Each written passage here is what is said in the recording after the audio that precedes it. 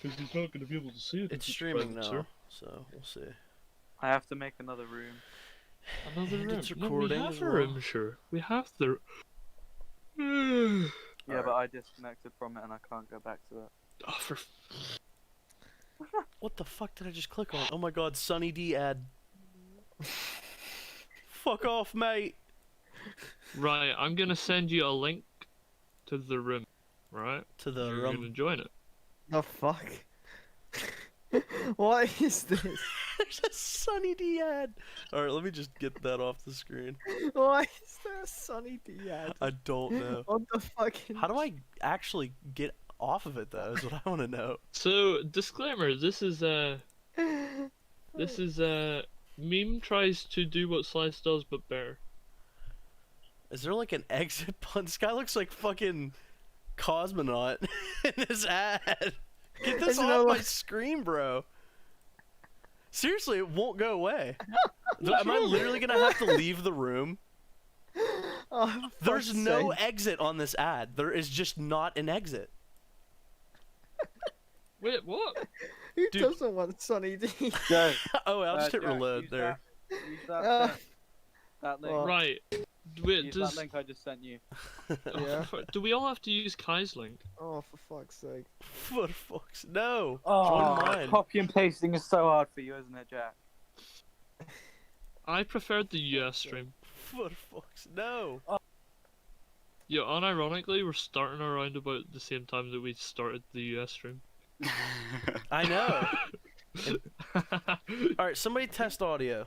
Somebody let me know. I'm probably too loud Yeah, at the the audio's moment. I just need to know Dun, though. dun, dun, dun, dun, dun, dun. Hey, wait, what? You know that thing that I was talking about? We need a name for that culmination of stuff that we're not allowed to address it because we don't want to satisfy.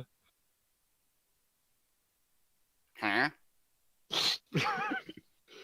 Alright, okay, I'm just gonna test the audio now.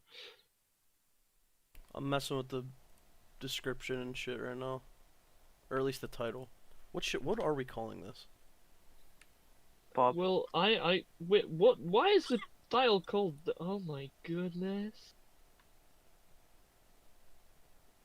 It's like when your child takes his first steps and you just kind of shoot it in the back of the head. Right, don't play Metallica. Why not? Kai. Because Kai, we don't want to No. get stream right copied. Metallica wouldn't No. do that. You know what, I'm Josh? sure I'm it just I'm gonna let you do the title and shit. Honestly. Yeah, I'm gonna do that now. Don't you worry. You're pretty well ahead about it. I worried it. Oh, do we have the watch together set up? Yeah. Wait, does Kai not need to start it up? Dude, I Already don't know have. who needs to start it, but fucking. Well, Borgie, Jack, I you think sent me Kai the needs to link, but start you're it too because retarded. Kai is. I have started it. Right. Okay. Well, if it fucking breaks the watch together, I'm gonna have to restart the whole thing. Cause I don't know how. Hopefully I can just join from this website. Milk.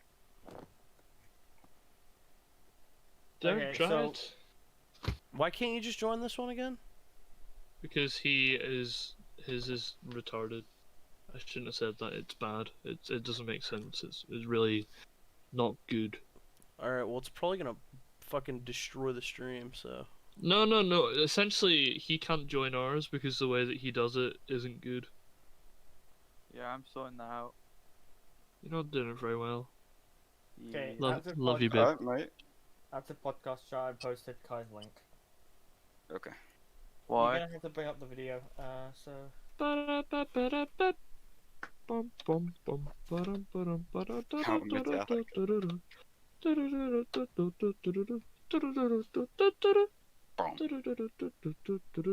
Bum, bum, bum. Hey, Kevin, you missed EFAP for this? Wow. Nobody asked you to. Is anyone Alright. listening to the audio? Can somebody give High me five! audio the- check? the au- the Somebody, audio sounds anyone, alright. audio check. Yeah, the audio's fine. Like, am I? okay, Is anything? What's up Kai? with my audio though? Because it's coming through a different source, so I need to know. your audio sounds fine. Are you Why does sure? Jack? Yours sounds Okay. perfect as well.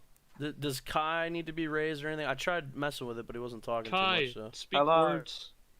let me know if his needs raised or not. This is me talking normally. Is this okay? I'll raise it a tiny bit.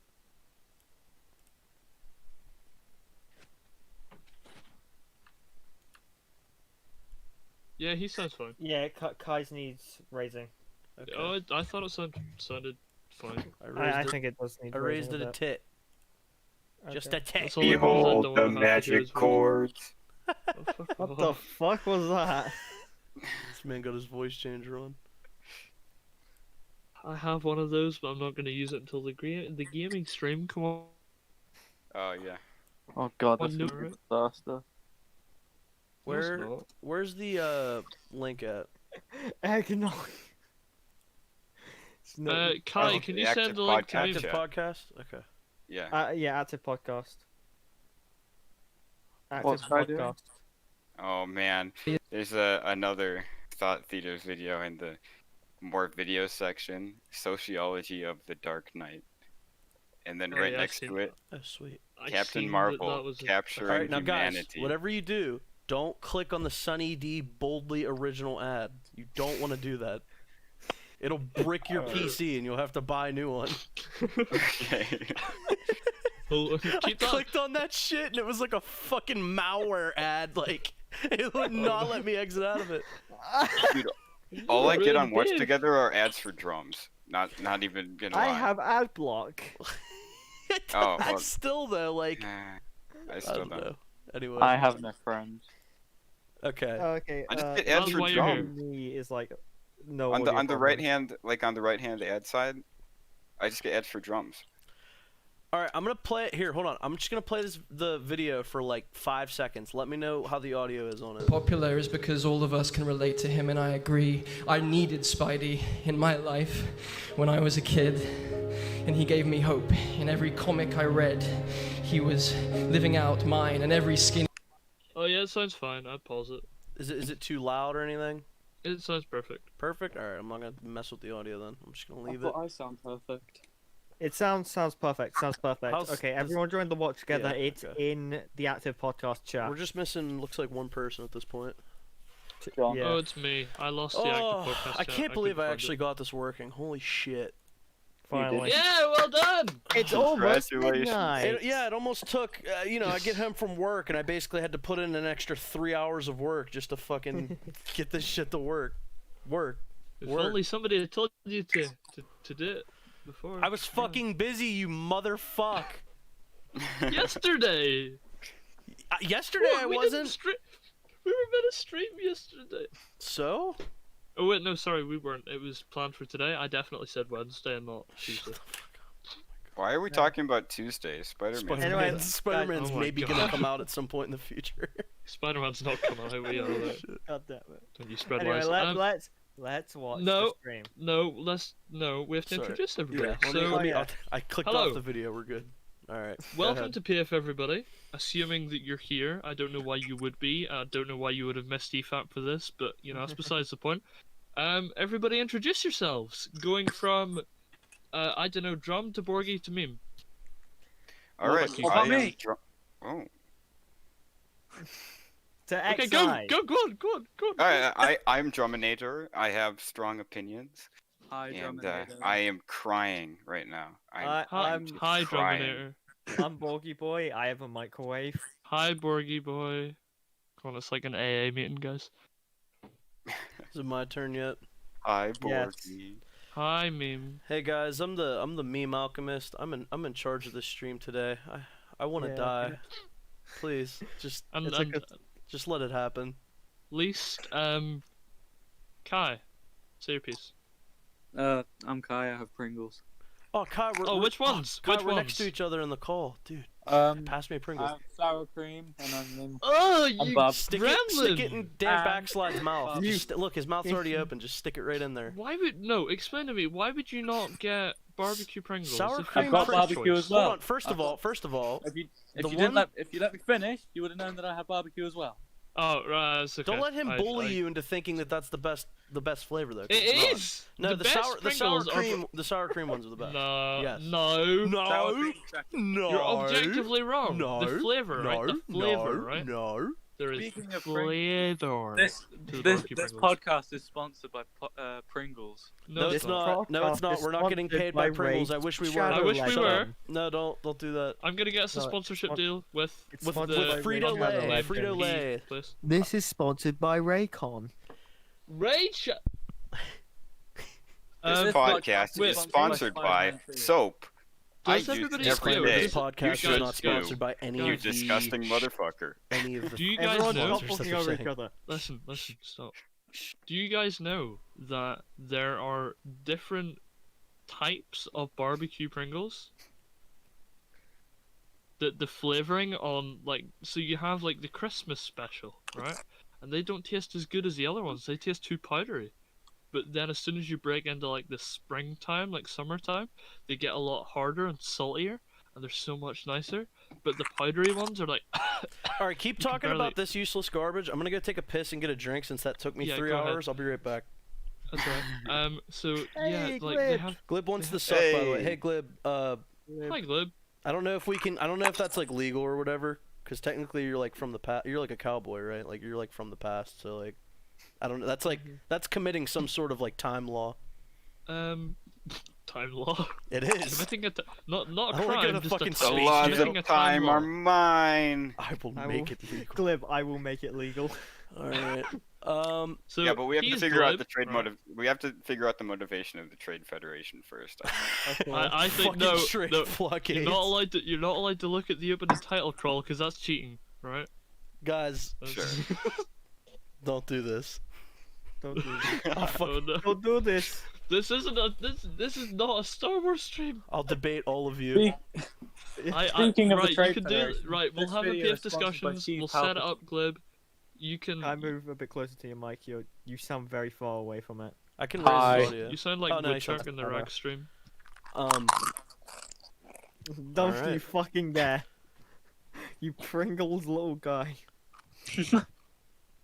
All right, introduce the video we're watching today, Oh wait, Josh. yeah, I'm doing that. So Well, I'm yeah. Josh. Didn't sound like it. And Well, also, we're doing a video first of all- about. So, we're doing a video from the theater's thoughts, which is called It is "The Unseen, fucked. The Kai, Unseen I will Beauty." Mute you if you keep chewing. Please don't. The We don't uns- need another fucking meme about bullshit sounds to the mic. We really don't. Stop. All right. As I was saying, yes. So we're doing a video today from Theater Thought, whatever his name is, and his video is "The Unseen Stanley Beauty says of Amazing that the Spider-Man reason 2." why Spidey Who the fuck? So I guess none of us seen the beauty of Amazing Spider-Man 2, hence why it's unseen. Yeah, I missed it. Yeah. I haven't watched the film yet. Well, rewatched it. How did you unserver mute yourself? I did it. Why? Oh my god. Stop it! Stop. Jesus Stop. Christ. I've got. Fucking well. Stop, just or I hungry. will nuke Wales. I'm just hungry. All right. Go well, for- See, push if to we didn't talk. blow our budget on Pringles, we could afford the black background. Right. Is go. everybody ready to? Everybody ready to begin the video, or is there anything else we want to get into first, or just? Speaking slice of it? black backgrounds, this video is sponsored by the color black. yeah. In You this current may- climate, I mean, sure. I was gonna say that a black background with white text would be, appropriate for the times, but You changed It's like the watch yin and together yang. background. Just as Black Lives Matter. Somebody got- changed the watch together background to when Thanos gets stabbed by Thor. All right. Anyway, so Um, yeah. First thing that came up I was guess This is that made a it this is pretty a cool. really interesting video about Amazing Spider-Man 2 that we're probably gonna take a big old steamy did no one happy get my time joke? And you with. may I didn't say you the thing may you thought I was gonna say. recall the Thought Theater for. He's also known as the Intellectual. Yeah. oh, If you recognize him that way, Guys. that's who this is. Did you hear my joke? I'm wasn't thankful funny. that I didn't. It was, I guess, when Okay, tell us Thingy again. stabbed Thanos. I bet it made him pretty Thor. and Alright, so is everybody ready for the yeah, video? let's watching, yeah. All right, you guys Are we ready? ready? Is Ready it to- is the video up on stream, Mr. Meme? Oh yeah, Yes, we're all ready to go. Black Are we text ready on to black start? background. Good idea. You just see blue names like every so That's often. like black on black. Violence. All right, boys. Anyway, Let's stop. Let us begin.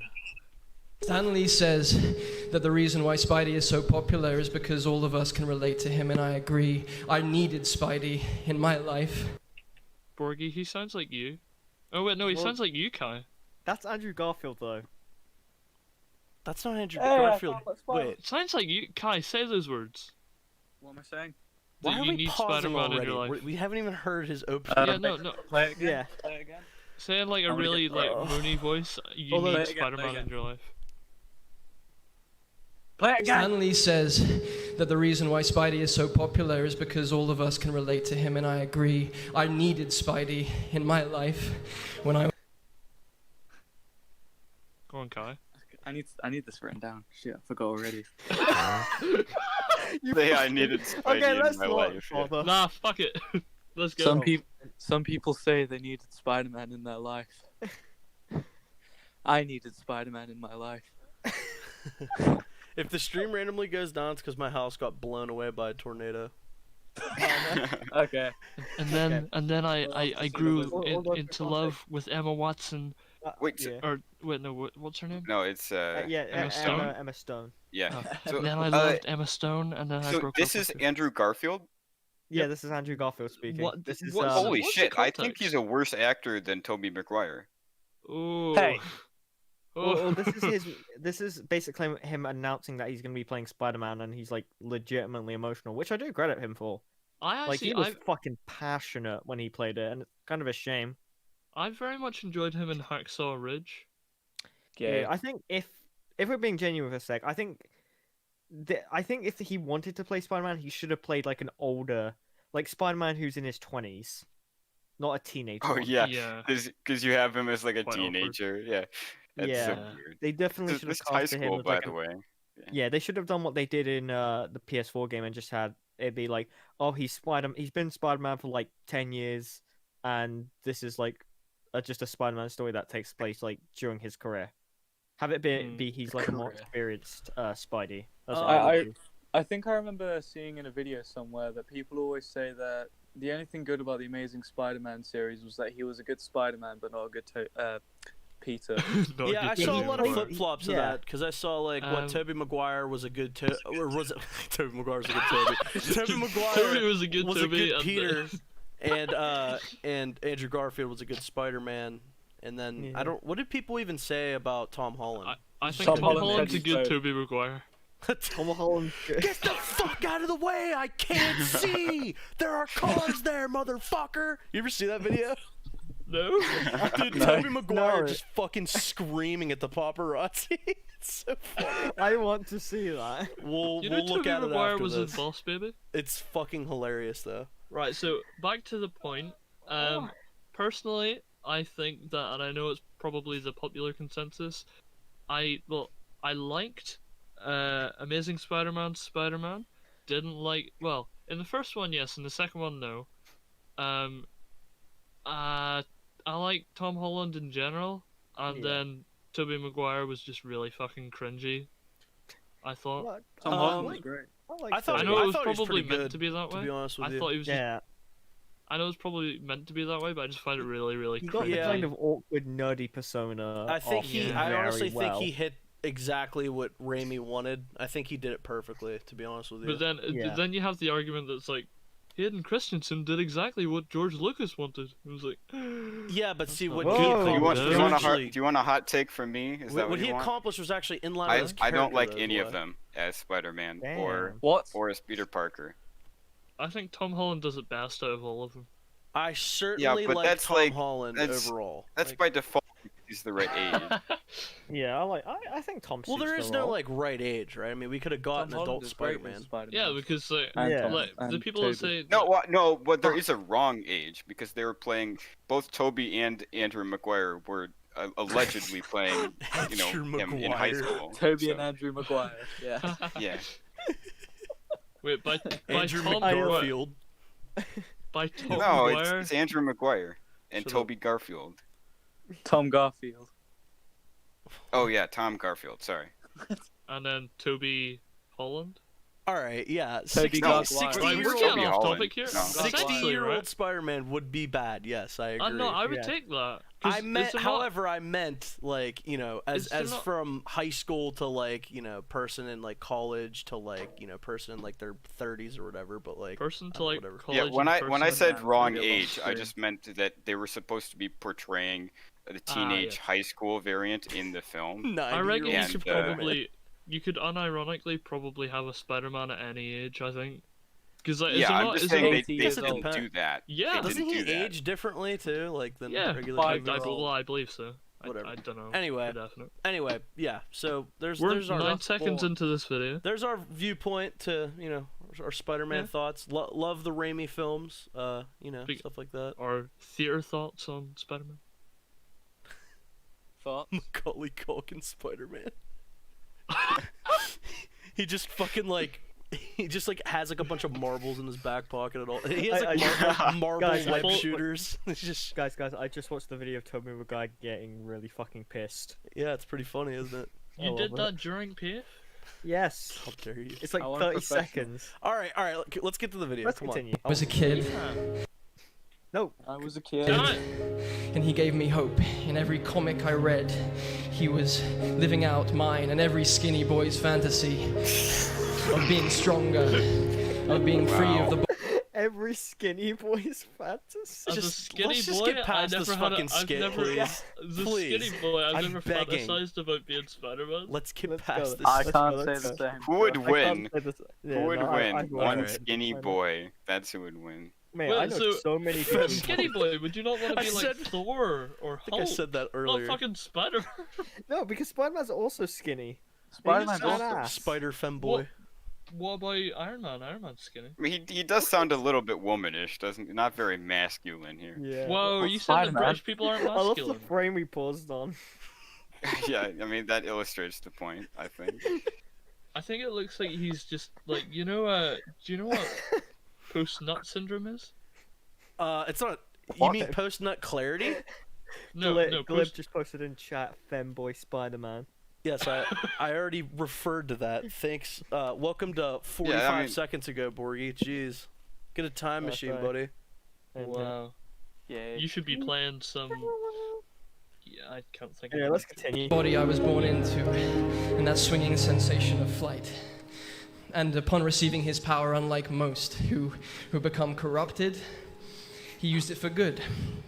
Humanity, a simple universal concept experienced And upon Humanity. receiving his Yeah, just power, unlike humanity. most who become corrupted, He looks like he used it should for be good. like in a cartoon. humanity. Humanity. Humanity. He has so much hair. Humanity. So good. Speaking of which, we have none. Yeah, we have none on PAFE. Anyway, let's continue because I don't want to spend 10 We, minutes. we talking might about we might not have humanity. any, but he has a little bit too much. I think. I think Yeah. when Too much it's what? it's bold across the screen. Like, You have too much Come on. humanity. come on. Yeah. Come on. I mean- Let's go. Let's go, He's got A simple perfect universal Humanity. humanity. Yeah. guys. Borges, listen, the filibustering's a part of the ordeal. You just gotta roll with the punches. Okay. Trial by ordeal. I agree. Trial by hot coals. Ugh. concept experienced by every human being to ever exist. Yet somehow it is one of the hardest elements of human dynamic storytelling to get right. This is especially true when dealing with fictional characters because you are essentially creating a new human being that has to have all of the nuances of an everyday man. This challenge is heightened within the realm of superheroes, these mortal gods for lack of a Just breaks the kid's neck. Mortal gods. Mortal gods. Mortal gods. I wouldn't. Okay, those describe them mismatching as that. fonts are really pissing me Yeah, off. that's kind of Yeah, strange. what is with the fonts, dude? Why are the fonts different? Hey, at least Yeah, it's got like- Comic Sans. I don't know. I guess. I Unfiltered. would Does that rather not Comic really Sans if it gotten was into fucking his consistent. argument? Well, Oh, I by the wouldn't- way, did I miss something, or did you say basically like humanity? It's something that all humans deal with. you don't. Yeah, you don't fucking say. He's like, man, Yeah, you know, like- it's really hard. Fucking That's what I heard. I don't know Adolf if I'm Hitler was like misheard. really struggling with the concept of humanity, you know? He was just sitting there like, Yeah. He's, He's, like, he's just saying do big that words to to sound humanity. smart. or not Aye, too aye, aye, human? aye. Let's not talk over each other, okay? One at a time. Okay. Me how about first. 0 to 10? One. No one talks. Glib, can you use Two. those Infinity Stones and fucking But yeah, snap right, me out of so I was existence? Yeah, but I think his point Yeah, is yeah, like me too, Jeff. even Yeah, even though all of yeah, humanity, yeah. Like I was like that I the other day. shut up. Kai, come on. Right, I'll speak for you, Borgie. The point that he's trying to make is that he's trying to say that it's difficult to make relatable people in movies, alright? 'Cause Especially that's a what he's referring fictional to by one. Yeah, yes, because Yeah, I he's, as he said, you're creating somebody from scratch. Unless you have fucking Spider-Man, who's an adaptation from a comic book and several other Interesting. movies. yeah. I relate to Anakin. Right, Perfect. Okay, let's actually go on and make points. Mortal Gods. Better I don't word. like sand. Yeah. There's really Awesome, nothing to bro. do with this intro so How far. do you make them human? Establishing Yeah. a sense of grandeur with Well, hold on, hold on. I can tell you How how do you I make can them tell you human? how you don't make them human is just make Ray. Just make Ray. Yeah. That's a real not human Right, character. so if I mean, if if we're gonna talk for a second about what makes, like, I guess a character We can. Why not? additionally It's relevant. human is like, yeah. So, what aspects would you say can make like a believable or relatable like human character? emotion, Guys, Well, I'm no, gonna say it. emotions. Go This- for an example rather than actually thinking. This might be a hot take, but Why was it- having flaws, maybe. I don't know. Yeah, Yeah. emotions and flaws, like things that you are. It's like If you're it's fucking like perfect at everything, it's really difficult to be a weird relatable. one. I Like, love And this how is we sort of have- 101 I love how level, this is but Spider-Man stream and we somehow got to Star Wars. James, This James is a Star Bond in Wars Casino film. Royale. Well, she's fundamentally like one of the worst characters ever made. So she's I mean, a really poorly written character. I mean, I know, if we're gonna go to Marvel, like Captain Marvel, basically not Captain Marvel. A wet tile. Yeah, don't make them a plank of wood. It's plank. not a plank of wood, it's a wet tile. I would say definitely. Hello, Peter Parker. Again, You it got all something depends for on- me? Plank from Ed, Edd n Eddy unironically has more character than Ray. There's a lot of like contextual stuff. Like you gotta take into account the character's background and how that might affect how they act in the story. Unless 'Cause, you like- don't know that. Yeah. It's kinda like I'm that saying you the can- author, I'm saying the that's- author would have an idea on his head of like, okay, what's the character's background? If you don't have that idea like in your head, then well, you're making a huge Guys. mistake. What's wrong, Kai?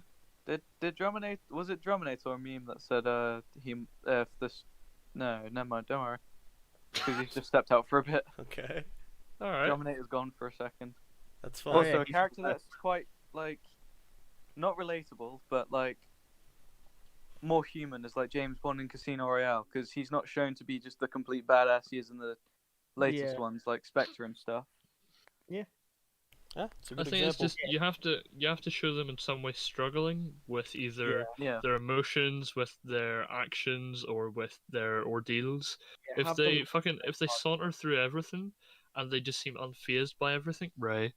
Then it's really difficult to get attached to a character like that, because it's like I can't see you go through any tribulations. stop. I can. I love how Ray is like the go-to example for like It's the bad most notable character example. It's a Yeah. very good example though. I mean, I don't say Yeah. it just to talk shit on the Last Jedi. I mean, Like it's even Captain Marvel got put down by men. yeah, man. I just Fuck you know. man. You can't ride a bike. You're Yeah, a but girl. Ray was sad at one point. You know why they call it a cockpit, don't ya? Oh, please end your life. Also, a why did Drum superhero is leave? only Where half hell of the did- equation. What? Where did Drum just left? I literally said. He said it. I know you said so, but like, Kai, I think What it's the fair fuck to did he assume go? that nobody listens to you on this podcast. I listened to yeah, you, but Kai. I know. The only no, I reason know why that. I listen to Kai though is because I'm right next to him, so like he talks right into my ear. So Oh like, yeah, yeah. yeah. Does Yeah. he's really quiet because he's so far away from me? Anyway, let's continue. Because after it's all said and done, who are they and why should you care? In order for a superhero to be anything more than muscle no. and a cape, they have to be He able lost to his connect way. with people at a base level. This is why Spider-Man is the most popular superhero of all time. His entire persona since his genesis Would you call him the most popular superhero of all time? Yeah, it's between well, him, Batman, and though. Superman. I don't think it would be I'm unfair to alright. say. I'm alright with him saying that. Yeah, it's you know. it's between Batman, Superman, and Spider-Man. There is like, Yeah. if you say any of those, I'd, I'd be say the happy most. enough. I'd say Superman's the most iconic. Probably, but I wouldn't be. It's not unfair to He's say. Definitely not the Batman. favorite though. Like you know, I'd that's say Batman's the most. it's between Batman and Generally Spider-Man like- like 90% of the time. I feel like. Yeah, I'd say either Batman or Spider-Man. because obviously like some people Meme, do do you say, hear an oh, I don't. Do I? It's nothing. No, no, don't worry. Oh, okay, I was gonna say, because often people when they bring up Superman, they often bring up, oh, he's like boring. There's nothing like he's too strong. He's just all perfect. Honestly, it it's depends on how you write him, Yeah, because you can write him to be interesting. there's It's- instances where Superman, they make him very easy to be killed in certain situations, and yeah, like with the Hi. Go to the- push to is talk it if you're Red gonna Sun? eat. No, what I was gonna say about Superman is that I think what makes his character more interesting is his Clark Kent side of things, Yeah. where it's kind Yeah. of like you have somebody that is essentially a god, who then lives a double life that tries to fit in with the rest of humanity and just fucking fails on it. yeah, and Like I think the fact that he's so I don't want to say shit at everything, but he's such a bumbling, clumsy idiot, and then he puts on the cape, and all of a sudden he's Yeah. God. I I think feel like that's a very interesting that's dynamic. why it Yeah. makes Spider-Man, Batman, and like Iron Man, for example, like they're pretty relatable superheroes because underneath, they're fucking like Two the of which are Spider-Man suit, billionaires, the but Iron Man sure. suit, the Batman suit. They're just regular people. You know what I mean? Although I I mean, would say Spider-Man not Iron as Man- much because Two of Spider-Man. them are yeah. Tony billionaires. Stark's what all did you three say? of them. Billionaire. Who would you say are more relatable, Iron Man or Batman? See, I think say here's the I'm- thing. I think Spider-Man's more relatable on like a personal level because Yeah, just I'm from talking between no, Iron Man and Batman. I know, but Jack, I'm I would only probably say ahead. Iron Man because he I'd actually say does Iron have a Man family because and I'm an stuff like that. alcoholic. Hold on, no, Kai said something. I think you're speaking of him, Josh. Yeah, I know I was. Oh my god. No, I'd say Iron Man because he later in he's been around since 2003, and you kind of see him go from the billionaire superstar playboy philanthropist or I'm whatever. pretty sure Batman's existed longer than Iron Man. No, I'm talking about the MCU. Yeah, yeah. And then- well, And if then, you're using the you see him MCU get, as like, a opposed to the family Justice and League, and retire, it's and then pretty he cut and dies dry. and shit. Mhm. Whereas Batman, all his is that he has loads of tech. He tried to kill Superman because Mhm. Superman looked bad. Yeah. If you I mean- didn't do any research. It really depends on which version of Batman. But even then, even if you're going with like the Dark Knight Batman, I would definitely say that Iron Man is definitely more like realistic. Like So- Christian Bale isn't particularly emotional in his portrayal of Yeah. Batman. The reason why That's kind of I said Spider-Man when you presented the two options and I just picked an option that wasn't one of the two was because I was Option gonna say Spider-Man is actually less relatable in most regards to Batman and Iron Man because he's not just a regular human, but the thing is he's a kid who's growing up with all these problems and he's kind of like an outcast, and that aspect is more relatable, whereas Tony Stark and Batman are these billionaire geniuses, so that's hard to relate to. Spider-Man's also a genius as well in his own Yeah, right. no, he but is, I think he is. the point that I would make would just be that Tony, essentially the more the personal side of the character comes through, like I said with Superman, his Clark Kent persona I feel is a lot more interesting than his Superman persona. With Spider-Man and even Batman and Iron Man, their persona as non-superheroes is a lot more interesting, and there's a lot more that you can do with that character dynamic than you can with their superhero persona, Yeah, if you know what I mean. Spider-Man might be really smart, but it doesn't mean he knows how to handle social encounters with people Yeah. any better. He's also really Which makes him bumbling and relatable. clumsy and Yeah, although I'll definitely say there's a bit of a difference because again there's the whole idea of both relatability but also understandability, because although maybe you might not be able to specifically relate to any of the situations Iron Man is in, you can understand where he's coming from, what he is going through. save So you can relate... Martha. No, you can relate to him. really, really. Why that did you say kind of that? sense. Yeah, you can relate to him through that generally, if you know what I mean. It's with Iron Man, I think he's a lot more. He wears his heart on his sleeve a lot more than a Batman does. Than Batman's a lot more guarded with Why's his people. heart in his sleeve? Mm-hmm. I don't know. He lost it, but he's Oh. very Iron Man's very emotional. Yeah. Even in the MCU, his he'll almost deal with matters with his heart as opposed to his head. Because like as he progresses as a character, he puts like for example, Civil War was him thinking with his heart because he's thinking like the fact that we're killing people that are completely irrelevant to the Yeah. like we're killing people that are not a part of the problem, if you know what I mean. Yeah, and whereas Like, like Sokovia and so forth. with Batman, you know, he hides it in both aspects because when he's Bruce Wayne, he puts on the millionaire bachelor persona, kind of wears like an two idiot masks. almost sometimes, depending on the scenario. But like then when he's Batman, you know, he's like the Dark Knight, so like he doesn't really have much of a personality as Batman. You know what I mean? Like, Yeah, so I think that's an issue with Batman. Like, I Mm. think you. yeah. Well, it depends on how you do it. Well, the thing is his personality comes through when he's Batman alongside like Robin or Batwoman or people like that. You Whenever know you what I have mean? character to draw his personality Yeah, out, whenever not when people he's to, like, Bruce Wayne, bounce but off when he's and so on. Batman, which is interesting Yeah. because God, I you think- started making me think of the George Clooney Batman. Yeah, no. I mean, those are a big guilty This is why pleasure it's- of mine. Nipple Batman. This is why Superman works alone. Oh god. But anyway, yeah, you want to continue? I remember the Bat credit card. That was fun. Genesis has been predicated on the notion that this larger-than-life crossbow. hero is more human than you could possibly imagine. He's a character that What? I don't disagree with repeat that that? comment. He's basically Repeat it. what he's basically saying Basically, that. Oh, go ahead, Borgie. This larger-than-life superhero is more human than you can possibly imagine. Than you can possibly imagine. More Pretty sure my human. imagination He has would probably go superpowers. further than the confines of a When was film. the last time you saw a human base jump without a parachute off of a tall building like that? Yeah. Men in Black 3. I think he's But more or also, less just it's- saying like what he is as a person. You know. I mean, we haven't got too far into this video, but if that is his reason, if the relatability of Spider-Man is his reasoning, that literally applies to pretty much every Spider-Man film. It really doesn't apply to this one, I don't think. This Spider-Man's No, incredibly I agree. unrelatable, And I I think believe. he's gonna try to make points for this film particularly, but Yeah. if he doesn't, yeah, it can apply to literally any Spider-Man in existence. I agree with that.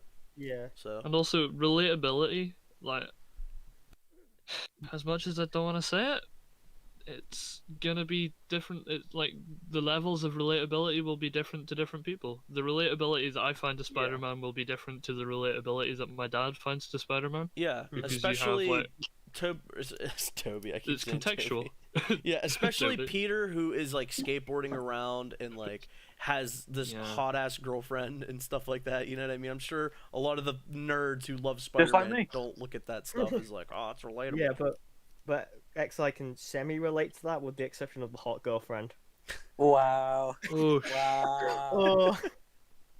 Wow. I'm gonna beat the shit out of.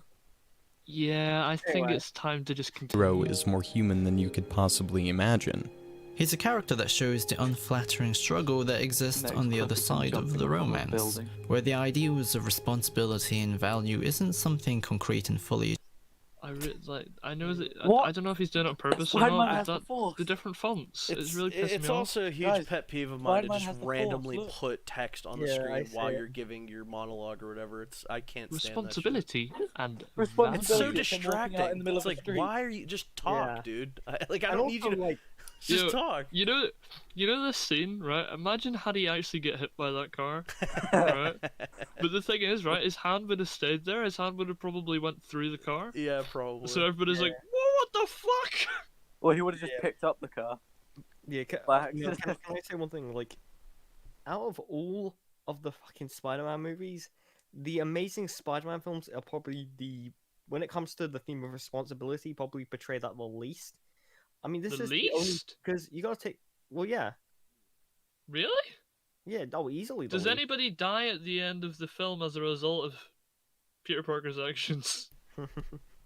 At the end of Are we on Spider-Man, about no, Spider-Man? like unironically, Yeah, at but the even end of then, like, Amazing Spider-Man Because you gotta 2. take into account, in the Amazing Spider-Man films, his motivation for becoming Spider-Man it's not out of responsibility. It's out of it's out of revenge. That's Yeah, in it every betrays that's in every responsibility.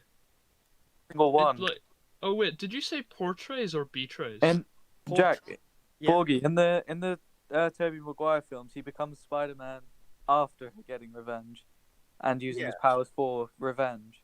Yeah. I'm saying, but his motivation And in is this to one, it's the actually same. go out and fight crime is noticing, oh shit, because I let that burglar get away, he killed Uncle Ben. I need to use my powers responsibly. But in the Yeah, Amazing he Spider-Man, does that in every single one. He no, probably not in does this it in the one. first Not in this one. He doesn't. In- He's, In this one, Oh, he amazing. becomes Spider-Man because he wants to literally just essentially kill a guy. yeah. That's his entire Yeah, motivation. and then Wait, after that, he learns that he needs to be responsible. Mm. And then who dies at the end of Amazing Spider-Man 2? I don't know, Gwen or the other Gwen. Yeah. one. Yeah. So, as a result of his actions, Mm-hmm. is not particularly responsible. Like whenever the fact, like another example I would use is whenever there is a bunch of people in danger and he somehow gets the time to go over to the firemen, get the hose, put the fire helmet on, and then hose the guy down. Why? Like what? Surely you have more priorities You remember than this like. film a lot more than I do, considering No, neither Electro of us is it have watched like. it in ages. Yeah. Pardon? No, and even then, remember the giant chase at the beginning where he's making jokes instead of stopping the Rhino from killing people. Yeah. He's And just- also at the end, whenever he like, I suppose you can make an argument at the end that he was late coming there, but like the fact that that young child could have died if he wasn't there sooner, kind of. If he had taken the responsibility to heart, he would have been Spider-Man. He's not gonna give it up just because of a mistake that he made that led to a death. I mean, I would Go say that would definitely, because Spider-Man No More is a thing, but if I can like make one point, like, because I would say the biggest issue that like the way the film completely betrays the Yeah, okay, well, yeah, I agree with that. I thought you said portrays, and I was really confused. the theme of Okay. responsibility Yeah, is literally just straight up the entire beginning of the film where he's like chasing down the plutonium truck. Well, no, because like I know that that's more like it is shown more in there, but he does make jokes in like most fights he has. Yeah, but not at the expense of people's lives. He yeah. could have stopped the He Rhino. like there and he then, but actually he actually kill takes more time people. I'm sorry, out of but the fight Spider-Man to quip. I think in Spider-Man 2, the Maguire films, isn't he getting money thrown at him, people thrown at him, like, and he's cracking Yeah, but jokes and stuff? Yeah, but he's actively saving people while that's happening. Yeah, whereas wasn't- Andrew yeah. Garfield actually takes time out of his out of the Yeah. fight in order to make a quip, Yeah, which yeah. results in him like dropping the Which plutonium resulted- or something yeah. or whatever it is. Because in the Maguire films, he makes quips, but not at the expense of people's lives.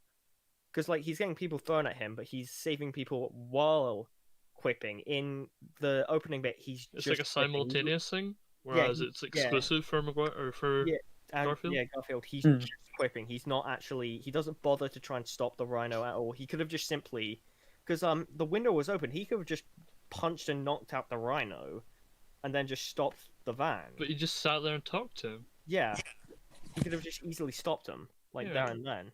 And because of that, the Rhino killed like a shit ton of people. Well, I don't know if anybody definitely died, but I think it would be fair to assume that people died. Yeah, I would definitely say people died for what? From what I remember, he crashes into a bunch of cars. I wouldn't know anyway. Yeah. No. A lot of You see oh. two guys actively getting crushed to death in the background. Is it not played off for like jokes? Yeah. Uh, And also the taxi that flies over Max, like I'm scared. Like at minimum, they were like seriously injured. Like the car literally flew over Max, and up, at minimum, they like, ended up in a coma for like several Yeah. months. Yeah, It's I like- wouldn't be surprised if they. I died. got off lightly. But yeah, he like the Amazing Spider-Man series more so Amazing Spider-Man 2 definitely betrays Nice one, the ideology of responsibility because there's no responsibility whenever he brings Gwen back into everything, for example. Mhm. Like he has a responsibility like if he wants to take his responsibility to look after people's lives, he wouldn't have got Gwen involved. And you Mhm. could argue, oh yeah, no, it's like Well, it's in for fairness, love and all he that. didn't want to. No. Remember the he was didn't- like, remember at the end of the Amazing Spider-Man 1, he's like, but those are the best kind, in regards to Yeah. keeping Gwen out of it. Yeah, he said, what was it? The quote was, promises that you like Don't are make really promises that you can't. No, don't make promises that you can't keep. And Peter said, but those are the best kind. and And that he was talking to her about how he promised Gwen's dad that well, he would keep Gwen out of his life due to the fact that he was Spider-Man. And do you realize how fucking insane that is? The guy's dying wish is, yo, protect my daughter, keep her out of it. And then the final scene of the movie is, yeah, fuck your dad's dying wish. Yeah, like Like, that's fucking.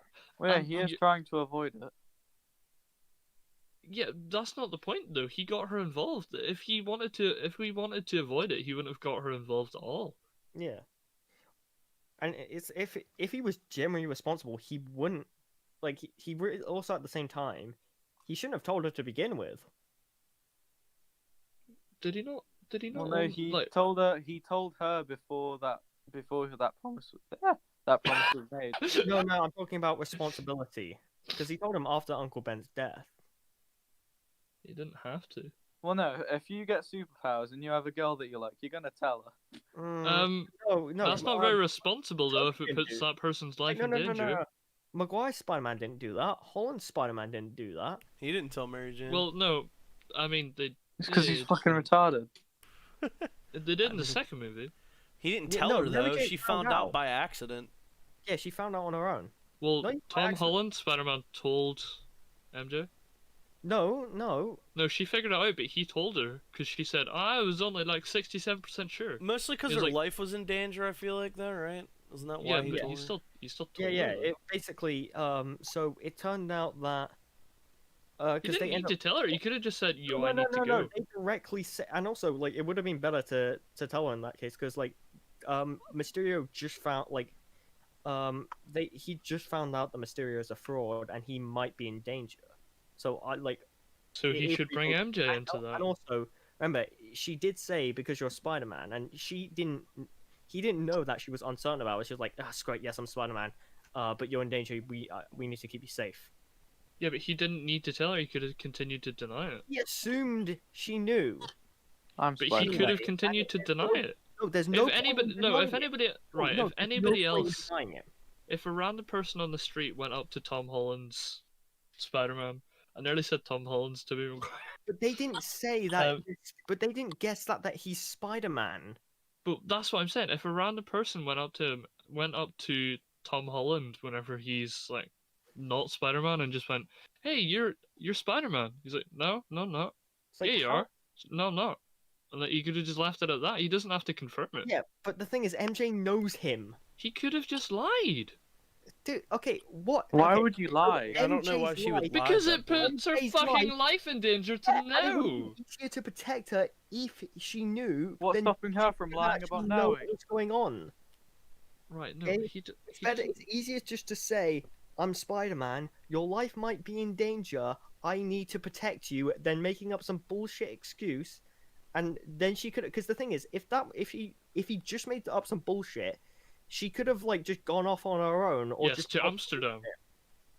Yeah, like She would have followed him to fucking Holland. Are you kidding me? Right. Ah. No. no. I'm In the saying context, that she in the could have context of done that movie, something right? Stupid. Huh? She could have done something stupid if she Uh-huh. like if she knew that her life was in danger and she knew that Peter could protect her. Then it's easier just to tell him that she's Spider-Man. In that instance, it's easily the right He move. wouldn't have had to. He could have just said, "Yo, I need to go. I need to go and do something." No, because He her doesn't need life to- was in danger. If her life was actively in danger, it's probably good How, to did he, inform how that. did he know that her life was actively in danger? He had no way to know that Mysterio would no. target. Right. So Because he just found one of the drones that would yeah, he suggest just that found he one of was the a drone fraud. cameras. Yeah, he found one of the drones. Yeah, Therefore, And that drone saw MJ with him. yeah. no, that drone was deactivated. He No, Mysterio no. didn't see. No, they No, literally. Mysterio didn't see him using that drone. He used Yes, a he different did. drone to Yes, see he him. did. They literally did. show it later in the film. Yeah, A they- different. did. No, that's the perspective of a different drone. No, Yeah, it's, so li- he was- knows, doesn't he? Huh? it's literally the camera of that drone that catches him.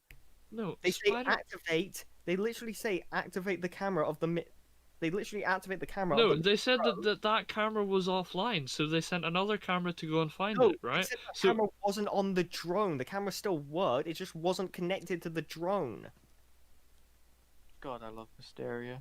Right. It's been a minute since I watched that movie. I want to say Borgie's right in that instance that the But he's camera not still the- worked, but But Yeah, right, they said that the drone was if the camera offline. didn't still work, then how the hell did the hologram project? The hologram can project, but it doesn't have to project back to Mysterio, right? No, Mysterio sent okay. another camera to go and see. So no, they literally reference it being that camera.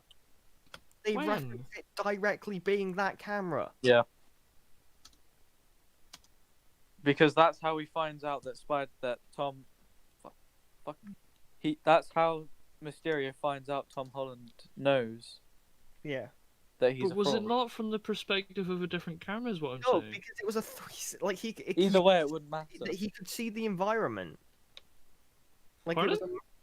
like basically the drone mapped out the environment. It's a holographic drone. It could have No. easily just mapped up the Yes, mapped no, up out right. an What environment. I'm saying, right? They sent another drone to find the other drone. Yes.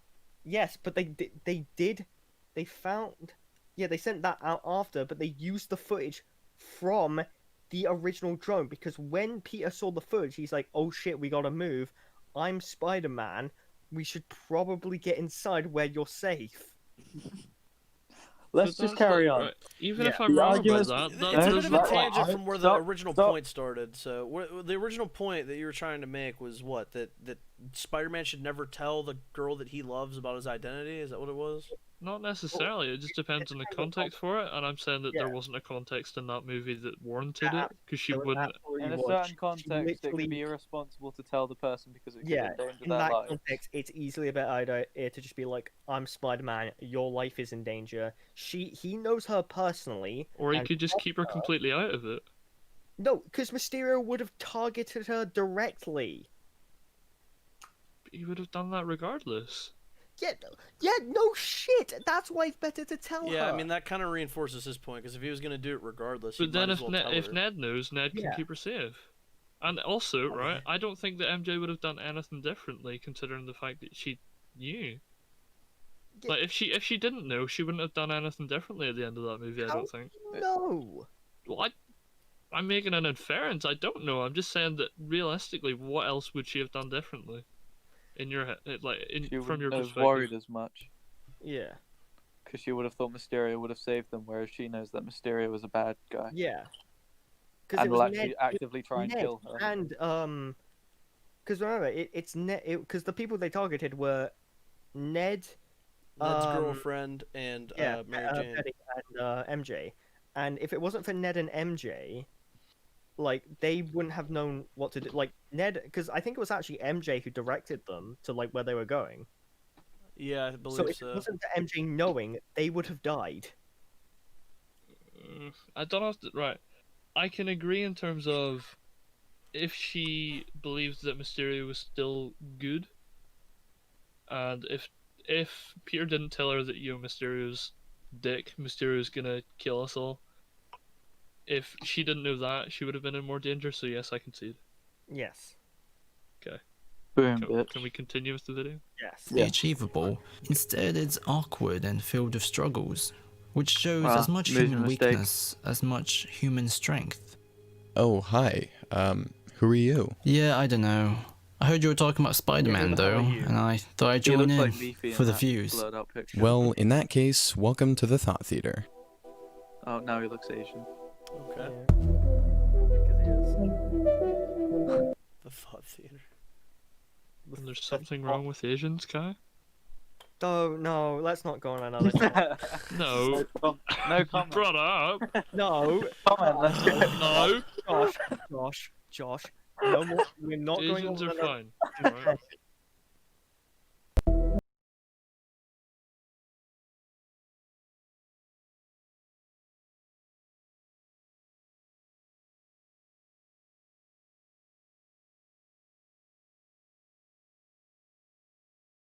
So, Yeah, Just I in mean, case we're, of copyright, because I don't know what is and is not yeah, copyrighted. we're also the defense. 2 minutes in and nothing. No point has been made yet, so we're fine. Yeah. I agree. Ba-ba-da-ba-ba-da-ba-da-ba-da. Ish. Oh, well, that. Out of the three live-action renditions of this character, I believe only one of them embodies the humanity of Peter Parker and Spider-Man Nope. more than any other, Andrew Sheesh. Garfield. A contra- Eh. Ooh. We can probably okay. So He looks like a younger listen, version of we Ben can Shapiro. hold on. Quantify it Yeah, later, he's gonna quantify it. We can probably address how the other Spider-Mans have good humanity late, like after he makes his point, maybe if that's what How you do you guys want to define do. better humanity? Is that not? What's that? Is there objective humanity in this instance? He thinks Yeah. for what Spider-Man embodies, he thinks Andrew Garfield's Spider-Man embodies that version of the humanity the best, I guess. Which I would argue is completely wrong. Yeah, I think it's false as well. Yeah, I would say he's the least accurate interpretation. Who? Like Andrew Garfield, the way he's written, Least like of the accurate. three. Yeah. Yeah. Controversial pick, Okay. I know. On a surface level, The Amazing Spider-Man 2 is an in-your-face CGI montage of studio commissioned gimmicks in an effort to franchise Wait, this was it? character. Wasn't there a lot more planned for the Amazing Spider-Man series? Yeah, The there literally was a had third like the movie. end credits scene, I believe, Yeah. was of the Sinister Six. Yeah, they were gonna do like a bunch of other films, and I think the sixth. I Yeah. swear only there was the going to be like sixth Spider-Man film and was stuff gonna like be- that. Yeah, the sixth film they were gonna have the Sinister Six, and I think do you know about they had like for the Amazing Spider-Man 3? Do you unironically know what they were gonna do? Weren't they going to bring her back? Yeah, they were gonna make it so Time that travel and Peter's stuff. blood can bring people Yeah. back from the dead, and they were gonna bring back Gwen and Gwen's dad using Peter's blood. And her dad. Yes, and her dad. Her and- dad's decomposing body. yeah, apparently. I Yeah. suppose it would. Okay. His blood regenerates cells. At and the then- very least, we know Yeah. that there was definitely a third movie, and then they were gonna make another 3 after that. But Yeah. this movie was just such ass that. I think even if this film was good, it still wouldn't have got to the sixth film. I don't think. Yeah. Yeah, I don't think they would have got a whole other trilogy out of it either. to be honest with Having you. like films like comic films go this long, like all about one superhero, probably wouldn't get that far. Yeah, no. It, Should it we just would have depended define- on how popular it would have been, but like seeing as how shit the second one was, no. Should Yeah, we even the first one define? wasn't that good. Should we define at all how we consider this film to be bad, just for clarification? I haven't seen it in a while. Honestly, I watched it at an age where I didn't see films as good or bad, so I'd have to watch it again to be able to form an opinion. But I do remember not liking the way Harry looks. Yeah, Harry looks Yeah. like a Green Goblin, fucking uh, goblin. Electro's teeth fusing together. Yeah, That's a good one. And how the fuck was Harry able to break into the prison that Electro was Oh, held in? that was it. I I didn't don't- like the way Electro kind of. I think we can go like, point by just point with went this. from with 0 to 100. Can I pull us back a little bit? Can I pull us all back? Right. So the crux of this video is to say that this Peter Parker has the most humanity, or this Spider-Man has the most humanity. So you know that scene where his best friend says that he's gonna die, and he says, "Yo, your blood might save me," and he's like, "Nah." Yeah. Like that's kind of like That's what Right, I'm if- saying if- though. That's why I'm like we should just go point by point with Yeah. how he's Yeah. gonna bring it up because you know With- he's With kinda- that though, it could also kill him. yeah, but is it not but he's better gonna than die like? anyway. It's kind of like if my friend has terminal cancer, right? And he goes, "Your blood will either instantly kill me or it might save me." And I would go, "You're going to die either way." So I think the potential Well, no, life. because you might not die from cancer. No, well, no, You no. have the- terminal cancer. You're Oh, inherently yeah, terminal never mind cancer then. means you're gonna die. Yeah. yeah. Yeah. So if you have terminal cancer, right, and somebody says, "Yo, if I give them my blood, it might save them or it might kill them," I would take that possibility of life over the definitive death that is like terminal cancer. But what if So they in say, this like, instance, oh, he's your condemning blood his type's friend D to and they have death. Blood type F. Pardon? Nothing. 'Cause what if it's different blood types? Then surely there's just no hope. Well, assuming we're the same blood type. Fuck it. Yeah. I mean, they could and even then, like, they're probably not. He's not gonna just inject his blood directly into his fucking arm. He's probably gonna synthesize it into some type No, of. Yeah, that's probably what Peter doesn't want though. He doesn't want other people getting access to the Spider-Man powers. Well, how does he? Is that worth his friend's life? I think that's what he says anyway. No. Because Well, one he's life's the only one who worth can- less than multiple. in this film they directly say that Peter is the only one who these powers work with, because the spiders were made using Richard Parker's DNA. So you tell me that like maybe Aunt May could. Yeah. No, because Aunt May isn't related to Peter. Yeah, I was genetically. gonna say she's related yeah, to the other side of the family. Yeah, yeah, because he's Fair enough. Ben is Richard's brother. Didn't they have to like rewrite a lot of this movie to fit in the whole parent narrative? Yes. Yeah, because they were originally going to do it in the first film, but Yeah. I think studio interference just made the first film like the Force Awakens of the Spider-Man movies. Where So you saying this is the TLJ of Spider-Man? Yes, I would agree with that. I mean, like I said, we don't really need to like qualify our criticisms right now because it's not really relevant to the video, and I feel like he's gonna bring up. Just go with the video. He's gonna bring up a lot of shit, and like we might as well not go over it all right now because he's gonna bring up shit, and we'll just be stepping over our own words that we've already said, you know. So yeah. 2 is an in-your-face CGI montage of studio-commissioned gimmicks in an effort to franchise this character. Not to mention Avi Arad, Roberto Orci, and Alex Kurtzman. The entire time. Avi knows all, right? See? Did you hear that? After everything, I'd be like, so Avi. What the fuck is that dude in the background? Wait, no! That music is copyright! Yeah, look at the dude Damn behind it! the web.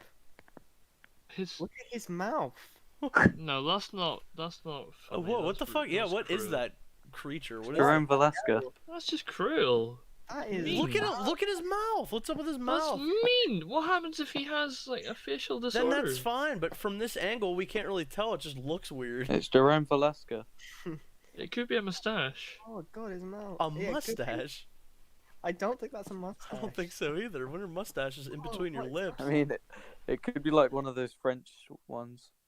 I'm not even joking. Like if he doesn't, I hold my hands up. But he has the facial structure of somebody that would most likely have Down syndrome. Not being funny. No, I'm not. That's not funny. That's like genuine. So it is a possibility. He might. I, mean, don't know. no, Whatever. You said laughing at him. I know people with Cunts. Down syndrome, and they do not have mouths that big. Well, you don't know his parents, do you? They're not very good down. Maybe his dad's Jake Gyllenhaal. Get that Gyllenhaal. reference. You'll get Kevin your wa- rent when you fix this Jake damn door. Gyllenhaal. But Kevin wants us to buy the black background. Shut up, Kevin. How much does it cost? I need to check. You can't franchise humanity. By peeling back its layers, this film You is a can't spell goldmine. franchise wrong? Wait, did you spell franchise wrong? Hold on, Yeah, you're I'll- going too far back. You put After everything, I'd be like, so Yeah. It's No. fine. Guys, it's fine. Stop it. It's fine. It's fine. You can't franchise Oh, he spelt it right, but it looks wrong. And also, he didn't have No, the he spelt it apostrophe and wrong. the. He didn't. Did he? franchise. H. Oh, the H. Oh, fuck it. It Yeah, does it's look wrong. Franchise.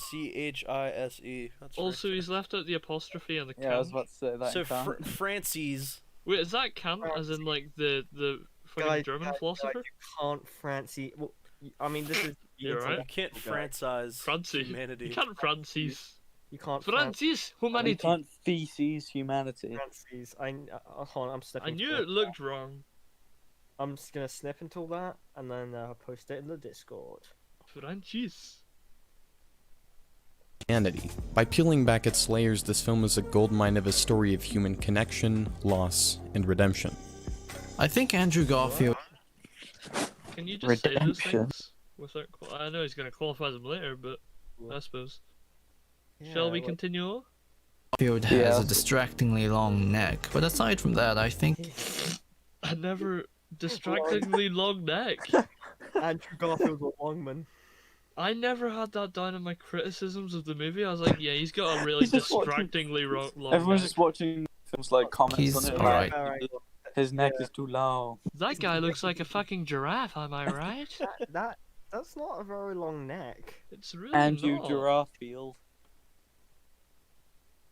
right, I guess. But I do agree, every cultural text, including ones where there's a scene where electricity closes a gap in a guy's tooth, can innately touch upon something poignant. It's just a Something bite you. What the fuck?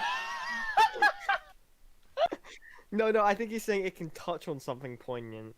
I think he's saying that's separate. Like he's It's saying because with so many what you're films, saying whenever you is, see the man's if I teeth jump close into a together, massive it's bit of water with eels in it, I'll get superpowers. I didn't It's- understand why did the teeth get pulled together though. It didn't really make sense. right. I don't know. So what I came up with was, right, assuming, right, if it's electrons, right, electrons are negatively charged, right, so therefore the negatively charged electrons should repulse and the gap in his teeth should get larger. Imagine. That would be So- amazing. Amazing Yeah, Spider-Man. why didn't they just give him like normal fucking teeth and Why just... did they have to give him buck teeth Well, in the no, first place to it's- make him look goofy, I suppose? It's supposed to be like the representation of him like being a nerd, I guess. And then that when he gets that removes it. Well, yeah, but what about his fucking blue skin afterwards? What's that represent? He's an avatar. He's the Avatar? He's gonna have hair sex. You don't know that. He might. I don't His know. eyebrows disappeared, his hair Yeah, the reason disappeared. Electro's blue is because he's in the Avatar state. He's transferring over His body's movies. just back in the Electro's thing, is still being actually just eaten. him firebending. His Fire? midichlorians are Don't being you mean uploaded into water Avatar bending? 2. He's being Blue. supercharged with midichlorians. Oh god. Oh shit. It's a matter of looking at it with the right angle to unlock everything. So, do you mind if I join you on this journey? Because I'm curious Yes, I about do these mind quite a movies. bit, actually.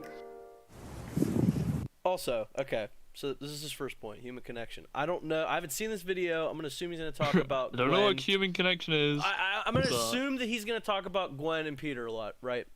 Isn't it like widely accepted that like the Gwen and Peter parts are just like awkward and just strange, Yeah. They're like- and they're dragged a out lot of too people- long, you know? A lot of people refer to them as like real. They say that they have really natural chemistry, and I'm like, are you watching a different film? And like they're dating, and I'm pretty sure they're dating in real life, so like Yeah. that's perfectly Yeah, they're- fine. But like it feels extremely like forced in certain situations where it's like, okay, guys, now just be yourselves. We're gonna record it, okay? It's like they just go on for too long sometimes. Is what I'm. Oh yeah, thinking. the scene in the first film where they're talking in the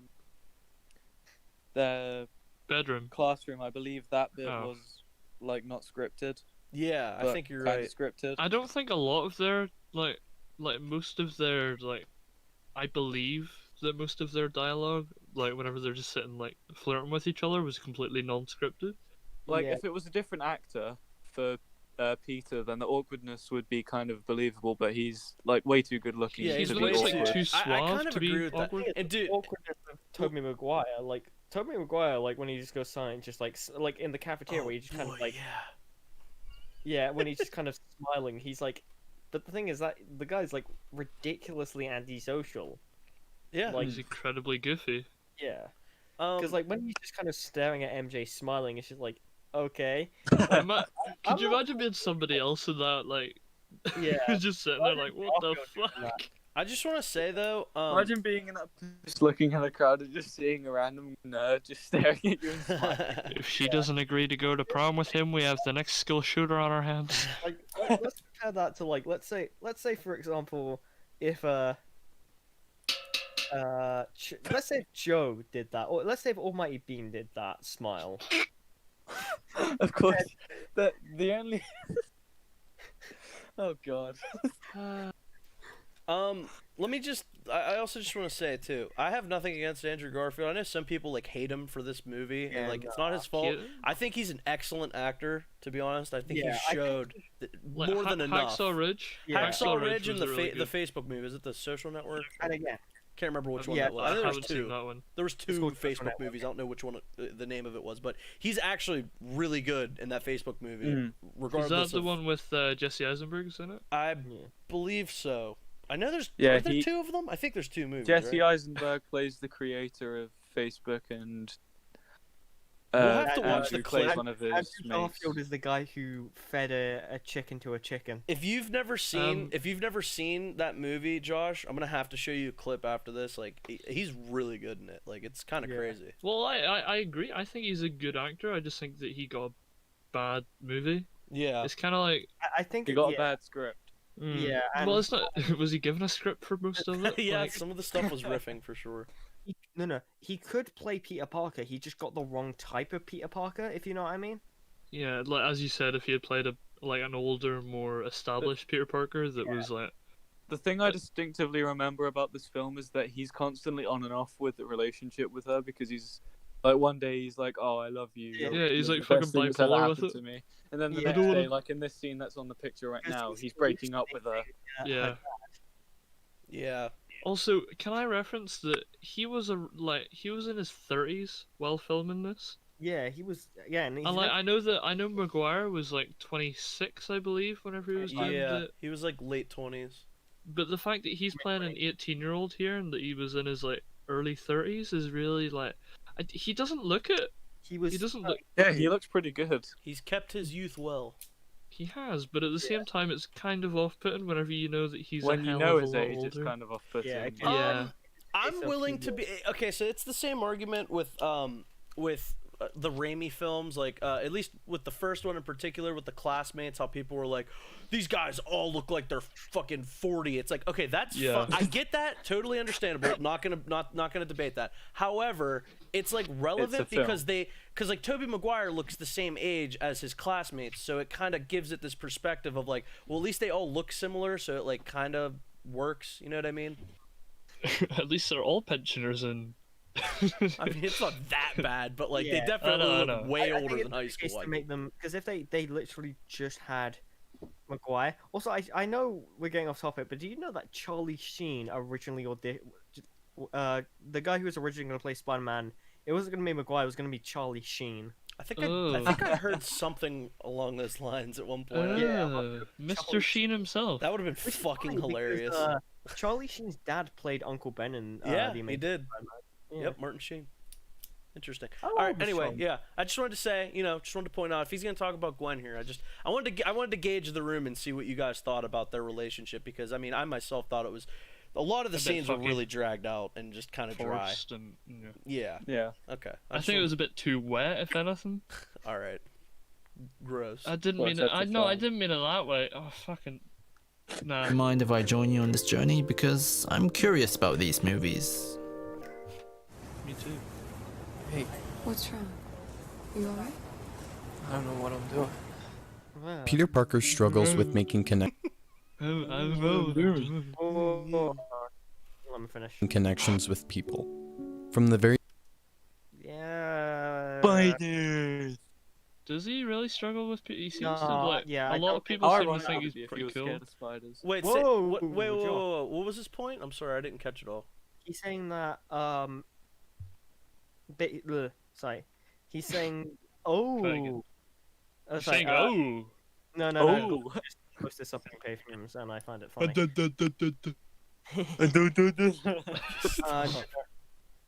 was I saying? Oh yeah, because Come on, Borgie Stephen Bro. I don't agree that he struggles to make like connections with people. Like he's cool with Gwen, cool with Harry. Like the only like occasions where like they don't work is when he does things just Was like outlandishly stupid. was Flash Thompson? Is that his name? Yeah, he connects Yeah. with Flash. Yeah. He connects with Yeah. Flash in these movies, whereas Tobey Maguire's Spider-Man didn't fucking also- do that. He's in the first movie. He's a complete fucking dick. He's a complete dick to Yeah. Flash Yeah, he is. Thompson. Whenever they're playing basketball, he's like, oh. And that's That is something I funny, think I don't want to get into a whole tangent I about, will but say this definitively. That's one of the few scenes I don't really have a problem with. see. Here's the thing. I like it, but I think if you're gonna talk about Spider-Man as like an established character and be like, oh, Yeah, Amazing it's not in Spider-Man's the character most for faithful. Spider-Man. I don't think Peter Parker would have ever done what he did in No. that scene because he like No. realizes he should never use his powers to like do something like Yeah. that. Even I if still- it's you just still, to be, like, even if at it's that just to point- say "f you," I don't ever see him doing something like that. I feel like you could make the argument to play devil's advocate that he's in the stage where he's figuring out his powers, but I do think that and he also- throughout that movie he was using his powers for malicious intent The way, throughout the way entire I'm movie. Yeah. doing it is I'm Exactly. trying to see if I could see Tom Holland Selfish reasons. doing always it. reference it after Uncle Ben dies because I'm fine with him using his powers for selfish reasons before Ben dies. Like Maguire did that. Like for the the wrestling. Yeah, Um, I uh, guess. Yeah. Yeah, fair. so to get a car. Yeah. I suppose it was a lot more justified than just being a dick for to sure. somebody. Yeah, for sure. It was Yeah, definitely more but, justified in the Raimi I film. can definitely understand wanting to get back at William. Like, I have like powers now. I can get back at this guy, so I'm fine. But it goes against what the character's about. Not at that point. I'd say. I would say at that point, because I don't think Peter Parker's a dick. I think it's more. I think it's more Young Peter Parker's justified in the definitely Raimi film because Yeah. he's forced into a corner with Flash, whereas like he kind of just like shows up Flash. You know what I mean? Yeah, I'm saying, but like it depends on your reference point. Because in the comics, Peter Parker's a complete arsehole. Like before Ben dies, he is an arsehole in the comics. Like that's not even a joke. Read the first Spider-Man comic, and Peter Parker is he's a complete cunt. Like you. Anyway. Beginning of this film and the film series as a whole, he is enveloped by abandonment. Oh. As a mere child, his parents leave him Guys? for reasons he can't understand, only to... Okay, so just like me. That and again, I think this can be applied to every Spider-Man My ever. thing's just broken. Guys. Yes. What? Sorry, to die moments can we- later. can we scroll back There a was bit? an Oh yeah. Pardon? I'll go back. Yeah, can we go back a bit? Yeah. I wanted to say though, like, and I think we're going off the assumption here that this video is saying this movie specifically does this thing the best, right? Well, it says that it does it better than the other films. Yeah, so the other Spider, so we're we gonna can use them as compare- reference. Yeah. Yeah. So we're gonna compare based off the other films, and I mean, if we're going off that, I mean, he has the abandonment issues, or whatever you want to call it. He has that in all the other films. I haven't seen that bit because my dad walked in. Oh, I'm sorry. Okay, yeah. As a whole, he is enveloped by abandonment. As a mere child, his parents leave him for reasons he can't understand, only to die moments later. There is an unspoken connection between Peter Parker and his father, and losing that connection caused him to become... Yeah. I mean, the issue is it's not executed well. at all. Unspoken and unseen. Yeah, it's not very well executed. Like, I can understand it as an idea. Again, I'm fine with them using like telling a story about Peter. I would have set it up better in the first movie. is Yeah, what I would have done. again, they were originally going to do that. It's just that, like, obviously the. But what, they didn't have to follow through and commit with it in the second one because it wasn't established and it wasn't set up. Like they could have maybe done it well, but like it was almost like they had too little screen time to do it. Set up with the opening. Like they made a Yeah, but that's what I mean. There wasn't enough time for it to be set up well enough for like. No, again, like, because they're setting up for it. Like, if you watch the first Amazing Spider-Man trailer, like, half of the lines in that trailer aren't even in the film. Yeah, that's true. As for They the shouldn't have cut parents, those I definitely think it's set up way better in the Raimi films. I mean, it's established, like, okay, and you're going off the assumption, like, okay, you know nothing about Spider-Man. Okay, he lives with his aunt and uncle, right? So it's like, he has that moment with Uncle Ben where he's like, you know, I know I'm not your father, and he's like, so stop trying to be. You know what I mean? It's like it's moments like that where you're like, oh, geez, like like that's a touchy subject for him, I guess. Like, I don't know. I feel like it's handled way better than giving us this like flashback that's just executed very poorly. You know what I mean? Yeah. And even like, the Raimi trilogy, they didn't even really talk about his parents other than that moment. No, just Yeah, that, also, just that like- one moment. I think that's it, pretty much. MCU Spider-Man, I don't think they've referenced it at all. Just once, or no, They not even no, No, not I at don't all. think You're they have right. it all. They referenced Uncle Ben. Uncle Ben, and yeah, that's that what was said. that was what was in my head. Yeah, you're right. I don't think they Yeah. mentioned his parents a single time. No. So yeah, I think it's executed the best in the Raimi films, in my personal opinion. Well, it's not executed at all in the MCU, so. Well, yeah, I mean, I don't really even count It's it. like, So it's not really. I don't consider Peter's parents to be a fundamental part of his character. I mean, other than the fact that they don't exist. It's kind of like because they did actually do a really good story about them. Like, I like I'm how not they saying you can't, but Ultimate Spider-Man, where it's actually very, very similar. And like, yeah, I think the entire premise of the Ultimate Spider-Man it's good? Question mark. The Ultimate Spider-Man game. I did play that, I believe, as a kid. Yeah. But it's also in the comics to a certain extent, but it's more focused on in the game. And the game, like, that's the entire premise. It's actually executed quite well there because, it's kind of, because his parents actually give him a connection with Eddie Brock. That's where the connection comes from. Basically, because in the Ultimate Spider-Man universe, basically Peter's dad was the one who created Venom as an attempt to cure cancer. Okay. Anyway, we can just. I don't know. Like better executed there. I think to try to. I mean, again, we haven't let him go through his whole point yet, so I get it. But to act like, oh, well, fucking, it's done way better in this movie. It's like I would disagree right off the bat. I would just disagree with that. Like, just as far as the parents are concerned, I think Slater. it's handled much more like respectfully. It's not as forced and shitty. Yeah. It feels really forced in the Amazing Spider-Man movies because it's like they aren't referenced in the first film much, if at all, and then they just seem really shoehorned in the second one, which is why I said I would set it up in the first. You could tell it's a product of the studio or whatever. Yeah, that was forcing this in. you can tell by the trailers that his parents were gonna have much more of a focus. Yeah, but we can only go off what was actually in the films, and it wasn't in the Amazing Spider-Man one. Yeah. Like the first film could have started off with the plane crash, like. Yeah, easily. But, I think they could have did that. Mm-hmm. I don't know.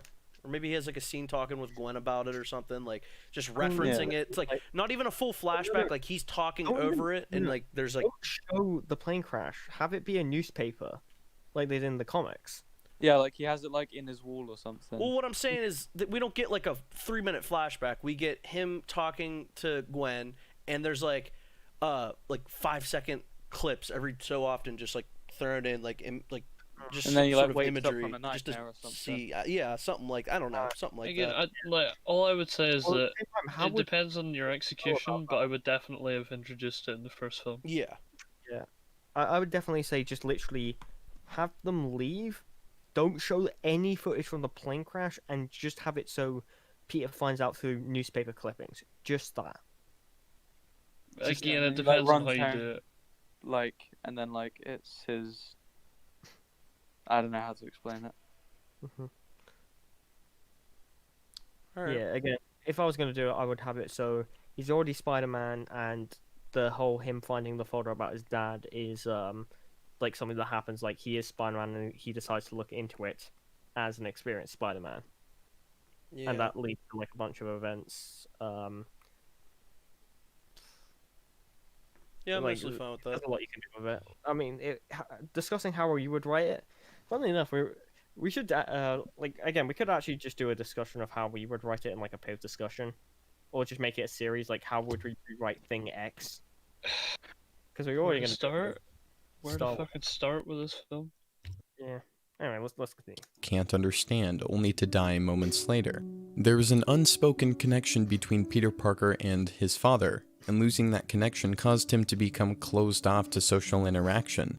Then, of course, we have the iconic Uncle Ben death portrayed beautifully by Andrew Garfield, causing him to lose the only sense of a father figure he had left. Did anybody find he felt like, I don't know if you find it the same, but I felt that he wasn't really natural in a lot of scenes. He felt really forced in Spider-Man. No, I think he acted well. I was fine with it. The way it was acted. My issue with it is the way Ben actually died. Yeah. Because like he just the guy, like, you remember how it happened. The guy dropped his gun, and for some reason Ben tried to go for Yeah, the he like gun. runs for it. Yeah. Yeah, even though he had no reason to. Like in the Raimi trilogy, it was because it was a carjacking. And he was just What like, happens if Ben was a tiny bit quicker and he just kills an unarmed guy? Goes to prison. That's why Spider-Man Yeah, there's becomes... no reason for him to go for the gun. No. Like, that was Ben's fault. Like, not even in line with his character. Like, I think he could have just been trying to talk to the guy. Like, listen, man, you don't want to do rationalize this. with him. Yeah. And then... Instead of like trying to run for the gun to like fight over it. Like he was just trying to rationalize with the gun. Although in fairness, in the Raimi films, they did retcon it in the third one. So yeah, well, it was still the same kind of scenario. Like yeah, the guy and the like he still got shot. Hmm. Yeah, and I don't like how they retconned it though. Yeah, I don't like the retcon either. even if we're talking about in the context of the first film, like let's ignore the retcon and just go for the context of what we know from the first film. Like Ben was actually like what we know. Ben was trying to reason with the guy. Yeah. Okay, and like he was trying to. You don't want to do this, Sonny. Wasn't forcefully resisting, and what we know, that's what caused him to get shot. Yeah. But we don't actually see the direct shooting. We see the results.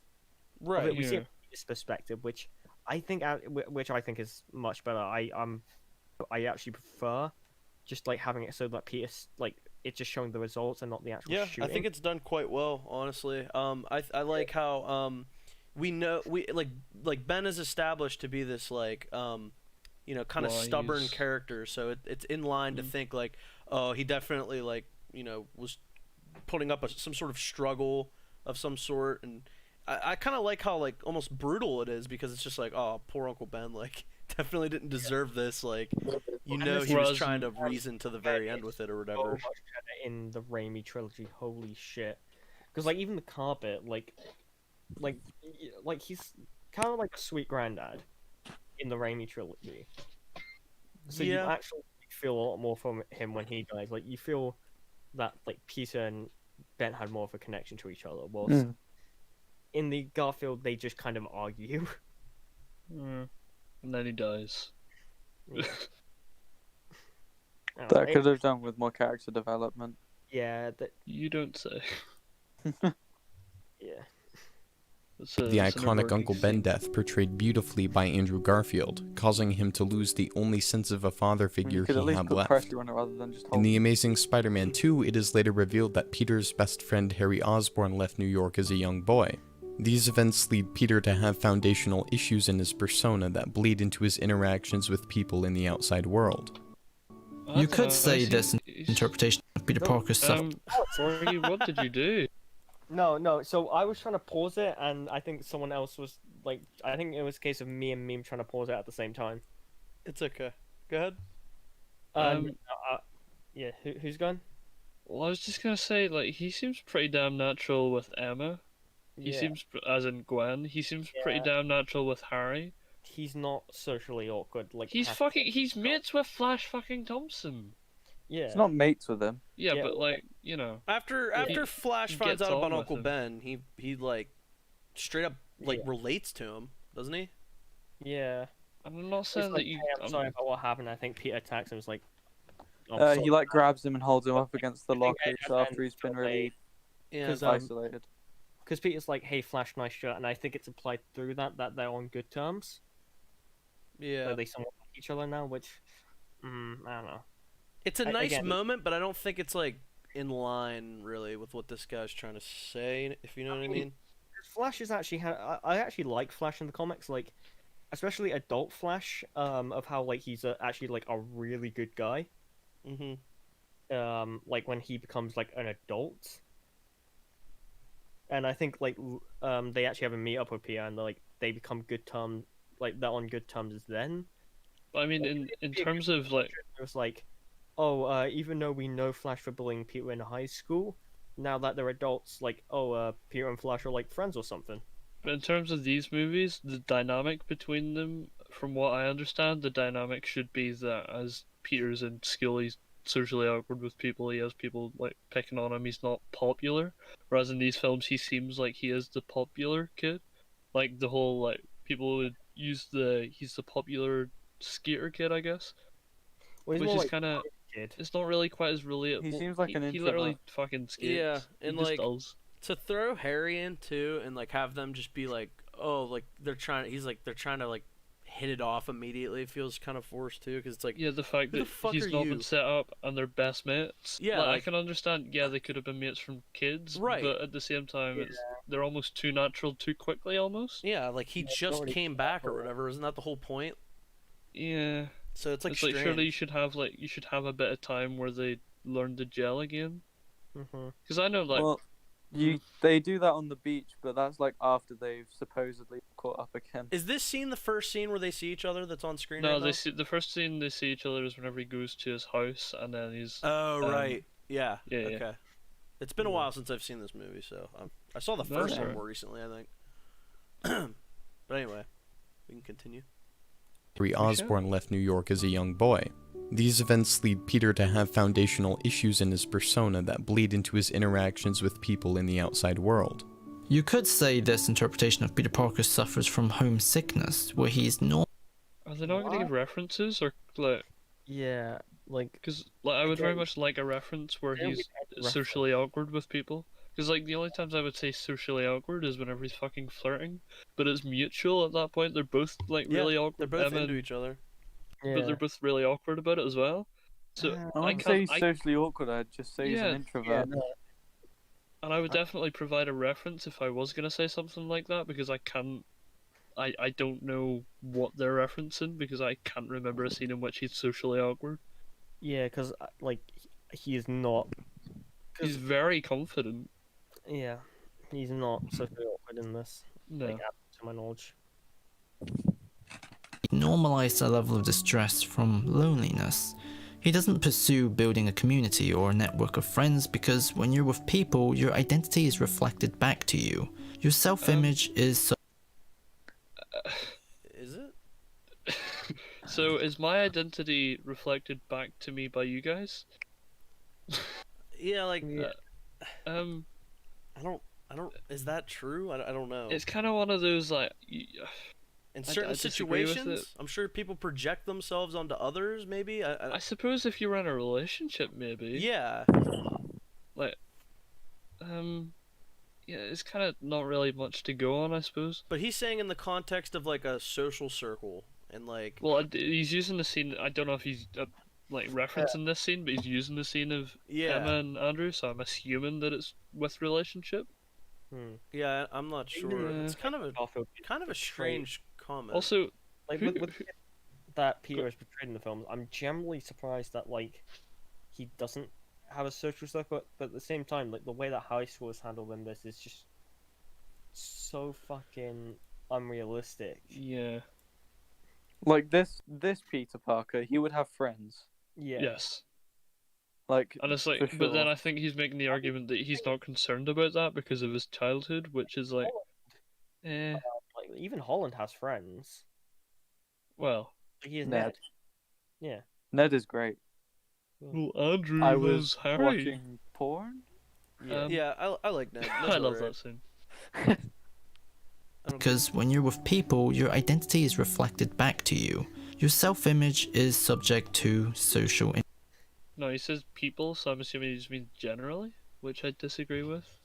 Like, not everybody is gonna have like my interactions with anyone is not gonna reflect back my identity. I disagree with that.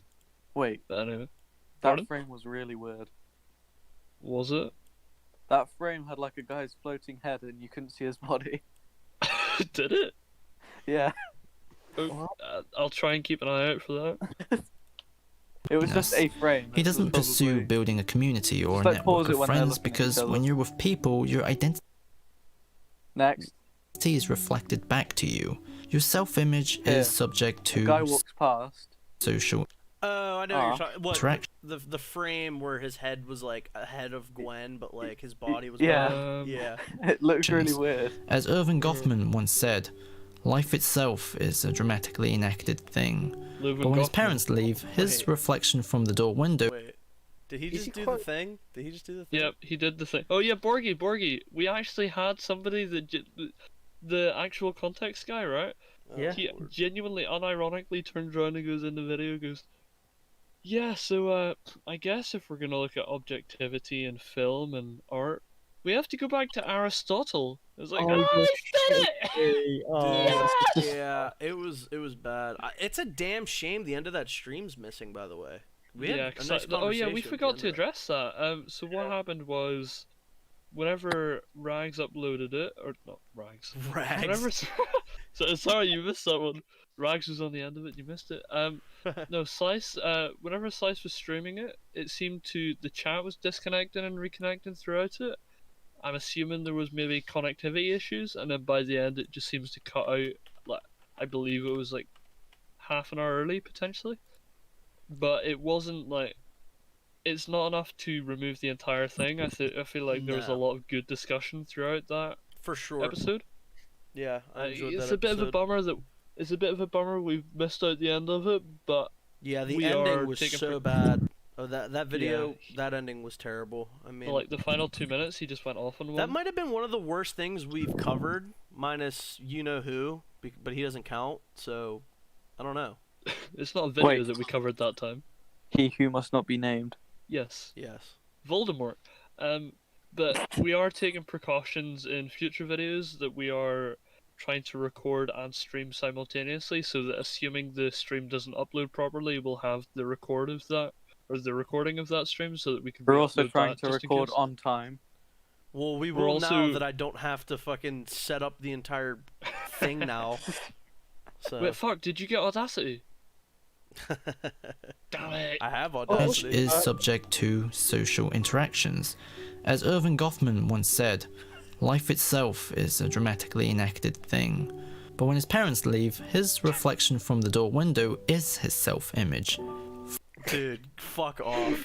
Just fuck off with this bullshit. Oh my god. See, the beauty of the Amazing Spider-Man 2 is that he sees his reflection in a This fucking literally, window. this is literally from a Goodell braid here. Like this is like Sounds- 100%. He has the voice for it as well. He has the Dude. voice for it. Wow. Celestially epic reflection of the young Peter Parker. Proportions. Can I know this is off topic, but there's something I want to bring up. So you know Ned? Yeah. Depends on how off topic it He's is. actually in the comics, but not in the form. Yeah, like, film. he becomes a bad guy in the comics. He's the Hobgoblin. Yeah. Yeah. Yeah. The Hobgoblin. Okay, that was very off topic. Moving on. Yeah. Frozen in time in his mind. So when he seems to like taking stalker pictures of Gwen, he's too hurt to approach her in person, so Wait, Can I just say, how awkward is it that she actually likes him? Like, Go he's like, back on taking that pics frame. of her. Yeah.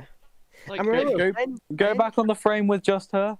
On No, we're not fucking. no, you no. have a girlfriend. Wait, We're not pervs. who sits on a table like that and who brings those clothes to? Oh yeah, fair Yeah, enough. the legs inside the seat, that's very dangerous. Like she would I have boxer shorts that She are would be longer than that. fucked. She would get I have fucked boxer up. shorts longer than what she's wearing as a skirt. She just breaks her neck. You, and dude, Peter's she taking would. pictures. Peter's like, oh yes, don't move, perfect shot. Also, like everyone's wearing like winter clothes, like fall clothes, and she just has like this mini skirt sitting outside reading a book with one kinda hand, like she's fucking reminds me of the- Othello or some shit. Reminds me of the Seriously, Michael why Bay is she thing sat where on he the just. table like that? Yeah, That's- that is strange. That is very strange. It's almost as if she's posing. The legs are the You don't strangest say. part, like how they're Yeah. inside the table like that. That's really weird. She should be But, sat with her feet on the like bit you sit on with her legs spread. Yeah, Perfect. Oh. Emma Stone Nah, smells like fuck cat off. piss. seems to like taking That would be a stalker normal pictures thing of to see in Gwen. schools He's these too days. hurt to approach her in person, so he admires her from a distance. Peter comes Is it not? I wouldn't say he's hurt. I would just say that he's like he doesn't want to approach her because she's a girl and it's a situation that And is. fuck girls. I mean, yeah, that's the thing. Like he speaks to them late, doesn't he? What? Yeah, He is it speaks to later on Leia. whenever she like Yeah. does she not ask him for the photo or something? I believe. Mhm. I remember they're in a corridor together. That's all I can remember. of Yeah, it, I so- remember that. It's when he has a skateboard, isn't it? Yeah, His epic But- skateboard. I would say yes. He's probably a bit awkward at the start with Gwen, but almost everybody's awkward. Yeah, that's how I with pulled. girls. That's how I pulled Charlotte. I just took pictures of her until she liked me. I remember. Wait, is that the Wish Upon movie where like the guy sits stalking her and he's like, "What? I like should fall madly in love with you." Ben actually directly tells Gwen that, hey, he has pictures of you on his computer. That's Yeah, he does as well. I remember that. Would you actually say that? This, yo, my nephew's stalking you. He's like, oh, that's so cute. It was I'm- actually I think is worse, Ben or Gwen. Both. Ben Gwen. Spider Ben. Man, I'm Gwen so glad Ben dies. Ben. Peter actually murdered Ben because he told her Peter had him killed. he fucking he hired a killer. Yeah, that's why he let Carradine go. Uh, He was gonna. Peter comes across as an arrogant jerk, but only because being open with people means allowing some semblance of vulnerability. So the As a mask of basketball toughness fan, is what no. I don't. Okay, but that point isn't that point like a little bit redundant? Because like he just said that like he was talking about Gwen, like how he like sneaks the pictures and shit, but then he's like, but also he's open with himself because if he's too closed off, then well, you know, it makes me sound He dumb. is closed off. Apart he from did the not times that he's sneakily take those overconfident and pictures. cocky. All the stuff he's saying never indicated that in the film. Yeah. Never This is shown. heavy themes right here because none of this is actually Well, it's stated like the in the film film. seems to, It's according to I mean, what I he's saying, swear- the film contradicts itself in that regard. I swear 'Cause there's he's only like- one point in the film where Flash is actually being a twat, and then the rest is just Peter being a twat. Yeah. Yeah. Like Well, this oh, I scene here, remember. doesn't he just like punch him once or something? Where he's Wait, like, oh my god, who's doing a handstand in the crowd? What? oh Look at the crowd. no, it's because Flash is holding a child upside down and making me eat his Yeah, vegetables. that's right. He's holding. Oh, He's I literally. thought someone was just doing some mad backflip in What the crowd. happens? Hey, wait. What happens in this scene? Doesn't Peter run over and fucking tell him to he's like, stop? "Put him down, Eugene," and then Flash beats the shit out of him. And then it's like, doesn't that go against No what he's one helps saying? him. Like, I feel like that kind No of. one helps him. Not even the kid he saved helps him. Yeah. I'm fucking grateful. But that's because he seen the reflection of himself as a child. He's He emotionally saw, scarred. he saw himself in He that child. That was looked into the looking glass of his own reflection and saw himself. Duke Goodell. Holy shit, the notes. A I was... celestially epic reflection of epic proportions. It's so stupid. Yeah, I feel like he's contradicting Peter- himself here, though. Honestly, I don't know. Yeah. I mean, could you qualify that? I mean, what I would say is I feel like he's using he's not being very linear with what he's saying. Like he's using different points in the story. Because like the scene that he shows after this one is the scene of Peter with his powers. Yeah. This scene, I don't think he has his powers yet. no, so he he's doesn't. he's not being very linear in terms of his like presentation Yeah, that's or a his little, it's a argumentation. little disingenuous because Peter's a little different after he has his powers. So Yeah, so what Yeah. I would say is I would definitely try and if I was gonna help him out, I would say structure it more to say that he begins out as really awkward, and then as he gets his powers, he becomes more confident, maybe, which would be quite a rational Which is thing to because, say. like, just in general, like he becomes more confident with his powers. Well, just more just more confident in general with his life because he has his thing, I suppose, his calling, if you will. Home of the what? The first. Pardon? In I the feel top like right, what does that Kai's banner always say? in like a world of his own. I just analysed the picture that I Peter have. comes What does that? Okay. probably what does says that thing say there? Panthers. across as an arrogant Ah. jerk, but only because being open with people means allowing some semblance of vulnerability. So the mask of toughness is what he uses to cover that. How All of retarded do you this have to is be to why get the turned around identity when he's standing still. He uses toughness to hide being vulnerable. No, he was just being a dick to get back at the bully. In that case, Yeah. that's jacket no, doesn't fit that's him. wrong. He was being a dick to hide his internal motivation of loneliness. His internal reflection. That Well, because like you can apply this refracted stuff to his- anything, right? Like Yeah. you could literally take any movie and say the things this man is saying. God, he does have a long neck. Yeah, but it doesn't mean it's gonna be right. He's a very- He's Guys, not look at right his in this neck. instance. Exactly. I wouldn't say it's long. I would say it's just thin, too thin. He's a lanky boy. That has to be a thick ass neck. No, he has a long neck, a distractingly long neck. Just imagine he was like super muscly, but his neck was still that thin. Ah. Whoa, who just skipped to the end? Meme. All of this is why the identity of Spider-Man is so important. Nothing. It Gwen at- also my mic was unavoidably- muted. It was at 5 minutes for me. It wasn't at the end. I don't know. For me, it skipped to the end and then it just went back. Alright, Yeah, because I brought it back. pull it back. Spider-Man She's the Man is whitest so person important. I've ever seen. Anyway, let's continue the video and actually. I want to hear this bit. No, you don't. Gwen also unavoidably holds a reflection to him. She's an individual who also sits alone and stands up for her own moral values, much like he does. She's cut from the same cloth because she's embraced the sovereignty of her identity. When he looks through the lens of the camera at her, it's like looking to a reflection from... Fuck off with the reflection shite! Yeah. Dude, when he looks through the camera, it's like looking at himself in a mirror. I just... No, what he's trying to say is he sees the reflection of her, which is... whenever he looks at her through a fucking camera, which shows exactly what she looks like fucking anyway without the camera. Oh, It's like a word salad with. I'm in the ghetto. Like, it's a word. Ratata. It's a Goodell video. A word salad and nothing really to say. He Yeah. definitely has the voice for it. He definitely has the fucking points for it too. Welcome to Goodell. younger, but this time there's a romantic force because there's a new harmony that he's never really encountered. And for a moment, it allows You're him gonna to drop break the your weight of neck his and past die, and become the support for others. It's almost self-therapeutic in a sense because Peter Was in that scene, was he not Self-therapy. literally just shouting at her? Like Kind of. telling her that Yeah, like telling her that she's wrong and he needs to stay away from her. yeah. This is not a very good. That seems like he's really opening up and being a support for others, wouldn't you say? Yeah, I don't. Are his visuals supposed to not match what he's saying? Because Well, I don't know, because if they are, he has visuals that fucking contradict what he's saying. yeah, Yeah. that's my But- point. Yeah. He's not. I wouldn't say he's just fucking like, especially not in this scene. He's not a support for Gwen. If anything, he just fucks about Gwen in the Amazing Spider-Man 2. Yeah.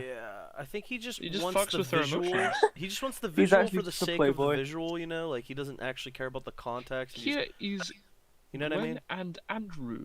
Spider-Man's just a fuckboy. In this Yeah. movie. Well, he fucks no boys, so. Peter Parker believes that if he couldn't have a hero, have a father figure, or have someone to help carry the weight, then he can He do did have that a for father someone figure, else, and but by he got doing him that, killed. become a hero for himself. He's also a good looking guy, so that helps. I have no shame admitting that Andrew Garfield is my man crush. Good night, that man is a treasure. Oh, Fuck off! Like me with Cameron That's not even. Monaghan. That, he Monaghan. doesn't even look. oh my god, why, dude? Cameron Monaghan is the best looking man I've ever seen. Borgie, you're homophobic. What were your thoughts on this? Yeah, no, it's Andrew Garfield. He has nice hair. Yeah. Sure. Yeah, he's got nice hair. He's got a nice little stubble as well. I quite like that. I quite like that. Although his lip. Is that not a mustache? He's showing off Not his. stubble. He's showing off his long neck too. Oh yeah. Look at that. His Adam's neck is so apple. long I it could goes eat into that his Adam's fucking apple. chest. What the fuck Wait, is wait, wrong pause. with you? Pause. He's got nice muscles there. I quite like those. Nice muscles. He reminds me of fucking Twilight in Those some this, nice like, muscles, Look at his in this bottom frame. lip. What? His His bottom lip bottom- is so big. Lick your dry ass lips, boy. Oh my Yes, they need to be thick and voluptuous. Oh god, I want That was dumb. Chance reaction That was, to this. that was really dumb. All right. Yeah, it was. As long At as least you you can say it. acknowledged it. Two. Lost the. Is this lost? What did he lose? A life? Gwen Peter Stacy's Parker neck. is haunted by the sins of Spider-Man. Why is he sat like that? Did he That lose looks his so virginity uncomfortable. in this scene? Give me a sec. No, I want to hear. Why what did he I- said. wanna hear what he said. He said something. You're talking of him. I want to hear it. He didn't pull out. I think that's why she died. Peter Parker is haunted by the sins of Spider-Man. Her legs are just mirrored like He's that. no. The Peter si- Parker is haunted by the sins What of Spider-Man. fucking sin does Spider-Man commit other than what he's trying to reference about fucking Gwen's death? Which He tries to save Gwen, but Yeah, it is it's not a Peter sin. Parker. It's Peter Parker that brings her into that situation in the first place. Yeah. Kill their Spider-Man is haunted by Peter Parker's I don't want to know what he's doing in this frame. Also, I think I don't is get why the fuck.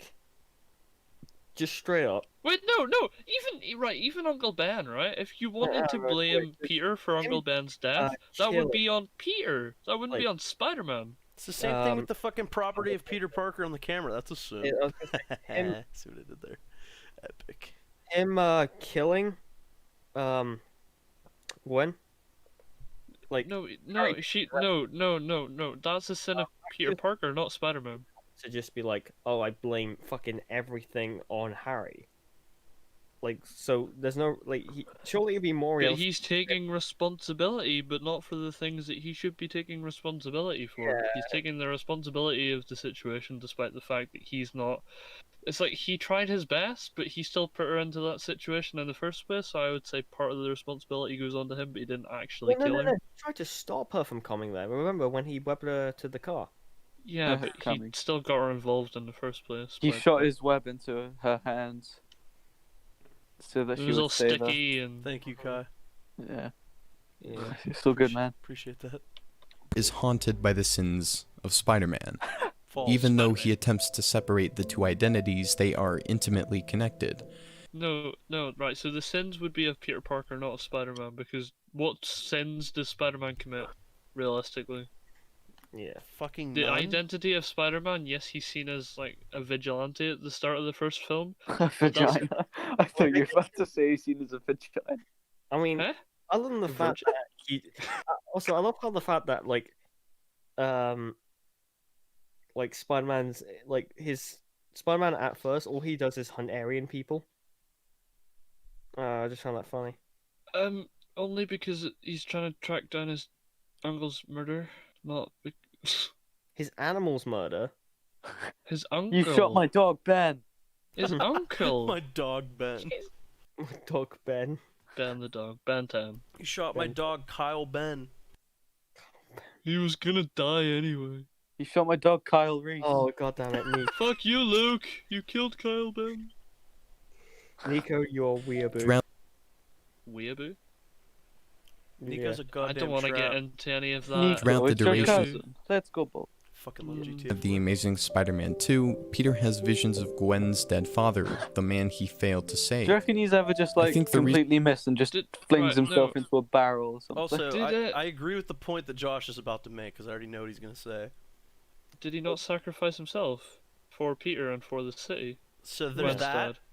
Yes, I agree with that. And how is that Peter's fault? If you want to like, If I can bring up the logistics, why the fuck didn't Captain Stacy bring a team with him? Captain. He's the police. Did he not have like two people up with him and then they got hit away? From what I No, remember. No, it was just him. He was on his own with a shotgun. sure? Why didn't he? Like Yeah, was he just the went up on his own and. police captain. Yeah, why didn't he bring other people? to my knowledge, he went by himself. Yeah, he went Okay. on his own. Like I remember it. He should have brought other people. I mean, yeah, that's just in silly. my head. I thought that there was two other people, but I would have to watch it again to say. for Honestly, I'm not 100% sure. I remember it being like that, but I'd have to rewatch it myself. It so. was only just him. He was on his Okay. own. I'm inclined Like to I believe remember very clearly. Yeah, Mm, you. Ooh, ooh. How far into the video are we? 6 minutes We're and doing 46 pretty good, seconds. honestly. yeah, we're about half Yeah. through it. We're, Yeah, I'm well, I mean, we were gonna meant to go start drinks. 4 hours ago, so. The reason they chose to highlight this dynamic is because, at least with this rendition of Spider-Man, her dad had the chance to be the one father figure in his life he wouldn't lose. On his deathbed, Did he ever And see then him he as a lost him. father figure? He didn't fucking know him. Yeah, no, like I don't. he was I don't hunting agree with him. that. In fairness, didn't he just say it would have been a father figure he could have had? His girlfriend's dad.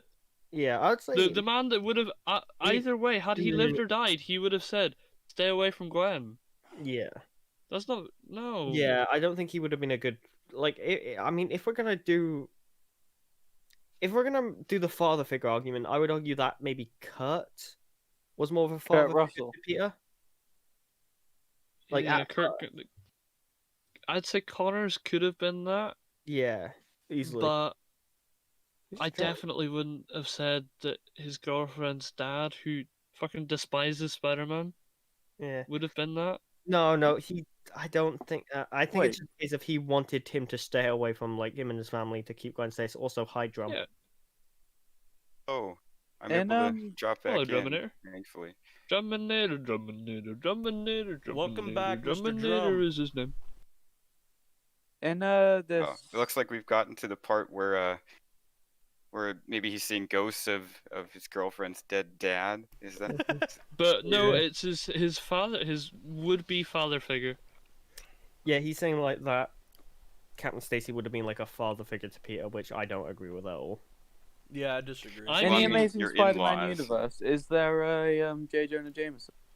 Yes, but we never see him. Oh. fair enough. I mean, Well, I that's know, why I know these- he wouldn't be married to Gwen, but like, isn't it a meme that like when your in-laws show up to the door, you like pretend you're not there? I think that's a but, meme like, that I people like don't like their because in-laws. He wanted, He wanted Peter, Gwen to be safe. yeah, he wanted like Peter to have nothing to do with Gwen. Like he wanted them to be completely separate. And even whenever he didn't know he was Spider-Man, I don't think he liked him much anyway. Like at that dinner table scene, they seemed to not get on. Well, didn't he like stupidly try to defend Spider-Man? Yeah. Yeah. That's probably why. As opposed to in The Dark Knight, where Bruce is like, "Yeah, Batman sucks." Yeah, and then Harvey Dent defends him. Yeah, Or yeah, like, that's like fantastic. Mighty yeah. Ducks right. just- Yeah. From USA. Fucking 3D chess he's playing. Yeah. I can be here until 9 EST. Then I have to go. Another I half don't know hour when then. that is. How long's that? It's about a half hour. Oh, we're definitely not getting this done in half an hour. I just. Alright, well I gotta head off now. So, Are you Alright, going? okay. yeah. Yes! Alright, buddy. Oh wait, shit, I wasn't mute. Sorry. Wow. Love you, Kai. It was nice Goodbye, talking to Kai. you, friend. See you, mate. I'll see you guys in a bit. I'll keep your spot warm. I'll not. I'll spit on it. Oh my god. I didn't touch you. Ew. Ugh. I fart in your Ugh. general direction. But yeah, I agree with that point that you brought up about like from Batman. It's kind of like it's what he kind of does is what like Walter White 3D does chess. in Breaking Bad, where he's like, well, you know, I think whoever did that's a genius, to be honest with you. But that's just me. No. Yeah. Okay. Fair Captain enough. Stacy made Peter promise to stay away from Gwen, one he willingly fails to keep. And because of that, we see the remnants of Gwen's father gazing upon Peter. Look out, it's a Dennis Leary ghost.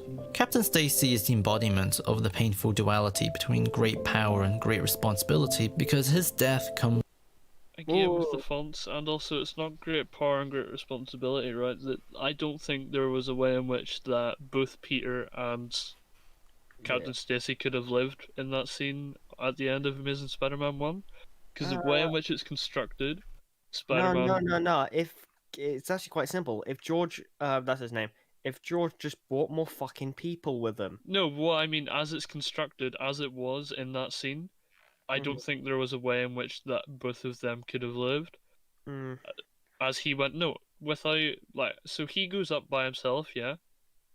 And he's with, like, Spider-Man's getting strangled by Connors and, or do I say reptile guy? And Reptile Man. And Captain Stacy, was he not bleeding out at that point anyway? Yeah. Yeah. So I don't, like, was there a way in which he could have saved him at all? Mm. Because he was already bleeding out by the time that he saves Peter, from what I Didn't understand. seem No. like it. Seemed like he was dead. I mean, or Yeah, he, dying. he he was was bleeding fucked. out. He was fucked. Because it was when Peter was climbing like the Ganali device. Yeah, trying to plug it in. Yeah. Hello. Hello. Hi. Kai, you're back. Oh, he's back. Hello. I can stay a bit longer. Yeah, dude, is your spot warm? I kept it warm for you. Oh, cheers, babe. Is there Oh, gotcha. saliva in there as well? He didn't spit on it. Don't worry. His icon's on the other side of the room. How would he have reached it? I have I'm a long man. He would have had to have salivated past that fiery microwave, man, and then made it No. past Ben Shapiro's tears. It's no, because it goes like it's a horseshoe. It goes in a loop, so I can spit to my left, and then it'll go all the way around. That's not how it works. Yeah. Yeah, it is. That's not how the Force Por- works. Have you never played Portal? That's not how the Force works. Okay, fair enough. The Earth is clearly flat, and if you spit off the side, it's not going to come around. By the way, I couldn't see any of like the end of responsibility in the way that lighting was. I would have changed the color of the font. Can I- Oh, yeah. Also, I And wanna also bring the up fonts are something- different. Fucking Go ahead. What? keep the fonts consistent, please. Yeah, I had, know, I had, agree, I had an actual point though. Go ahead. Okay, go ahead. I was going to say that with great power comes great responsibility. Although, again, it's a meme just because it's, a saying, like, because they've overused it so much. It's actually a really great message, and the shame is that only Spider-Man 2 does even a marginally okay job at portraying that message. It's amazing, and the new ones absolutely butcher it. And it's quite atrocious. Would you say he does it well? Because he doesn't seem to be very responsible. No, I'm saying in the original Spider-Man 2. Oh right, oh, sorry, I thought you meant Amazing Spider-Man 2. It's atrocious. Yeah. Yeah, I've had that. Like I had that earlier. Borgie said that it. I think he said it betrays it, and I thought he said he portrays it, and I was like, no, it doesn't. I think I said it betrays it badly. And I thought you said portrays it. Yeah, I said portrays it badly though. Or I thought you said it betrays. Oh, I can't remember how it was. To go back, doesn't matter. To go back to his previous point too, is he not just contradicting himself again? Because like he brought up the whole, what did he? I can't remember the order in which he says it. Does he say Peter Parker suffers from the sins of Spider-Man? Is that what he said? Yeah. So no, sorry. Yeah. Go ahead. Yeah. Okay. So and then he immediately after that he's just like, but Spider-Man and Peter Parker are the same person, so really it doesn't matter. And it's like, yeah, but I think he's trying to make the point that there are two separate identities and that there are two personalities almost in the same way that you have Clark Kent and Superman. But why bring up the point to immediately say, yeah, oh, well, it doesn't agree, even matter? It's like, okay. I think it could be a thing that he's struggling with it internally, is that he's trying to comment on, but I don't think he commented on it well, particularly. No. Yeah, if anything, the sins of Peter Parker harm the image of Spider-Man. Go ahead, Borgie. Yeah. So here's probably my take on what I think what he's saying. Word salad. Yeah, he's saying a bunch of shit, and it just like it doesn't like he's just contradicting a lot. Like he'll say it, and he'll be like, "But it doesn't really matter because here's my next point." It's just like, okay. He's just fighting a bunch of different points to make himself seem smarter. Yeah. Kind of. That's what I'm getting from this. No, like, it's not coherent at all. It doesn't link together at all. He's just saying a bunch of random shit to make him sound smart. By the way, I had an idea, slightly irrelevant. If we seem to be making somewhat good time on this video, so assuming we get through it, do you want to cover the final 2 minutes of the other video that we didn't get to cover because it cut out? That would actually be a good idea, maybe. Yeah. If we make good time. Assuming everybody's up for it. Yeah, if we make good time, I would be. It would be really quick, but yeah. Yeah, sure. Even if it's just me and meme, I don't mind. I'll just get out of the road. Yeah, that's fine. Okay, all right. Gazing upon Peter. Look out, it's a Dennis Leary ghost. Captain Stacy is the embodiment of the painful duality between great power and great responsibility because his death comes from the consequences of his commitment to his values. He had a shotgun and there was a lizard man, and the kid that his daughter likes is trying to save the city. The only moral act was to help him despite how limited his own power was. And when he... What do you mean how... He was the police chief. No, what he's trying to say is that in that instance there wasn't a lot that he could have done. Jack. Yeah, I'm saying like he could have brought in more men. Yeah, but I'm saying from that point where he's sitting there, like, I agree he should have probably brought a lot more people. Like he should have definitely brought a lot more people. Sorry, he should have definitely brought more people to the top. But when he's lying there bleeding out, what realistically can he do? Shoot webs into his wound. Actually, that's not a terrible idea. Yeah. Yeah, but he can't have his blood anywhere near. Yeah, put pressure on the wound, and then maybe not organic. Call the paramedics. He just leaves him to die. He's like, oh fuck it, my job's done. I mean, there's no guarantee that he would have been saved. As he's swinging away, you can see like in the background, like, well, you say that rising a beam. Shooters were broken. Yeah, his web shooters. Did he not have one of them? They were broken. No. Lizard broke both of them. Yeah. Oh, okay. They were broken at that point. That is a theme with these movies, by the way. Yeah, it is. Don't they get zapped with the lecture as well? Yep. Yeah. And then they have it so they become magnetized and then electricity proof, which I'm not sure if that's realistic or not.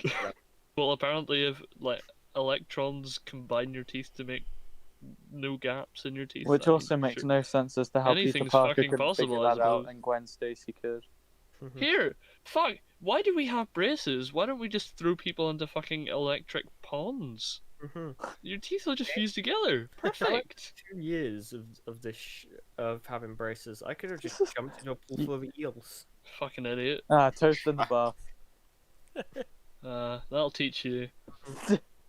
When he tells Peter Parker Damn to keep Gwen safe, it imbues Peter with the same level of convictions that are needed for his maturity. Once again, Peter Parker sees himself reflected back to him in this moment. Everything he can be in the eyes of a dying man, who's shining due to his great... Yo, rewind that.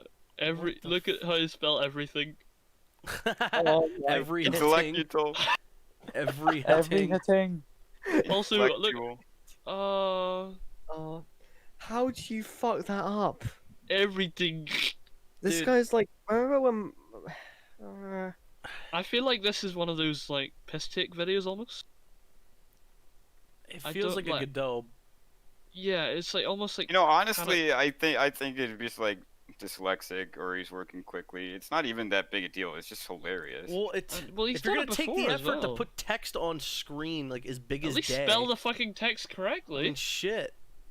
I feel like I'm not Yeah, asking I'm much. just saying it's more like funny. Like the real Every issue is that hitting- he's really saying nothing with his Every flowery hitting language. he can but- be in the eyes of a dying man. Dying looks wrong. No, it's not. No, it's That not. thing is correct. Then you're Like, my eye- retarded. Dying looks wrong. See, in Yeah, it my looks head, wrong right? to a lot of people. No, no, the way he spelt it. Like in my head, I'm like looking at everything that he spelt, and I'm like, has he spelt that? I'm like second guessing myself. Yeah, because well, everything. Ha, Yeah. fucking idiot spelled I wrong. It's only one little letter, dumbass. Like, come on. eyes of a Oh yeah, everything he can be. of a dying man, who's shining due to his great beliefs.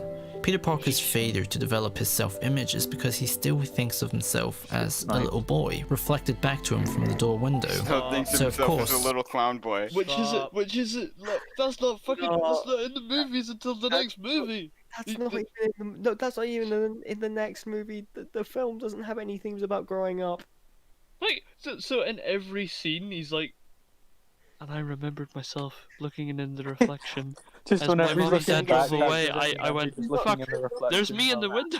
That And scene I where he's thought to skateboarding down the myself, hall in school. He's like, "Who's that?" He's thinking about himself. No basis for it. It reminds me of the, you know, I think it's the Ralph Wrecks the Internet, which was a terrible movie, I believe.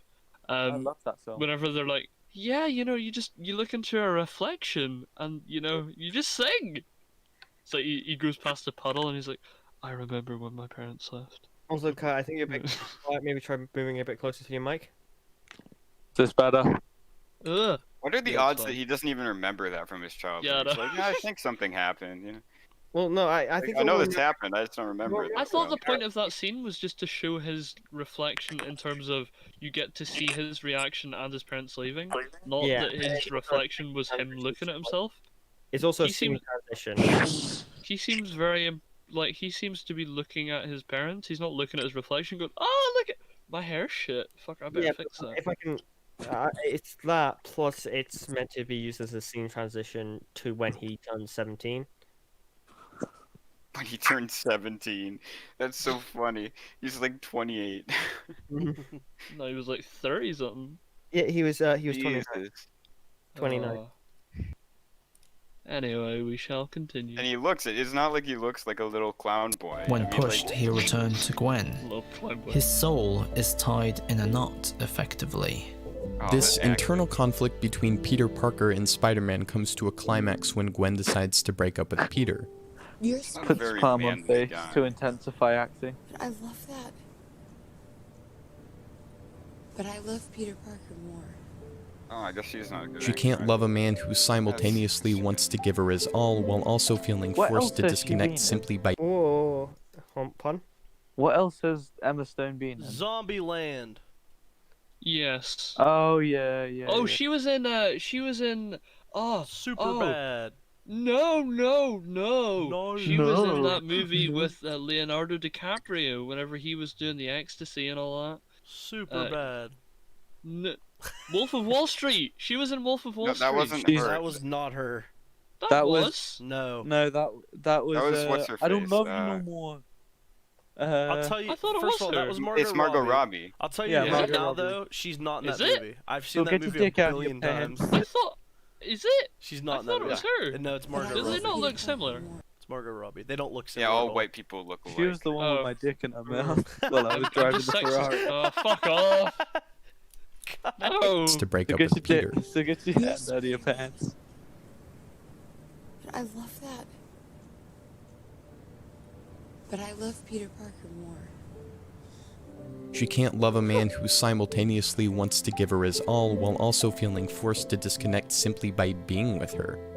Shortly after this happens, Harry Osborn Is it not honorable to fucking save other people's lives and put your life in danger? Yeah, like, but you can also make that argument about being a cop as well. Yeah, but no, there wasn't a problem with being a cop in these movies. There is a problem with being Spider-Man, though.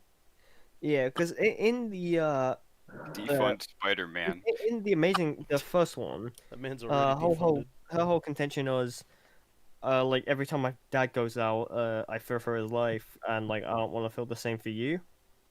Like that's the whole contention, which I think as a theme works. I said, but they could have elaborated on that in terms of she's going, my dad gave his life, I don't want to lose you as well, but they never used that. Yeah, that would have worked a lot better.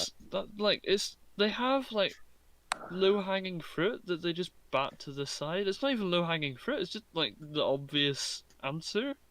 It's on They're the just floor in front of them. They're just like, no, let's reach for the stuff that we. A lot of this movie is just reaching. Hashtag defund Spider-Man. Defund? Yeah. Pay me to watch this film. I'll set up a change.org where you can pay us to watch Amazing Spider-Man 2. How much you want to bet we'd actually get people? Right, how much am I? Right, how many of us are gonna watch it? How many's here? 5 of us here, right? How much we saying? £400. £400. I'll give you $5. Right, if I say £200, oh, wait, no, £300, which is £60 each. Yeah. But I'm Welsh, so I get Speak more American. because of inflation. Well, no, just you guys can do the conversion, alright? So But £300 $55. we'll watch Amazing Spider-Man 2. No, it's more. It's like 55. I don't know, something like that. Every hitting. Every frame and aneurysm. Every hitting in this video is wrong. Every word now that's the first right thing I've heard all day. and Peter Parker reunite, almost as if they had never been apart in the first place. Which is The really chemistry jarring. between them is natural, and you can sense that there is a connection between. But it shouldn't be that natural You if they can haven't seen each sense other in it. fucking years. Is. Like, yes, it might be, but like, I know that they're like, if I bump into somebody that I was really good mates with as a child, it's really fucking awkward. Oh 'Cause, like, yeah. You don't know how to act because they're a completely different person now. Completely Yeah. different. I've Yeah, it's experienced all- that firsthand. I suppose, I'm not a like, to boomer play like devil's you guys, advocate, so to play devil's advocate, he does mention the hair, and they like crack jokes a bit in this scene to try and like ease the tension. It is a tiny bit awkward at first, but like I feel like they get over the awkwardness far too quickly. I don't know if that's a personal thing. You could say it's just, They know nothing about each other in their adult lives. Like, Yeah. and they seem to like act as if they know everything about each other. Mhm. a lot of the people you're I'm best actually fri- willing to forgive it. I'm willing to forgive it. Yeah, You no, know, it's some of the best scenes, some of the best acting, some of the only stuff that isn't shit. So I'm willing to is it? forgive it. I It's know, all shit. I'm not willing to forgive it. I would thought- be willing to give it, but I wouldn't say it's good. No, it's not good. It's not good. It's just Yeah. you Just know, less it's shit. It's than like the the only rest part of it. the movie where you're not like, oh man, this is really bad. No, that was pretty consistent theme I throughout don't know, my every viewing time I of the saw movie. fucking Harry's goblin face, I got a little turned off to the movie. Oh, that's true. Yeah. Fucking goblin man. Anyway, between them despite being separated for years. As Harry's genetic condition evolves, he begins seeking treatment, believing that Spider-Man's blood will heal him. Peter Parker, knowing this and knowing the potential effects it could have, refuses to oblige, and once again, Peter Parker, knowing that he will almost definitely die if he doesn't give him this blood, and there's a possibility that he might live assuming he does, refuses to give it to him out of the goodness of his heart, showing true responsibility to the character of Spider-Man. That's what heroes do. If, right, as I said earlier, right, Die. if there is a 100% chance that you will die, and You then must take it there as is a absolute certainty. if there is a small chance that you will live, but there is still a possibility that you will die, would you not take the fucking opportunity and say, hey, I'm gonna try and help you the best I can. I'm gonna give you my blood, right? Because I don't want you to fucking definitely die. My best friend, I would who rather I haven't a seen pet- for years. I would rather potential life over definitive death. Somebody write that up, meme that, right? That's not a fucking hot take. Put it that way. This guy's like, see how responsible he is? That he doesn't let his friend die. He just lets his friend almost definitely die. Mm-hmm. Yeah, what a hero. Yeah. This is the guy I want It patrolling seems my fucking- streets. The way that Instead that of, seems instead of the cops, constructed. I want Spider-Man out there when he So acts am I like gonna this. say something like, was yeah? I would say like, I don't know. I don't like Data Han as Harry Osborn. He just doesn't. I don't know. It just doesn't suit for me. But you like. Again, Okay. I'd say I don't mind it when he's interacting with like the Raimi Peter, one? but Yeah, I yeah, mean think it's the awful interaction when was he's perfectly fine. without that chemistry, I think. If there is one thing that I would say, the scene between what the fuck was that?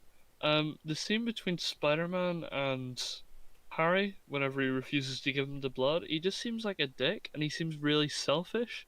It's like, no, I'm keeping my blood, instead of like, It's mine. It's mine. I'll steal it. So no is he one not will is he ever not know. is he not a donor then?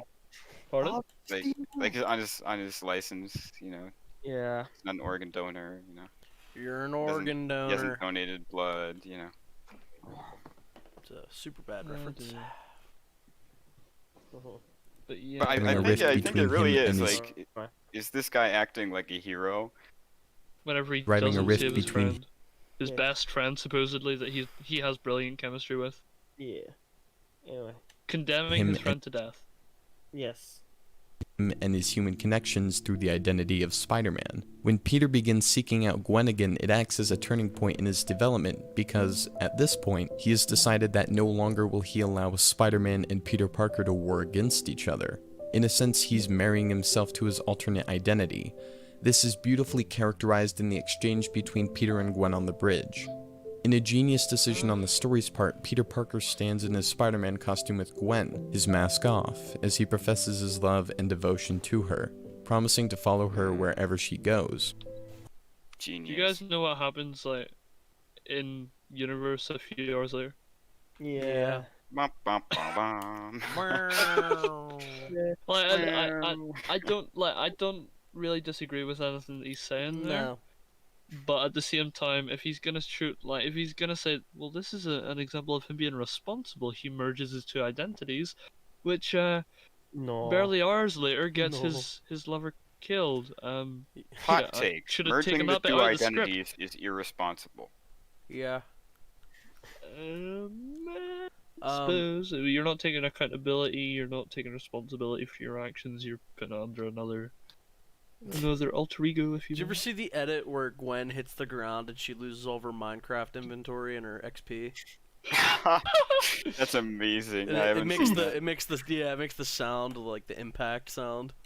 Boom, boom, boom, boom, boom, boom, boom, boom. Oh, speaking of good movie sounds. Dun dun dun dun dun dun dun dun dun. Oh god. Oh Love god. You just copyrighted us, by the way. Yo, you do realize that she quit? Because that's the entire song. You know she quit. Yeah, I know. We all know. I didn't Oh, yeah. know that. Like, I only found out whenever you told me that she. Did she not like hurt her back or something on set? Oh yeah, she did. Yeah, something like that. So who's gonna play Batwoman next? Hopefully no Oh, one. That's gonna be cast really it. Hopefully jarring. no Cast one, and it, it I just think. stops. No No, one. there is already a it's- season 2 signed No, up, I Yeah, believe. confirmed black season chick. 2. It's like a I can't remember her name. It's That'll like a be black. fucking hilarious if they change Wait, race. Kander are they gonna say that she's the same character but she's just changed skin? Yeah. Really? No, they're killing off the Kate Kane character, and they're Ah, making a new person Batwoman. Like, why? take over the mantle. But she's not developed enough to do that. Yeah. Well, you Oh say well. she's not developed enough. She's not developed at all. No, she's developed to be a villain. Mm-hmm. I'm trying to think, like, for, I'm trying to think of a character, because like, I was thinking of Marvel films, and I was like, well, that would be like killing off fucking Anthony Mackie in Winter Soldier, but it's like, no, because he's developed in that film. Like, I'm trying to think, like, On Anthony Mackie, do you mean Falcon? yes, Okay. Winter Soldier. But what I mean is, how is it right? No, The it amount of would screen time it that would be Ruby like Rose killing has off had. Daredevil in Daredevil season 1, and then having gonna go take a someone piss, I'll else be be back. like, "I'm gonna be Daredevil" in season 2.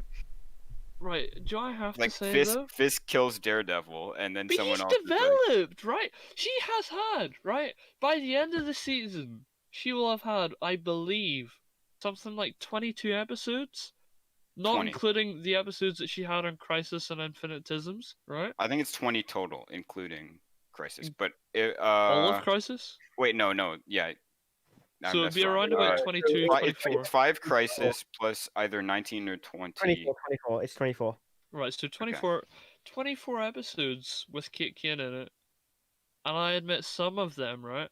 Some of them don't have all of Kate Kane in it. But if we be generous, right? If we be generous and we take away 5 episodes, still leaves, right? 19 episodes with Kate Kane, and she has no fucking character. And they're going to kill her She off. consistently does bad, either incompetent or malevolent things. Hey, if you don't kill one person for one day, I will let you go free.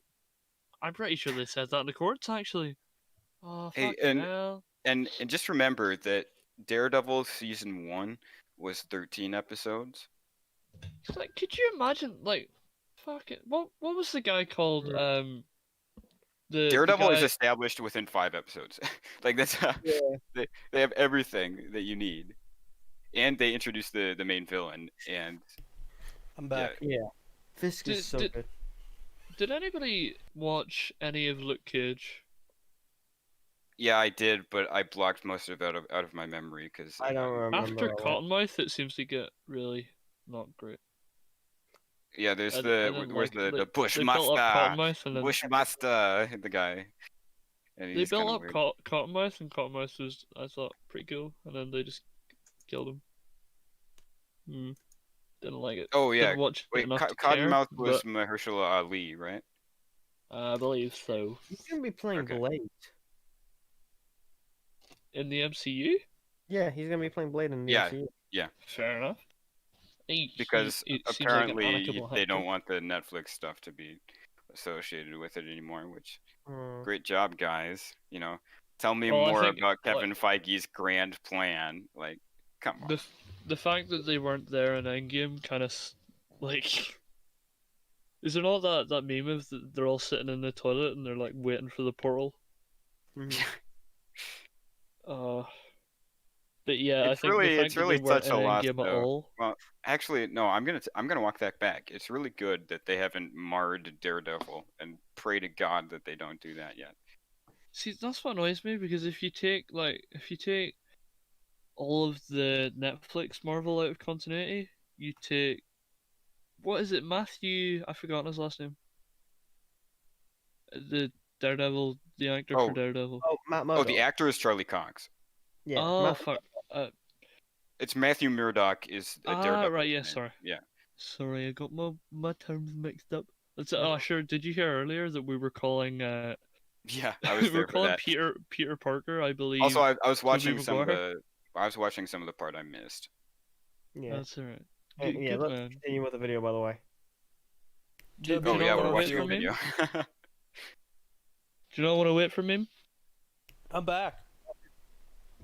Oh, well, we can continue. Yeah, I now. thought that was alright. Yeah. Just alright? That was like one of the best romantic Spider-Man moments on screen. It could just be me, but they're both too cringingly good looking. This promise is made not just for Peter I mean, it is just cringe. Spider-Man as well. Well, no, I mean, like, Immediately following it this honestly bonding, is just putting two good-looking people on screen. following this bonding on Are screen. you telling me It could just be me, no, but no, they're no, both no, too no, no, cringe. no. Stop talking. Actually, no, I take that back. Stop Garfield talking is while kind of the a Good video's femboy. looking. This promise is made Yeah, not don't touch it. There we go. Right, I got it. That. Do you know what that felt like? That felt like whenever you were walking down a footpath, and then both of you stepped to the same side, and then you both step to the other side. And you're trying to get past each other desperately, and you just keep. Yeah. You But know, wait, so what you telling me that this you- feels like to me? This feels like when you look in your phone screen and it's like the up angle on your phone. You know, like your face from below. This scene. This No, scene looks No, like not this. I mean the freeze frame. his hairline's still remarkably intact, considering the fact that his hair is Mom, just turned can we into get AIDS. can we get Can we get Willem Dafoe Green Goblin? No, we have Green Goblin at home. The Green Goblin at home. Willem Dafoe is fucking. He's so good. Fucking love The fu- that portrayal. It's so funny. But yeah, no. Is he implying that you can't do a good romantic scene because two people are good looking? So I guess Titanic. Well, Fuck all I that don't shit. think anything about Titanic is good. So Neither we're gonna do have I, that but I'm discussion just later. using that as an example of a Titanic's film that alright. is is a film that people would like. Well, I don't really have an opinion on it, to be honest. I would just say it's a film that has romance in it. Yeah, and I was gonna say I guess Garfield is good looking, but like. No, He we seems had a pretty that moment effeminate earlier guy. He seems like a pretty effeminate man. We had that earlier, right? Anyway, continue. Peter Parker but for Spider-Man as well. Immediately following this bonding Yeah. experience, Peter Parker finds that Harry Osborn has become a corrupt, deteriorating corpse with hardly any semblance of humanity. On a Because he didn't give him his blood. Deteriorating corpse. No, I think he said. It sounded like he said course. Hey Gwen, run away. Corpse. Hey, No, he said Gwen, run corpse, away. I believe. Oh yeah, Gwen, run. Hear it again. Yeah. Hear it again. And as well, immediately following this bonding experience, Peter Parker finds that Harry Osborn has become a corrupt, deteriorating corpse with hardly any semblance of humanity. Course? A deteriorating course? I guess that makes sense. Either he was trying to say course. This semester, we'll be taking a course in deteriorating, taught by Harry Osborn, PhD. My IT course makes me feel like I'm deteriorating. Humanity This course left. will examine. Never mind. In the epic final battle between Electro, Goblin, and Spider-Man, this Nice try. Oh, in the epic final battle between Electro, Goblin, and they're two separate fights. Yeah, they're two separate fights. You have the he beats Electro, and then Harry basically kills Gwen. Yeah, and he calls them epic fights. So all that happens in that fight between Harry and Spider-Man is like they're in the clock tower, and I think it's either I think it's legit a case of either Harry is pinning Peter or Peter is pinning Harry. I can't remember which one. No, I think it's I think it's Peter pinning Harry. No, Harry pinning Peter. And, That's a tongue twister if you ever heard one. Harry picked a peck of peppered Peters. Oh, you can't even. Wait. So, did anybody else? I know this is probably just a personal thing again, but did anybody else find the fight with Electro and Spider-Man to be really cringy? Yeah, it was a dubstep. It's like the battle. dubstep fight, right? Yeah. It was I like. mean, it was 2014. Oh, I hate this song. Even 2014, it was seen as shit. Yeah, no, that's why I'm saying it was terrible. Bad? Is that what you're implying? Whoa. Anyway. Symbolically encompasses the dynamic of Peter Parker's persona.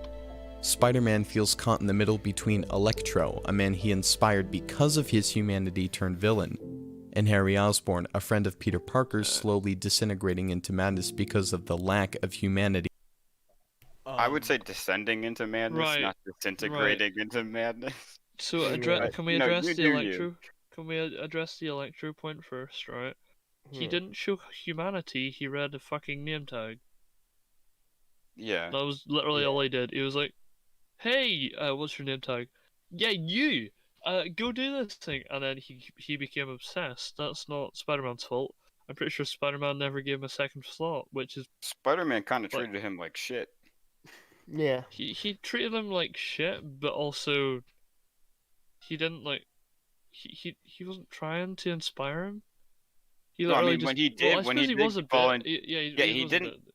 No, I'm saying like even like after he fell into the pit of eels, like when they fought for the first time, like he was like quipping and like being an Quipping and- ass. Yeah.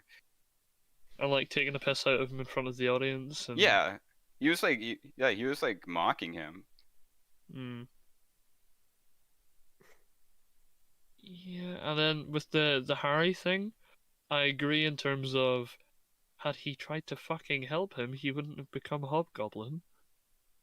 Or not Hobgoblin. Was he a Hobgoblin? I don't know. No. Do you want to call him the Green Goblin? Because he just doesn't. He's Technically, he would be Green Goblin because there was no Goblin before him. So. But he looks Gobble fucking Goblin. disgusting. The gobble. Couldn't they have just had a mask? Yeah. Well, they just a had to little show you that his disease was rare. The rare disease, Turns out Harry. the Goblin Man. Wingardium Leviosa, Harry. Goblin Man bad. Look at Spider-Man in this show. He's like, dude, what the fuck's wrong with What your the face? fuck? What the if I can fuck's just- wrong with your face? Yeah. Oh god, did Plinkett just join the call? At this Yeah. point, he's like, yeah, no, fuck it, I'll slit my I wrists mean, for you. legit, you Take could my probably blood. stick Harry on a fucking anti-meth campaign. I don't know, maybe anti-harrowing, maybe? No, he legit has meth mouth. He's fucking sharp teeth. It's like raised teeth, right? Don't even. Ooh. Who would you say is worst teeth? Oh, Ray. Green Goblin. Yeah, Green Goblin or Oh, I would say Green Goblin. Not in defense of Green Goblin, but like Ray. At least the teeth- Green the Goblin teeth was closes his so mouth, I bad. suppose. The teeth Green was so Goblin bad. closes his mouth. He has the courtesy of like, you don't have to look at these gnashers all Yeah. the time, whereas Ray's like, it's like, When do your teeth ever get pointy like that? Is what I want to know. yeah. When you whenever you file have them. a rare disease, Yeah. meme. Yeah. Yeah, but no. whenever Ray, I'm talking about whenever Ray. you're evil, you take a file to your teeth. That's She's just, like- Well, she They're who was her perfectly. They fit together great-grandfather? perfectly. Oh wait, no fuck. Who was her grandfather? Palpatine? Allegedly Exactly. Palpatine. Palpatine. They're she's fucking evil. Palatine. There we go. Spider-Man. Palpatine. Anyway. Let's continue. Ultimately, Spider-Man fails. Goblin overpowers him, causing Gwen, his beloved, to fall to her death. All of this Wait, symbolic should I and very literal Should I just say it, right? Wait. You see that bit where causing he's like, Gwen, go his back beloved, to the to fall. Wait. It looks like he's coming and that the web is his jizz. Oh god. Oh, what the No, hell? who's scared? Josh, no. What are you Josh, doing? no. Emotion is hung We're too far in a back. moment of Or too far Wait. forward, rather. Oh, where is it? Porky, what are you doing? No. Spider-Man fails. Goblin overpowers him, causing Gwen, his beloved, No. Let it play that. Let it play. Watch. Just watch. to fall to her death. Oh, Wait, is Kai still there? no, he's gone. That's fucking Oh. great. All of something about- the literal buildup of emotion is hung in a moment of excruciating shock and silence. The sins of Should I remove him from the call? Who? Kai, if he's gone. Kai? Blink twice if you can hear us. No, no, I'll remove him with the call from the call for now. If he's gonna, he can just Oh, rejoin. Yeah. I've sent him away. Yeah, it's on to the play thing. He can just rejoin the call if it's like he's gone for a bit. If he's alive. Yeah. Of Spider-Man. Oh. Of Spider-Man and Peter Parker hang in the air over a broken man, holding the consequence of his choices in his arms. Well, I think this is also the most unflattering consequence and oddly human aspect of the character. He screws up and he has to live with his mistake. He got arrogant, he got overly occupied. Like, would you consider that to be wholly his mistake? See, I'm No. caught in two. I'm Someone caught in else two dropped minds a 'cause- woman. Yeah, it's I'm his caught fault. in two minds in terms of he involved her, and as a result she died. But on the other Yeah. hand, he did try everything that he possibly could to keep her out of it in this instance and try and save her. I Wait, mean, refresh my memory. How did he involve her? Well, by telling so what her happened was he webbed her ass. That's not even. I'm not even joking though. No, he webbed her hand. No, he legit webbed her ass. Did he? Yeah, that's. Yeah. Yeah, I'm not joking. Yeah, I didn't remember that. Nice. Then, yeah. Fucking. Is it any wonder her dad was like, nah, stay away from that freak? Yeah. Guy likes to dress up in spandex, you don't know what else fetishes he's into. Jesus Christ. Arrogant, Anyway, he got you overly were saying, occupied. Borgie? Yeah, no. I was just making a joke. Epic. This Let's unflattering elite consequence Yes, I want to hear this. is an oddly human aspect of the character. He screws up and he has to live with his mistake. He got arrogant, he got overly occupied with the past, and his sloppy actions in the present kills the one thing that reflected a flattering idea of himself. It makes this Spider-Man look kinda incompetent and borderline unlikable for a lot of people, but What? That was a borderline strange- unlikable that he's. I wouldn't say that. Also, 'cause- a lot of what he said there was strange because he said oddly, whenever he Yeah. says I don't know. I don't understand what he's trying to say. So like, how's he but supposed to react if to we're her? just talking directly, it wasn't his fault. It was Harry. If anything, it just means we should hate Harry, not him. Like he didn't actively kill her. He may have Yeah. contributed to her death, but he didn't actively kill her. Yeah. He's not solely responsible for her death, and in that instance, Unless you there's can make no the way. argument that maybe the web snapping her neck, but Were you telling me that she wouldn't have just fucking Yeah, she would have smooshed died in the anyway. ground? Yeah, he would have just Yeah. turned into Gwen Pudding. yeah. Like, was there really an instance in that situation that she would have lived as she's falling and he's trying to save her? Like, he did everything But from no, what so, I just, so, understand. so he involved her. He didn't like bring her there, did he? Did she not go off her own Yeah, accord? she went because he tried to stop her from going. Okay, well then it's definitely not his fault. She went Yeah. even though he didn't want her to, Yeah. and then she got dropped. But even like as she gets dropped, was there any way in which he could have saved her? Did he not do Well, everything? I mean, within his obviously power that he you're could gonna have done to blame save her? yourself. You're gonna be like, I Yeah. should have been able to save her, Should've but I been don't. No, faster. I don't think he could have. Yeah, I don't think he physically could have. It's not like an Uncle Ben scenario where if he just stopped the robber, he could have saved Ben. I should have defied gravity and fell faster. Yeah. in this movie that has like 5 storylines going on at once, this is the cohesive artistic risk that gives the whole work. What were the 5 storylines? Wait, so This is the his cohesive dad- artistic Cohesive artistic risk? This happened in the comics, you know that, right? Yeah. It's Artistic risk. arguably It is- one of it the is- most famous comic book moments of all time. It is quite risky to adapt something, though. Like, Yeah, it's not not in very terms of risky it's to adapt not something. I mean, I guess you not can very say it is ingenuous. because, like, if you want to be like, oh, okay, we want to get this right, but It's because not very ingenuous. It's not like you're not taking the risk to go out and make your own thing. I suppose like you're yeah, just kind of if I taking can make it a from point, somebody like else. maybe you can make the point of them trying to get it, like do it well. But I at the don't same think time, he's 'cause- making the point though that the fact Yeah. that they're adapting it is risky. I think he's trying to say that it is risky to have so many storylines going on at once. Yeah, because this doesn't fucking work. Which isn't risky. It depends on how you execute the storylines. It's like I mean, you it's can risky because it's difficult to do. and it all depends on execution. If you take a risk but it's not executed well, then it's still bad. It doesn't matter if it takes risks; it's whether or not those risks pay off. So what were the storylines? Like there was the storyline of him graduating, I guess. Him and That's not really a Gwen. storyline. That's like a Yeah, minor but plot. It's like there's the I Oscorp dunno. storyline.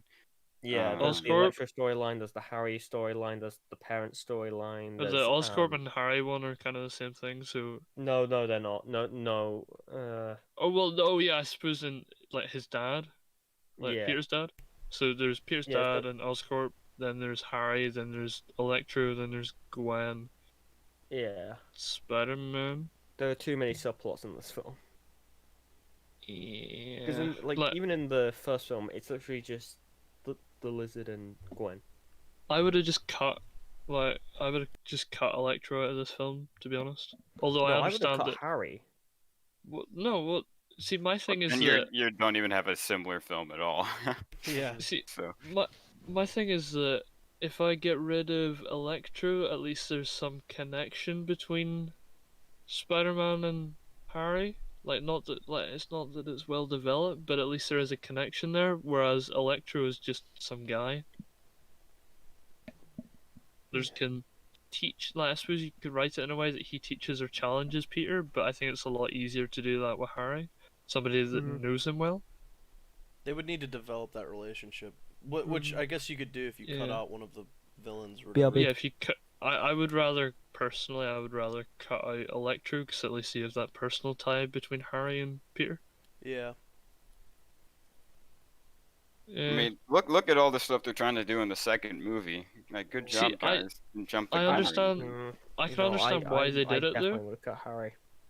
I understand Harry- why they had them both. They had them both because they wanted to set up the Sinister Six plotline, but I don't I think think they the only executed reason it they well had whatsoever. Harry in the film is to kill Gwen.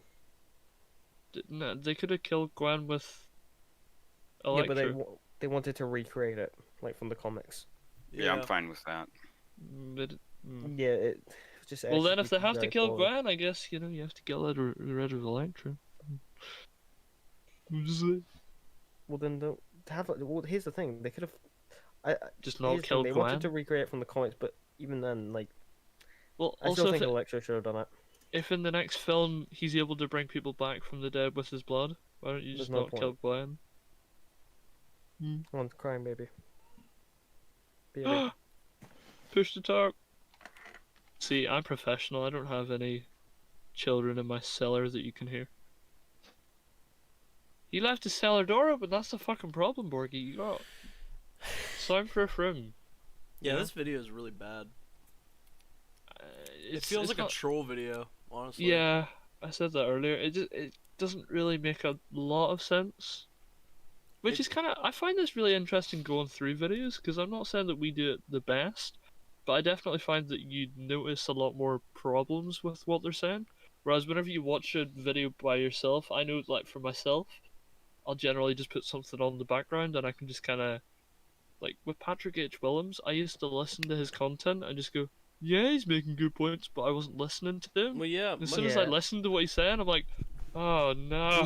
He says stuff that Yeah, I get sounds that. smart. Right, much like the Yeah. video that we covered with Rags. That video is very like manipulative. Yeah, of it's your very high emotions and production. stuff. Like he's It's almost trying like- to get you to agree. He's saying things that he thinks that any casual viewer who listens to without a critical thought will immediately just go, yeah, you know what, you're right. I did feel that way. But it's like when you take a second to But think from about the it, you're like, title, he's "Ah." implying. From the very title, he's implying that you're all on the same side. What do we want from a Star Wars? Yeah, which is movie? manipulative in its own. Yeah, and he like does that throughout it. But I feel like he's almost like he used to be good background noise if Quentin I'm sitting playing a refused. game or something. Fuck off, Quentin. So it's like, I don't have to listen. It's almost like white noise whenever I'm doing something else. So I can like. Yeah. I generally have to have something distracting me so that I don't have any other distractions. Yeah, so I I can understand focus. Yeah, here's the Yeah. thing. Like I liked Cosmonaut, and I still like Cosmonaut to a certain extent. Yeah. Maybe Yeah, I I lost get- respect for him in some regards, but he Yeah, has some good definitely. videos on his channel, and I think most importantly, I think he's entertaining. I think that's what I think his comes biggest first issue for is him. when he says, "I could go into it and explain why this is bad, but I'm not going to." I'm like, Yeah. I could explain it. Hey guys, can we Yeah. get through one more portion of this video because I have to step out again soon. No, So that's I'd right. like to That's cover a little bit more. A holistic emotional feel. Loss. Again. "Is this loss?" We have to be greater than what we suffer. He lost her. My wish for you is to become hope. People need that. And even if we fail, Oh my god. This makes what better way is there to Tobey live? Maguire and Spider-Man Failure 3 is not look when someone tame. falls, it's when they refuse to rise again. This Ugh. That's false. Right, can I just say, right, this here bit, you see the bit at the end, whenever he's watching her take back, and it's like, in his head, he's like, she's telling me to keep going. It's very reminiscent of Kylo Ren forgiving himself for killing Han Solo. It kind of is, because it has nothing Yeah. to do with the situation that has happened between them. Like, He's just like, oh, she forgives me. oh, and she she's wants me to sitting up there, continue like- on, even though I got her She's killed. sitting in heaven, she's like, no, no, no, Yeah. no. Fucking Might as well Captain it might as well Stacy's like, be "You playing the fucking radio rat fuck." and the song "Carry On My Wayward Son," and he's like, "Oh, that's a pretty good idea. Maybe I should just carry on." You know. Could you Like- imagine, like, Captain Stacy's reactions like, he's sitting watching everything leading up to Gwen's death, and he's like, He would try to kill fuck he Peter if he did. could. He'd be like, dude, the fuck? I literally he was told on the you give. one thing and you couldn't do it. those are the best kind of promises, the ones you can't Oh. Shout out to Cortana. Oh. keep. Anyway. again. No. This characteristic, despite the many tragedies throughout the history of Spider-Man, his Wait, did he say failure is not when someone falls, but whenever they refuse to get back up? Yeah, that's just literally false. That sounds a lot. That sounds a lot like a certain other Spider-Man movie that we've all seen. No, but what you can say is Do you know which one I'm what referencing, you by can- the way? Yeah, I know what you're saying, but Okay. what you could say is that it's worse to not get back up again than to fall. No, But it depends. to say on, that it depends on failure where you is, fall from. but to say, I'm just saying what the argument could be, like the way you could frame it. But you're literally saying, oh, failure isn't actually literally failure. It's what happens after failure. Can, It's can like, I just no, say, yeah. right? get a If can I dictionary, use what like- he's just said, right? Hitler's Okay. fall wasn't a failure. His refusal to get back up was his failure. Oh, Right, right. Well, that's what physically that's what I was could. gonna get at. Is like Depends I on failed context, to I failed to sit here and not murder people, but it's me Pardon? refusing to accept that as the failure. It depends on how you define failure. It depends on like. It's contextual. Subjective. No, you depends on how you define failure. Failure. Yeah, does that's what I have mean. That's what I mean. Failure is contextual and The it's failure subjective. wasn't the failure saying- wasn't operating heavy machinery with while incapacitated so- by so, alcohol. The what failure happens- was refusing to apologize for I killing was gonna someone. say no. In regards to the failure is contextual, like, I don't. Right. So no, right. because So he what attempted happened? to No. do something and he failed to do it. I would argue that's pretty. Yeah, but objective. what I'm saying is, what he considers to be failure will be different to what everybody else considers to be failure. Because what happens if your intention is to fail? What happens if your intention is to not rise again? Is that like, is that then not failure? So what I mean is No. he's applying something that's contextual to it in terms of like It's not really it's subjective in like, it I don't depends know, on context. And it's completely subjective in terms Yeah, of no. Well, what I failure is consider when you just simply do not succeed at something. Yeah. At something that you intended to do. Yeah. But what I mean is that intention will always change, almost always change. Well, no, like. Right. So I'm- what I consider to be a success on this podcast will be different to what you consider to be a success. Yeah, but like, you're applying your own standard to failure. I'm saying like, he failed. Like, we all want different things out of our podcast and Yeah. cast, but like, doesn't mean. Okay, how do I describe it? So I don't know. let's look at the definition, like the dictionary definition. Yeah, just let's Okay. say In the means- meantime, we brought it up literally just says the example lack of success. You could say it just depends on intention and your intention of it, but that's what I mean. Your intention is gonna be, it's gonna change from person to person. It's Well, never gonna I stay mean, the the same. line of logic that he's I using would argue gets you to failure is an gets you to objective the thing, point. 'cause let's say, for example, I attempt to drink a glass of water. The glass of water slips and falls out of my hand, and the glass breaks. I have failed to drink that glass of water. That is objectively a failure on my part. Now, if you were intending on dropping the glass, then that's not a So it's failure. essentially just if you do what you were intending to do, but what I Yes. mean is, what if somebody else takes your situation and like intends for you to do something else, and they consider it? Well, then They'll it's not not a consider it. failure on. If they're trying to manipulate you into doing something else, then it's a success on their No, part, but what a I mean failure is on your like, part. if I consider myself, if I intend to, say I'm playing football and I intend to pass to somebody in particular, and then I miss and pass to somebody else, the team could consider that as a success, Yeah, you whereas I failed consider to it as a hit failure. your intended target, but you Yeah, but the succeeded at team, something else. So you failed at one thing, but succeeded at the overall goal. So in that intention, it would be your overall goal is to have your team to win. So you fail at one minor thing, but succeed at another larger thing. Well, hold not on. necessarily, not necessarily, because it depends on what No, happens that's after literally the case, Josh. that. If I pass to the wrong person, right? If I pass to somebody that's under pressure, and that person gets tackled, that is also another failure. But in terms of if it goes to somebody, if it lands at somebody's feet, that could be considered a success by somebody else. You're succeeding at your overall goal, but the original intent, it failed. Like you can succeed Okay, at well, one just thing while simultaneously failing at another thing. What were you saying, to bring it Graham? back to bring it back to his point in the video here, it's this line of logic that leads you to write something like in Crisis on Infinite Earths, the real heroes are the ones who keep going as the guy's dying. Like that's where this line of logic takes you. Is that not what Oliver said? Yeah. Dying is the easy part. Yeah, dying is the easy part. The real heroes are the ones who keep on going. So I just think it's so dumb.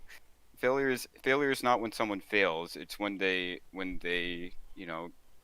don't I move bet past the failure. that's Like what by Pepper Potts definition. was. Pepper Potts was thinking that at the end of Endgame, just like dying's the easy part. Oh, He just man. sacrificed his life for like. Yeah, what a wimp, Iron Man. The real heroes. they're Actually, like the it other really people who annoys did me, wrong. right? How much how I forgot what you call them because I don't watch them anymore. The Flaroverse or whatever the fuck they are. They basically just completely copy everything that Marvel does, really. Yeah. In terms of like the whole like, no, in terms of that ending thing with Oliver essentially sacrificing himself as Iron Man. In terms of like with the other like the big, what do you call them, crossover events seem to be very reminiscent of Avengers movies. I guess you could argue that not necessarily, but Rise they of seem to. Skywalker also took a page out of that. It was like, I am all this, the Sith. And it's like, I am Iron Man. Ah! Yeah, remember when Arrow was good? To rise again. The What was that, greatest season teacher 1? failure is. Yeah. Anyway, let's continue. Again. This characteristic, despite the many tragedies throughout the history of Spider-Man, has embodied the dexterity of Peter Parker's heart. He truly is a broken man doing his part to fix a broken world, but in some deep part of his soul, he is keeping himself together. I think that's what makes the character of Spider-Man in The Amazing Spider-Man 2 beautiful. It's because his heroism is not demonstrated in his ability to hold everything together without fear of it breaking. His heroism is enlivened through the ability to fight for the greater good despite falling again and again and again.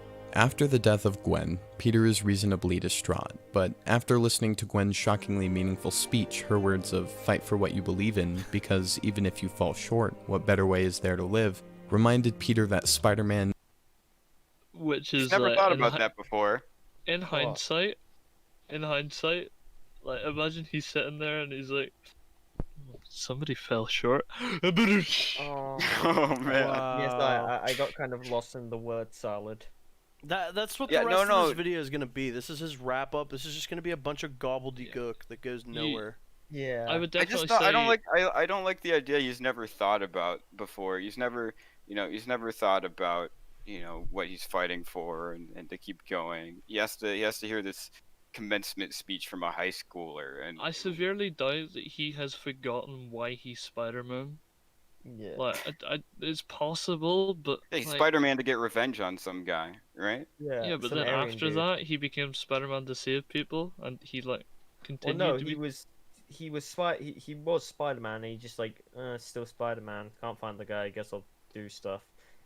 It's not really a like dramatic. Yeah, at that point change, on, though. like from one of my favorite scenes with Spider-Man's or with Andrew Garfield's Spider-Man was the scene at the bridge with the wee kid in the car, Yeah. Yeah. which is like I think is almost universally acclaimed to be the best scene that's came from the Amazing Spider-Man series. Yeah. Is there anything else really? I mean, I don't Yeah. really think there's much competition. I don't know. Property Yeah. of Peter Parker. That's a cool scene. Fuck off. I wish this guy justified that. But This guy doesn't justify shit. tries to. Sorry, I should have said tried to. But sorry, The kid as on the Borgie said, I'm bridge. getting lost in the word salad. What I was saying was that's the scene in which he I would say that would be one of the biggest scenes that I would try and tie his Peter Parker character to Spider-Man Yeah. character. That would be one of the scenes I would have definitely used in this video, for example. And the other thing I was gonna say is whenever he's talking, I would very much like for him to break up his sentence structure a bit so that it's a bit more digestible. I know I probably come across as a dumb cunt for saying that, but it's like he just keeps going and going and going, and I'm like, which part do I address? I don't know. You just Yeah. kept going. I don't know what you said. You said Like, too much. If him It's not going. digestible. Yeah, I agree. Shall we march on? Please. Yeah. Is hope, and that the only way to keep hope alive is to get back up again and again and again. This guy's seen that Miles Morales Spider-Man movie, I guess. Yeah. It seems very reminiscent of the every time you get knocked down, you have to get back up. Yeah. Yeah. Yeah, I'd say that. What's up, Editron? Thanks for stopping by, bud. Hi, Chief. You stop by? Editron. There was a scene that was cut from Oh, Oh. was Stanley in this movie? Wait, which Yeah. scene's the library scene in? Is that the first one or the second one? That's the first one. Okay. Well, Yeah, I first wouldn't be one. surprised if he's in this. He probably is, and we just don't remember it. I'm trying to think. Excelsior! Yeah, I can't remember for the life of me. Anyway, let's continue. this movie that absolutely tears me up inside, because it would have wrapped the story of the Spider-Man in such a perfect way that I think more people would have respected it. I know Sony was pushing to franchise the Sinister Six, and thus wasn't quite ready to wrap up his story, but this moment brought a lot of necessary things to a close. The scene opens with Peter mourning at Gwen's grave. A figure, his father, approaches behind him. That's a deleted scene, isn't it? I'm not sure. His I'm not the guy father? to ask for that. Oh no, that's not in the movie. His dad isn't in the movie. That's a deleted scene. Also, how the fuck would that be explained that his dad fucking survives a fucking plane crash? He's gonna Yeah. be He's like, yeah, no. yeah, he's gonna say some stupid shit to justify It's this. like, it's kind of like, do you know the Black Ops 2 ending where it's Mason's dad or sorry, not Mason's dad, David's dad comes back at the end? It's like, where the fuck were you all these years? yeah. If his dad comes back now of all times, he's like, Yeah. oh yeah, no, I heard your girlfriend died, so I thought I would come back and see you. How you doing? How's Uncle Ben? How's he? Yeah, I'm my brother. Peter- shit. Yeah. Doesn't come back when his brother dies. No, just whenever his son's girlfriend dies, I guess. Yeah. What cunt. Peter is shocked and surprised, and all of his tragic pent-up emotion comes out at his father, not out of anger, No, that's a deleted scene. Yeah, this that's- means That's nothing. not. That's Right that's now, not. what you're saying No. means absolutely nothing because this is not in the film. And also, that would create so many fucking problems. Why would he come back now? Yeah. Why has he not come back before? Why did he not come back whenever his fucking brother died? Well, you Why did see, he not he come had back to- as soon as he was alive? He had to wait for him to be at the gravestone so he could make his dramatic entrance. That's why. Well, he was at the gravestone before with his fucking brother. Yeah. I'm pretty sure, like, his brother dying would be more of a catalyst to see his son than this. No, it doesn't count. Like, what do you make? Do you make an excuse with fucking Osborne? Maybe, I don't know. It depends on how you write it, but it doesn't really make a lot of sense. I think with no. If I fucking survived a plane crash, the first thing that I would do is going to see my fucking son, and go, "Hey kid, I'm alive." This guy's like, "No." hiding, but like, What was he doing? He was gonna come. Who's he Why hiding would- from? Well, he my Maybe. Well, I guess the God. people that tried to kill He him. is a traitor. They directly say that like he's seen as a traitor to the United States. Like I think he's a fugitive. Well, then what the fuck is he doing? Then why in is he this in the open fucking graveyard? US? I guess. But like here's the thing: if he's gonna come back to New York and see his son, surely he will be at the point where his brother died. Also, or how about this, right? He phones his son, or he sends a message some way somehow, right? He's a smart guy, and he goes, "Hey kiddo, do you want to meet up in like another country? Cause I'm like a fucking fugitive." Yeah, sure, fuck it. Yeah, nah, don't want to see my dad actually. No. That's AIDS. The fact that this guy's included that and not like he has no problems with it. He's like, nah, that's perfectly fine. Kevin, don't you dare bring Metal Gear Solid into this, you bastard. What? Leave Snake out of this. Of anger, but of doubtful relief. Following this, he embraces his father and they talk for a while, Richard Parker giving Peter advice on loss, stating that you don't leave the memories and love of those people behind, you bring them with you. So the moment when Peter dons the mask of Spider-Man once again, he is bringing with him all the tears, the joys, the pains, and the lives of the people he loved and lost with him. I really don't understand why he would be in the US then if he's a fugitive. Especially in this, does I see hurt my brain? Because I'm like, right, if you try and say it's something to do with Oscorp, right? Harry's still alive by the end of that movie, as far as I understand. Harry's in prison. But he's alive. So if he Yeah, was, but he's in if he was prison. to say, What- right, I also, what the fuck is Harry gonna do? Even if he was, like, even But- if Harry was in charge of Oscorp, what the fuck is Harry gonna do? maybe you could maybe argue that it was something to do with Mr. Norman Osborn and the Harry ones he had died. Harry didn't know.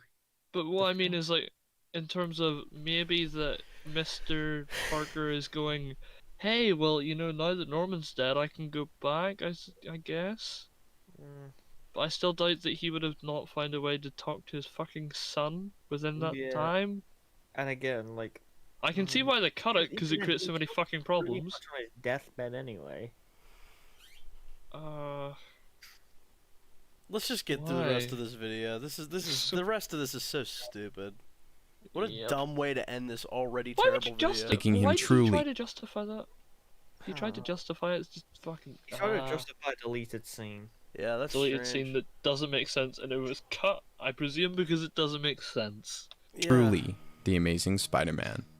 Oh, shut up. I don't think I liked it that much, but I think it was alright. I do wish his dad, who looked like he came from Jumanji, appeared, because it would, for a lot of people, including myself, give a solid justification for this interpretation of Spider-Man. Right, so they're acknowledging that it's not in the film.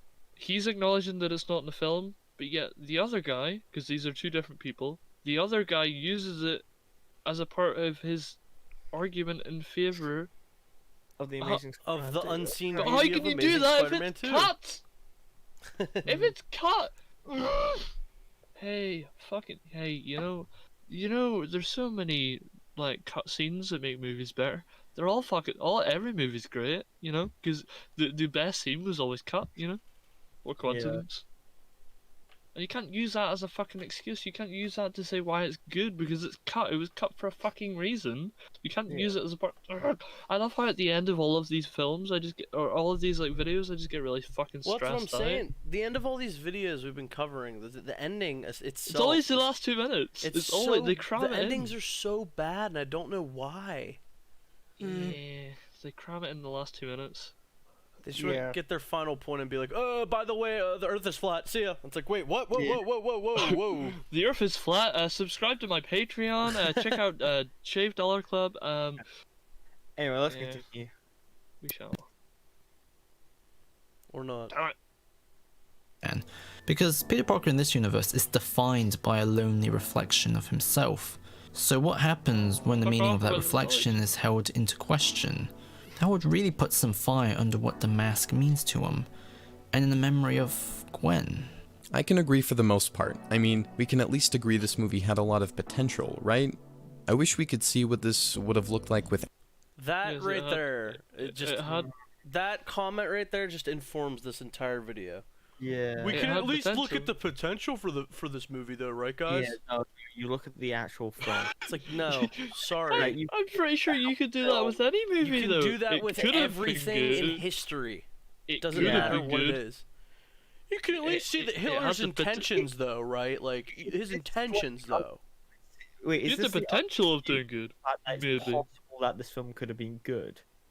Yes. Even though That's a bit literally- too. Is it? The Does anybody unseen dispute? beauty of Batman and Robin. Does anybody dispute that it could have been good? The unseen No. beauty of the amazing Bulk. Everything could be fucking good if these studios stay out of the way of the production. If it was a good film, it could have been good. Duh. Oh, good one, bad. That was, I mean, that ending right there. I mean, that literally that sentence right there. It's not even ended. I know Go on, that sentence right there just informs the entire video. Well, guys, I mean, we gotta at least admit though, it could have been good. Yeah. The been unseen good. beauty of the Mario Brothers movie. Do the I Mario. also. Let's get through the rest of this shit, please. at least agree this movie had a lot of potential, right? I wish we could see what Fuck this you. would have looked like without studio interference, and I I think agree. that's why I like the movie though, is because I really think it does try to tell a good emotional Spider-Man story. I just like the idea of a story based around Spider-Man's internal conflict, you know? Because I think a lot of us as people feel that. Hell yeah. Even I can appreciate sincerity when I see it. Anyways, thank you for allowing me to join you on this journey of discovery. It's been fun. I just want to give a huge thanks to Implicitly Pretentious for featuring me. No shoutouts. Not on this channel. I'm sorry, but that was terrible. I mean, You're not. that you was don't. real You don't bad. merit a shoutout. Genuinely, and I'm not saying it to be like funny. It literally was like a Godelb video, like a short Godelb. Yeah. You know. So. Yeah. I mean, to cheer you up, I'm just gonna play this. Yeah, that's what it is. PewDiePie at the end. Oh, what a terrible. Just the ending, though. You know, it's like the whole video. We were just like, what? And then here we are. I don't know. Yeah. So I'm going to go try and look for the other Tism video. Yeah, we could do that real quick, I guess. It's only the last 2 minutes of it. Jesus, ew. Are they listening? You can't block them in, guys. It's against the law. Go! No. You guys need to back up. I can't see the cars. Okay, Spider-Man. It's Spider-Man. They got the fuck out of the way. I can't see. There are cars there, motherfucker. Get out of the way. They're stopped for you, dude. We're blocking the cars for you. They're stopped for you, dude. Ooh, paparazzi. Get out of the way. They're stopped for you, dude. We're blocking the cars for you. Yeah. I like how he tries to be calm at first, and he's like, "There's no getting through to these people." The fuck out of the way! Posting the linker. Submitting linker. There we go. play. All right, so for So- context, actual context, ha ha ha. That's the only time this Fuck joke's off! getting I was fucking giving- made. You beat me to it. We're going to 10 minutes. cover the last like minute Like or 2 so, minutes? 2 minutes. I don't know how many minutes. Yeah, it was the last like 2 I minutes of. wasn't there for the original. Just You what don't, was his honestly, you don't need any other part of this video because this part is completely separate and very insane. So yeah. you really don't Oh. need the rest of the context of the video to hear this part. Okay. Everybody ready? Yeah, let's get through it again. Effects on our worldview is very similar to what we see on the right in political landscapes. Oh wait, no. I wanna rewind it a tiny bit more. Go ahead. Give you some more actual context. And somehow that went forward. And yeah, we're covering this because our last stream got cut off at the last like 2 minutes, or the last 2 minutes of the video got cut off, but there was like 30 minutes missing of that stream, so we're gonna recover this final part. Yep. Everybody ready? Yeah. Objective facts requires a supreme lack of self-awareness that insists you ignore all the tiny, subjective factors you filtered those facts through during your analysis.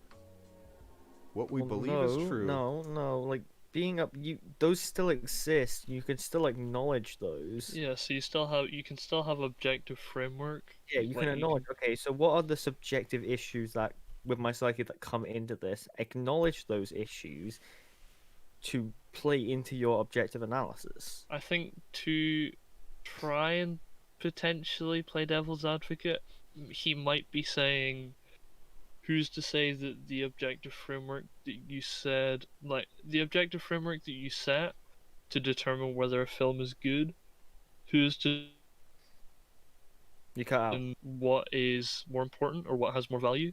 Josh, you in cut terms out. of. Oh, sorry. So, I think what he could be trying to say is what has more value in a story in terms of, like, do you place, like, is acting more important than lighting? Is, like, I'm trying to be facetious here, but, like, essentially, how do you rank what is important and what is not important in a story? And I think what I would say is I would probably say just put Yeah. writing at the top, and everything else can follow suit. Yeah. But I do think. And how again, you, what people miss when saying this, objective doesn't mean true. It means measurable. yeah, It means like, just simply you can apply an objective standard. like Doesn't you mean can. you Go know, ahead. oh yeah, I was gonna say even someone saying that the Earth is flat, even if they're not correct, they're still attempting to apply an objective standard. Now, some objective standards are more. They have more value to them than others, and that all depends on your evidence. An objective standard with more evidence will always be more valuable than an objective standard with less evidence. I think there Like, is you're like. still applying an objective standard. I think the whole like the implication of objective would just imply not necessarily true but provable. Yeah. In terms of if I say a movie is good, if I say that a movie is objectively good, the insinuation is that I can prove that a movie is good. Yeah. As opposed to me saying the movie is actually like, because I feel like there is almost two different definitions to objective in that sense. Because you have the objective meaning true, and you also have the objective meaning. So we don't know what is true or not. Objective, like that's actually a misconception. Objective does. But that's not what I mean mean in true. terms of there are two definitions applied to it. Yeah. So you have the objective meaning true, Yeah. and you have the objective meaning quantifiable. Yeah, although I would argue that the objective meaning true is a wrong definition, and if people actually think that they are objectively wrong. Yeah, this whole video is based off of a straw man on Mahler for saying his opinions are. He said he thinks that Mahler says his opinions are objectively true or whatever. And it's just like in that sense, all you would have to say is that Mahler's opinions are quantifiable. Because again, objective doesn't mean And that- true; it means quantifiable. That's it. Yeah. So in that sense, Mahler's opinions are objective, but then a lot of people do. Well, they're objectively based because the opinions themselves are like opinions in themselves are subjective, but you can have an objective base for those opinions. I don't even agree that he calls them his own opinions though. Or his opinion. He just looks at it objectively and then analyzes it that way. And then usually he has his own opinion on a certain subject. Yeah, and it also depends on the video, because one issue that I have a lot of Jack Saint did this a lot, is he used By the way, this is actually a reference for this guy. He said that Jack Saint was somebody who inspired him to make this. Oh god. Yeah, it's pretty unfortunate. Him and Just Right. There's a The big issue was he claims that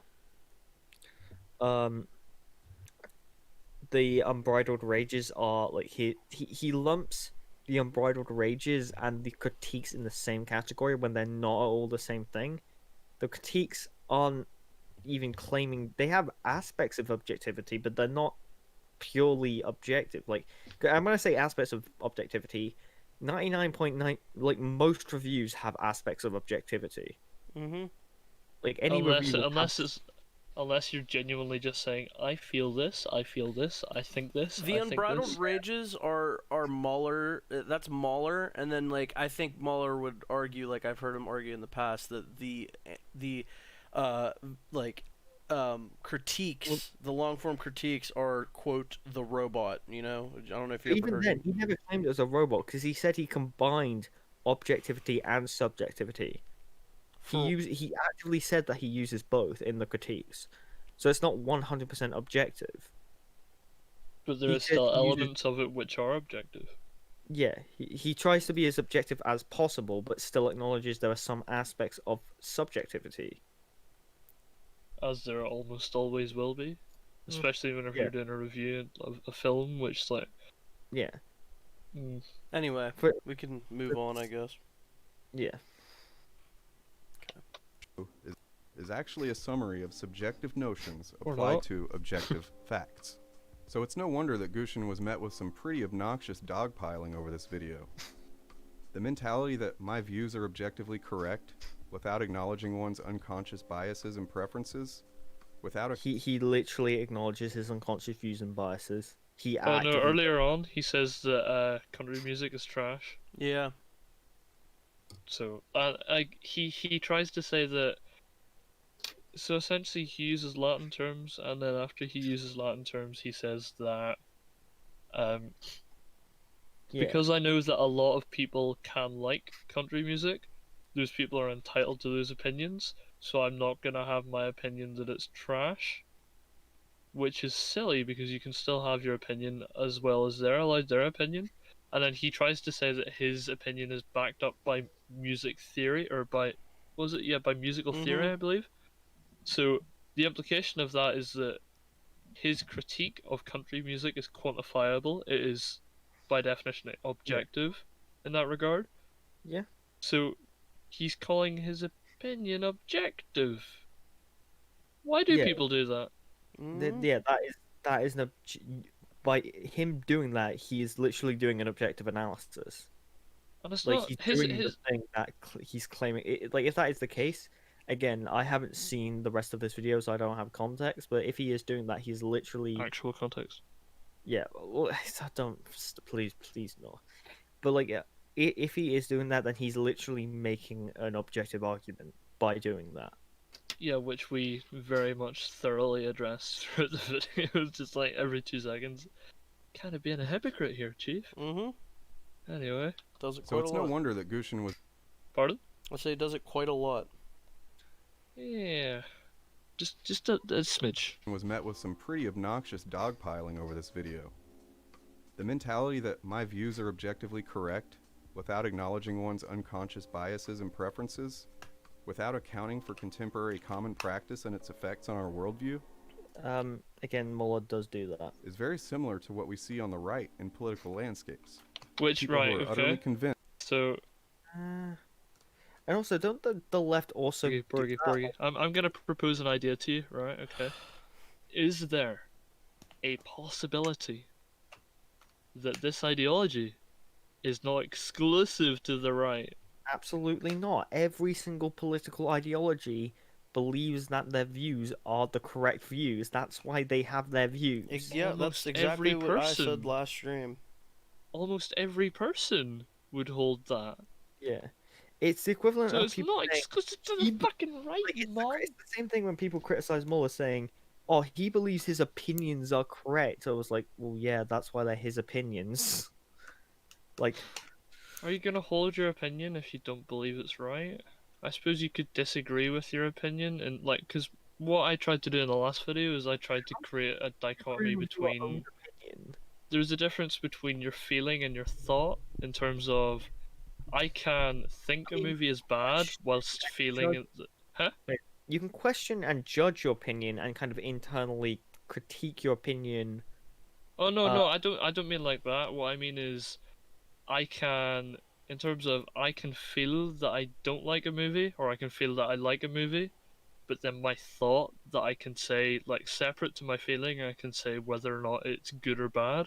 Yeah, I guess you can say that. Because in Although terms of you're- you have two elements to your subjective view. You have your feeling, which Yeah. is like, for and your example, thought. Yeah, I guess I see what you the mean. example that I used would be I like the Revenge of the Sith, Yeah. but I wouldn't say it's a very good movie.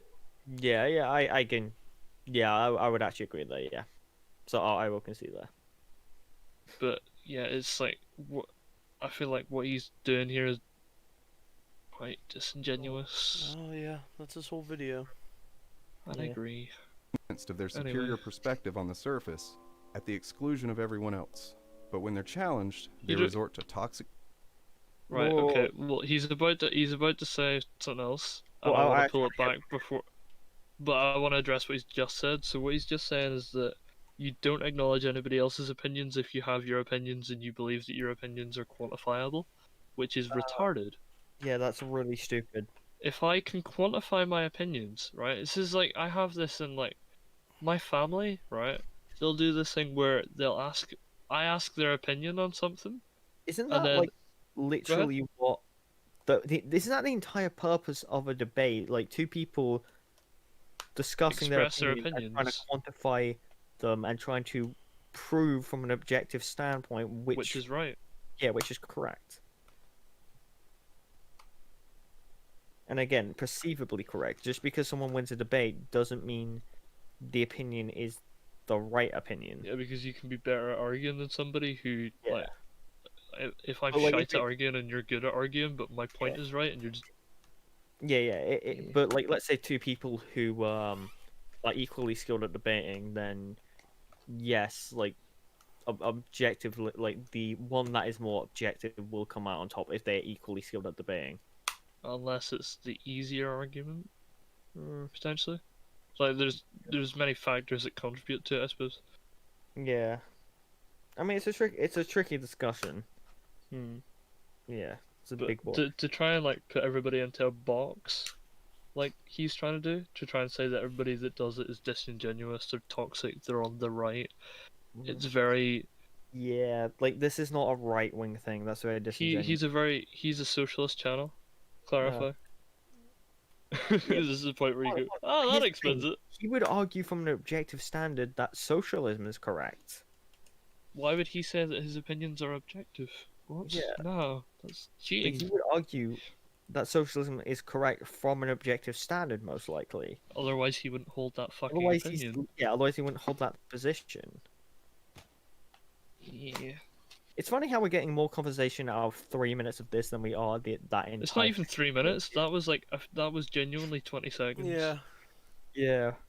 And it's because with the last, I noticed like I've noticed trying to review videos in terms of trying to get stuff for PAFE. I've noticed that a lot of videos are just filler in terms of they talk a lot but they don't say much. Which is funny because that's what Mueller gets criticized of by someone like Jack saying, long critique isn't necessarily deep critique. It's like, okay. Which is true, no but it's shit. usually, But there's usually a correlation. Yeah, it's. I mean, I would argue that Well, his shit is very deep. You could create a 20-hour podcast just talking absolute shite and there'd be nothing to it. But at the same time, Mueller's work, right?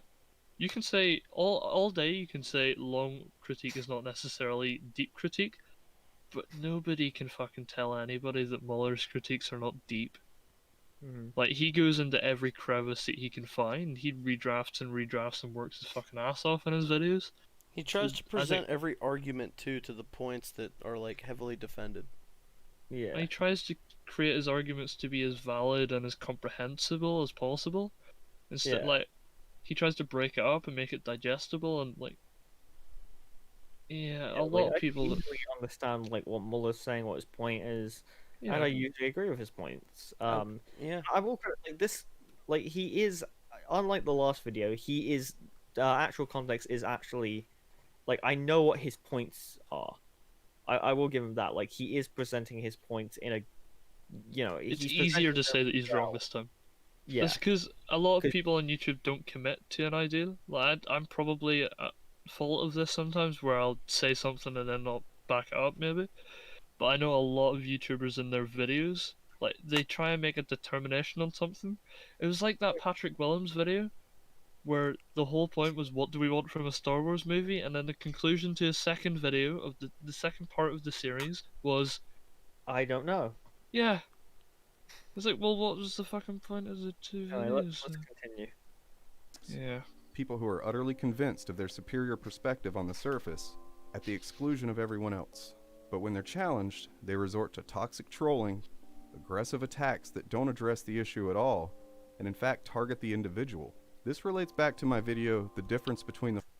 Right, so that's not always the case. If you're, like, Yeah, for like, example, right? Applies to both sides too.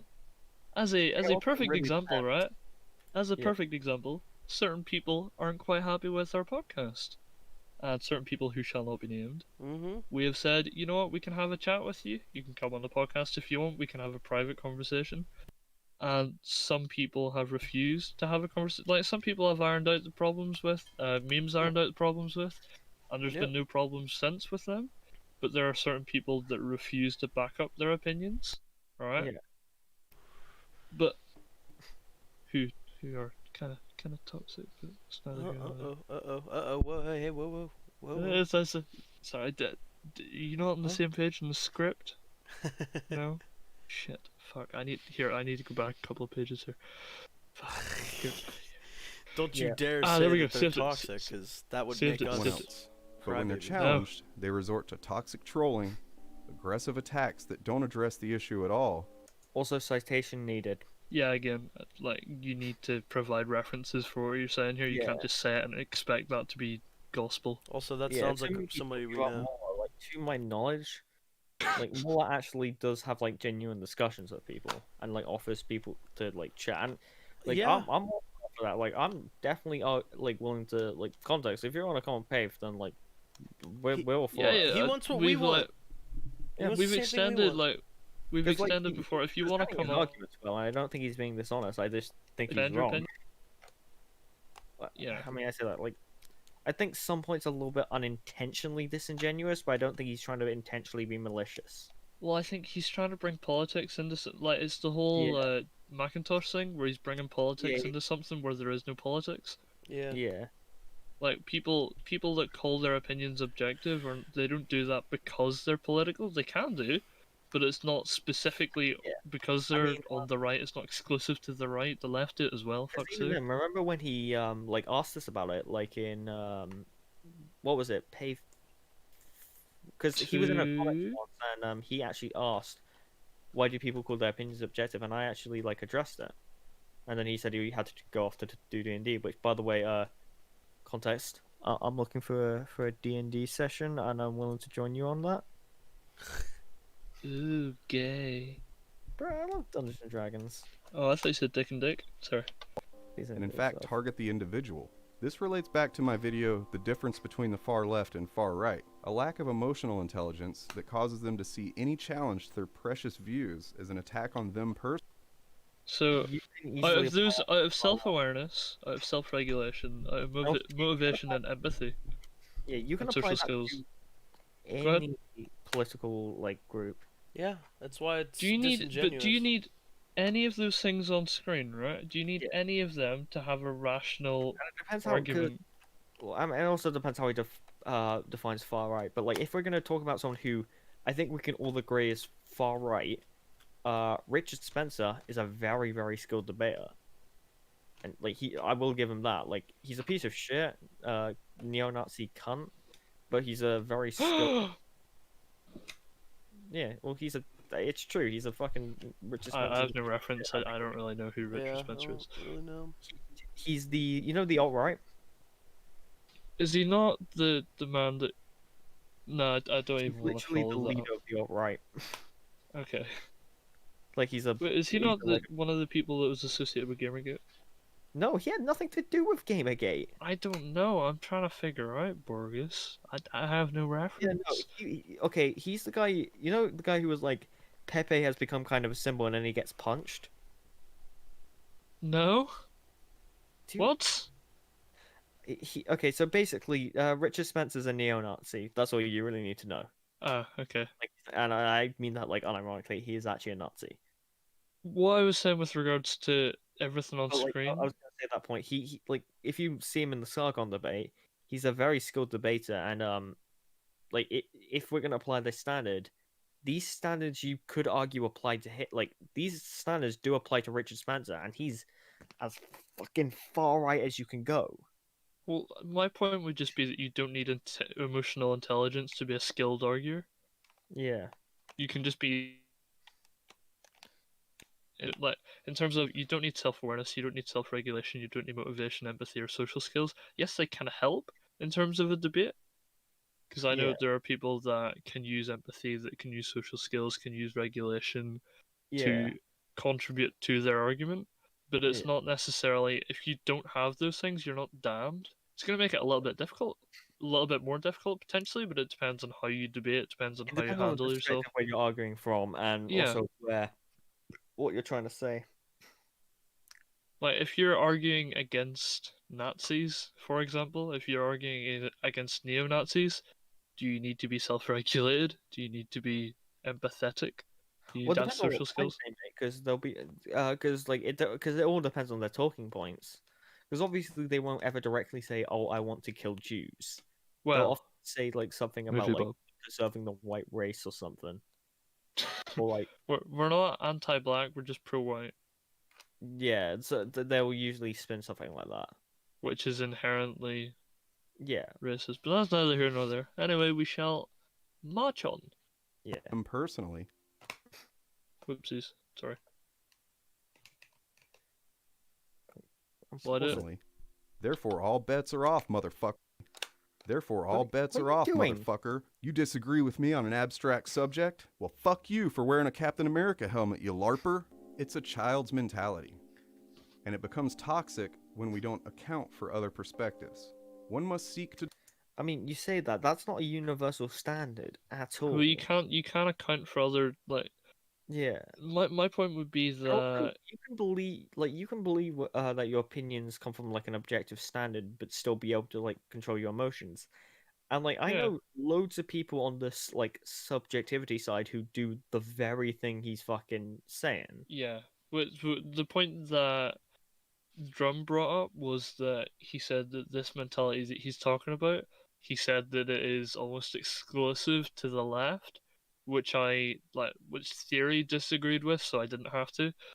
But I would say it's not a left thing, it's not a right thing, it's not exclusive to anybody, it's just people do it. Yeah, it's just a thing that people do. Yeah.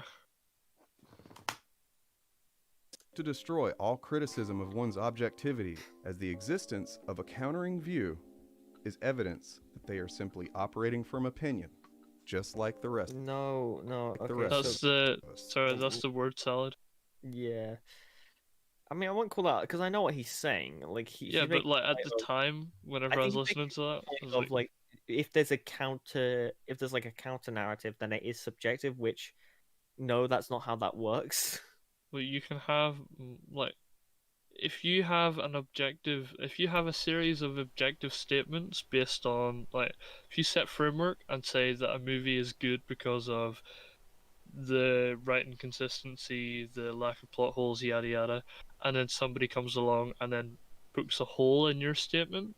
Yeah. Doesn't mean that your statement's completely wrong. It just means that there is a I mean, gap in your statement. Ask you to quantify it, like elaborate on the standard. So like I'll say, okay, so the reason that plot holes are bad is because it can cause issue for immersion. Because the point of a film is again, I would say it all depends on what the film is trying to do, and you can tell what a film is trying to do from certain indicators in the writing. Like you can tell what the film's intent is through the writing. Unless it's not by design. Unless it's by design to not be explicit to the viewer. Like again, it depends on the context of the film and depends on the film and I don't know many execution of it. Because like anyone will have an intent making a film. Like So essentially, Theory used the example of, I can't remember the name of the book, but he said that there was a book where it intentionally misleads you into believing that there's a bunch of plot holes throughout the book, and he said that because he picked up on that, then by the end of the film, all of those were, or not the film, by the end of the book, all of those plot holes were wrapped up and explained because it was by design to have those plot holes throughout it so that it would be wrapped up in the end. It just technically doesn't have those plot holes. It just gives the indication. Yeah, but that's what I mean is you're not necessarily telling the viewer exactly. You're not telling the viewer everything or the reader in this instance, everything about it. Yeah. You are intentionally misleading them to get them to somewhere wrong. It really depends on your analysis and how much evidence you have to back up the proof of that standard. So if you're gonna say that the whatever that book or film is has a bunch of plot holes in, and then you kind of go over it and again, I don't know what this book or thing is, so I can't really go over it too much. Meme, do you not remember? I know what you're talking about. I can't remember the name of it though. Essentially, it's just a book that is by design has a bunch of gaps in it that are all wrapped up in the close, I believe. Yeah. Yeah, I can't remember the name. Although it might give the illusion that there are plot holes, there are actual plot holes. They're not plot holes. So something could be implied to be a plot hole. Like someone might see something as a plot hole, the way that an objective standard, but something in the film, but someone else could say that's not a plot hole, and then give evidence in the film where it's explained. Both of these are applying an objective standard. It just has one. It's just that one is providing more evidence, and the evidence is more valid, meaning that the objective standard saying that this isn't a plot hole is a more valid standard. Would you be able to be objective without evidence? No, that's why you provide evidence in an objective argument. But what happens? So when I'm just playing devil's advocate and trying to have a discussion. You're saying that there's the degree of evidence will vary depending on or the value of your point will be dependent on the degree of context, I suppose, actual context, the degree of evidence that you provide. Yeah, because I think one issue is that with the people, and I would say the degree, but it also depends on how valid the evidence is, because many people say that the reason. Let's take. It's like the example would be that Luke got older, therefore it makes sense that he would go to kill his versus Kylo Ren fight. People say that he was wounded, and that's it's an attempt to cover the plot hole, but it doesn't actually fix it because there's other information in the canon of that universe that contradicts that information, meaning the standard of that is a plot hole. Even if they try to address it, that objectively is still the plot hole. Does it fix it in hindsight to know that Rey has Palpatine's heritage? No, it doesn't. It doesn't change. No. Bear with me, right? So I'm just asking out of curiosity's sake. Does it fix it in terms of she has Kylo's ability through Force aids, where she just downloads his shit? Again, that's never indicated in the film. Yeah, but it's... So it changes nothing. If something isn't indicated in the film, then it doesn't change the writing of the film. But it's still within the, within the canon of the universe, that's how it's explained. Hmm. So if I'm saying, like, from a broad canon perspective, does it make sense that if Rey has Palpatine's heritage and Kylo Ren's skills, that she may potentially be stronger than him in that scene? Like, personally, I don't agree with it. I'm just asking. No, actually, no, because the Skywalker bloodline is stronger than the Palpatine bloodline. If we're talking about a wider context. I suppose, but I suppose could you argue that Kylo's conflicted, maybe? Conflicted about what? He just killed his dad to cement his turn to the dark side. He was still conflicted about it. I wouldn't argue he was still conflicted. I would say him killing him. Literally, is, nah. I don't know. Literally, I would say that turning day, on he's that still conflicted. lightsaber, I think that's him kind of making up his mind at that point. Well, I don't know. In terms of the next day, he's still conflicted. Yeah, but I'm that's not. In terms of he's badly written, yeah. Yeah. But within the context of the story, I don't think he's completely solidified. Even whenever he kills his dad. I'd say and even then, like, you gotta take into account at the time that was, because I would say it's very easy to tell that like the point of that was to solidify his turn to the dark side. It was supposed to, but it didn't. Yeah. Yeah. By the way, we have a video. Yeah. Right. Oh, Anyway, hi, let's see. Meme. I forgot you were here. Let's push on to this video, guys. These people aren't revolutionary scholars who have managed to solve the centuries-old philosophical debates begun by Hume or Kant. They are simply. But why? Can I ask why not? What happens if somebody in It the jumped off a little bit from chance? you. What did he say? So he said that these people are not revolutionary scholars who have came up with the answers to the questions of Kant and Hume or whoever it was. He never claimed we were. But We're just also, trying to what happens, right? What happens in the off chance that Mueller or somebody else in the community answers one of those questions? Mhm. What happens if they end up potentially being right? Seems Yeah. like you're discounting their opinion, being pretty Again, that's bigot the- and set. You're being a bigot and set in your ways. That The that things is the issue, though. Like, he's assuming that we found some truth when no, attempting to be objective doesn't mean you found the truth. It just means you're trying to, quantify. Objective. It just means you're trying to be as truthful as possible. It doesn't mean you found the ultimate truth of the fucking universe. But I feel like that is a big misconception in the object.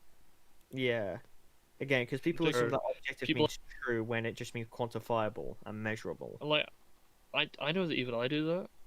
Yeah. But it's just because of how I've been predisposed to assume that objective means true. And then Yeah, same with subjective me. mean- Although I broke that mentality, I was able to break it. Oh, good for you. And I'll- I I'll- recommend you try and break the mentality. Can you break mine? I can't do that for you. You need to do that Well, yourself. mate. you can help me out.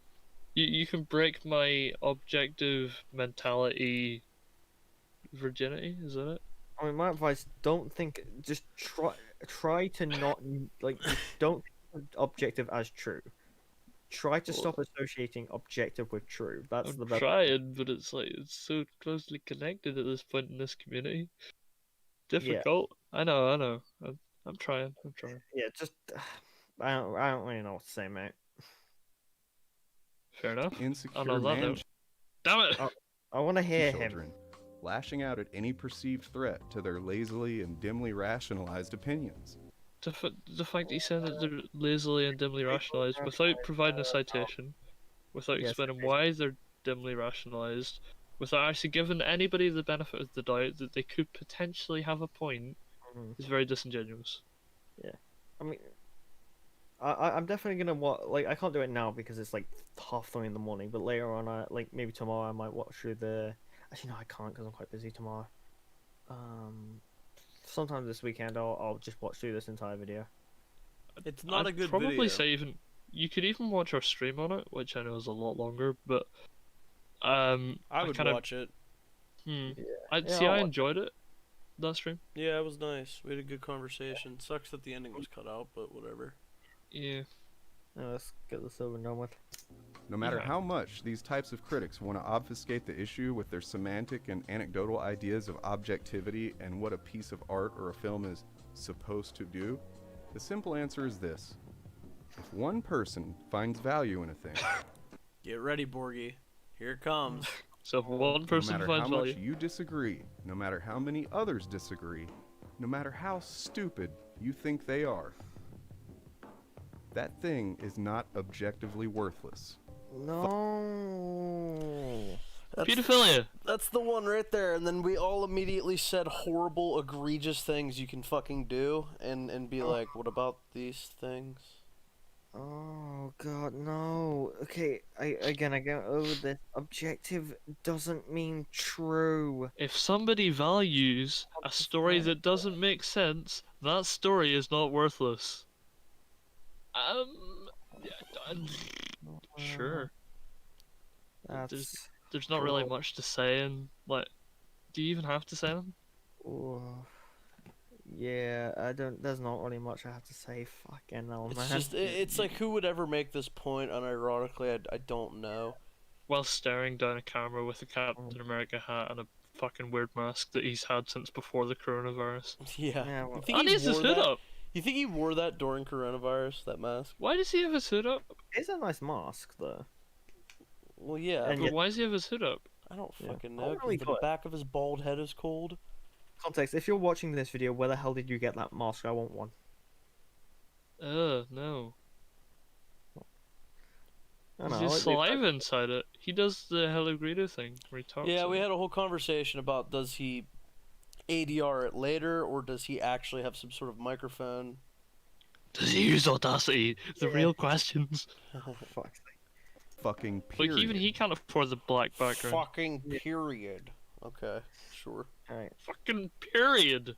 I want to write that down. Yeah. Fucking period. Anyway, Anyway. let's continue. That's how the concept of objectivity works. Is it? Goddamn period. Now, if I'm real lucky, we may be able to see them. What? Does he say goddamn period twice? Yeah. Yeah, that's the. I don't understand what he means. Can by we that. like PAFE Goodell that? No. What's Goodell backwards? We'll leave that for Mahler. Guild? We've already stole everything else he has. Yeah, let's not. Not Goodell. My theory in the comments or on Twitter. But like Gushin, I have no interest in battling their tantrums.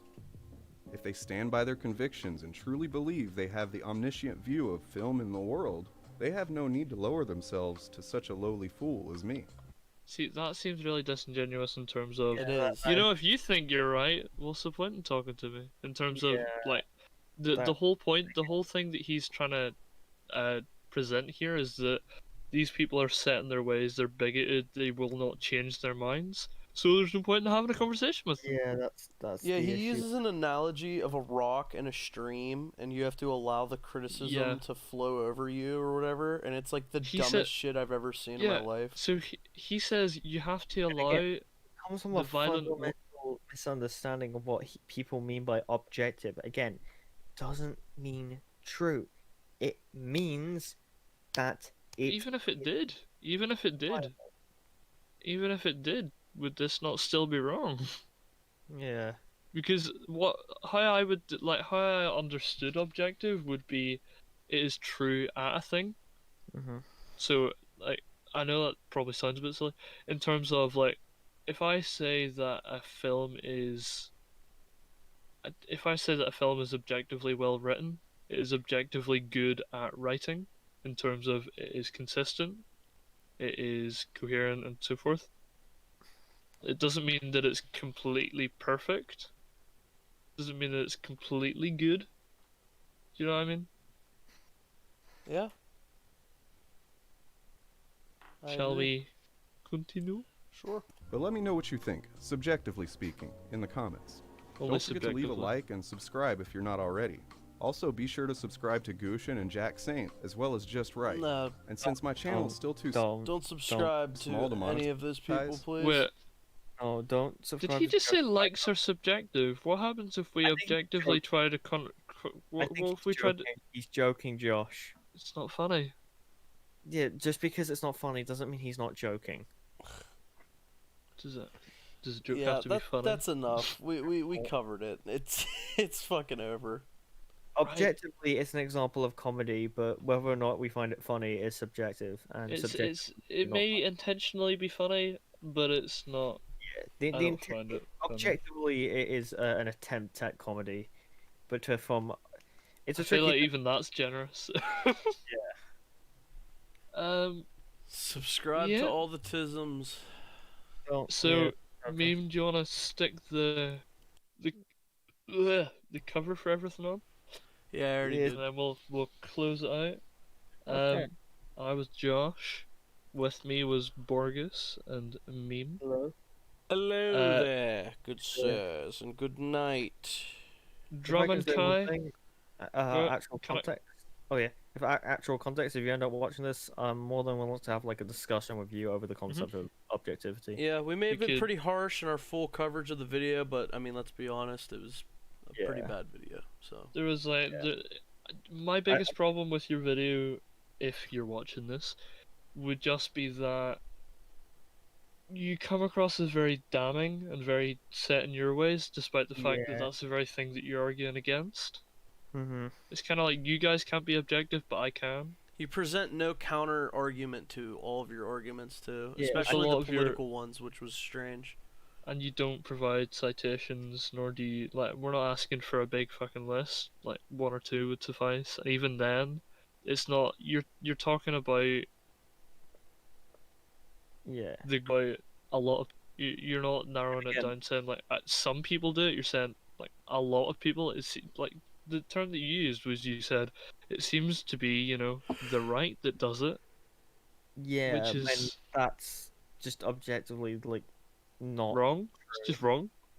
Like Yeah, the like, insinuation of that is that it's not a right-wing exclusive thing. yeah, and the insinuation is that all of the right, or at least a majority of the right, do it, which is not true either. Yeah, And I'm I not. don't. I will say, I don't think this was. I think you're being unintentionally. I don't know you as a person, but I don't think. I think you actually asking what we mean by because, like, I am warmer to you because you actually, like, came to us and actually asked us a few questions, which makes me think that you're not like intentionally Completely close to it, unintentionally misrepresenting people, and I think it comes down to. I think you have a bit of a misunderstanding of what we mean by objective. When we say objective, we don't mean we believe something is. And I know I'm repeating myself, but I just want to hammer this in. Yeah. When we say objective, we do not mean we believe something is like definitively correct. We just mean like what Well, we're saying no, it is is. backed up by evidence. Could you not say it is definitively correct at a thing? Well, no, because flat earthers are using an objective standard to make their argument, but they're not correct. But you could make no, as in it could be, is what I'm saying. What do you mean? So, like, I could definitively say that the Earth is objectively not flat. Yeah, but they would say definitively the Earth is flat. No, They're both applying an not. objective I standard. don't mean that they could say that it is definitively. I mean that I could definitively be correct. That's what I'm saying. Yes. Yeah. So you're you can apply an objective standard, and each objective standard is true. Like the objective standard that is considered to be true is the one with the most evidence behind it and the most valid evidence behind it.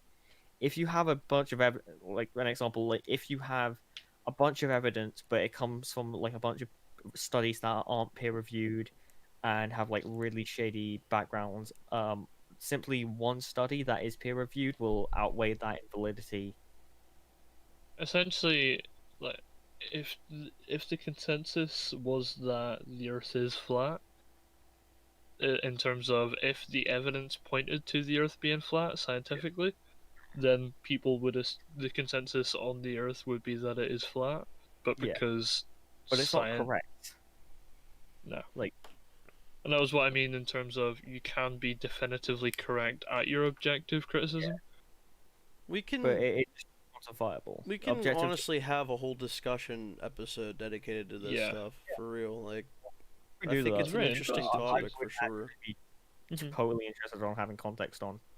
Yeah, we Yeah. would like to have you on, and you know, I think I don't think you're maliciously saying the things you say, but it definitely comes Well, off things that were a way bit in uncom- some regard. Yeah, like to say that people are toxic just because they disagree is not. It seems a bit Yeah. disingenuous to me. Like I think I'm not it's trying to call you out unemotional, completely. man. And it, Like- like our video is not a takedown video on your channel, and we don't hate you as an individual. It's No. just we don't think your video was well constructed or well formulated. Mm-hmm.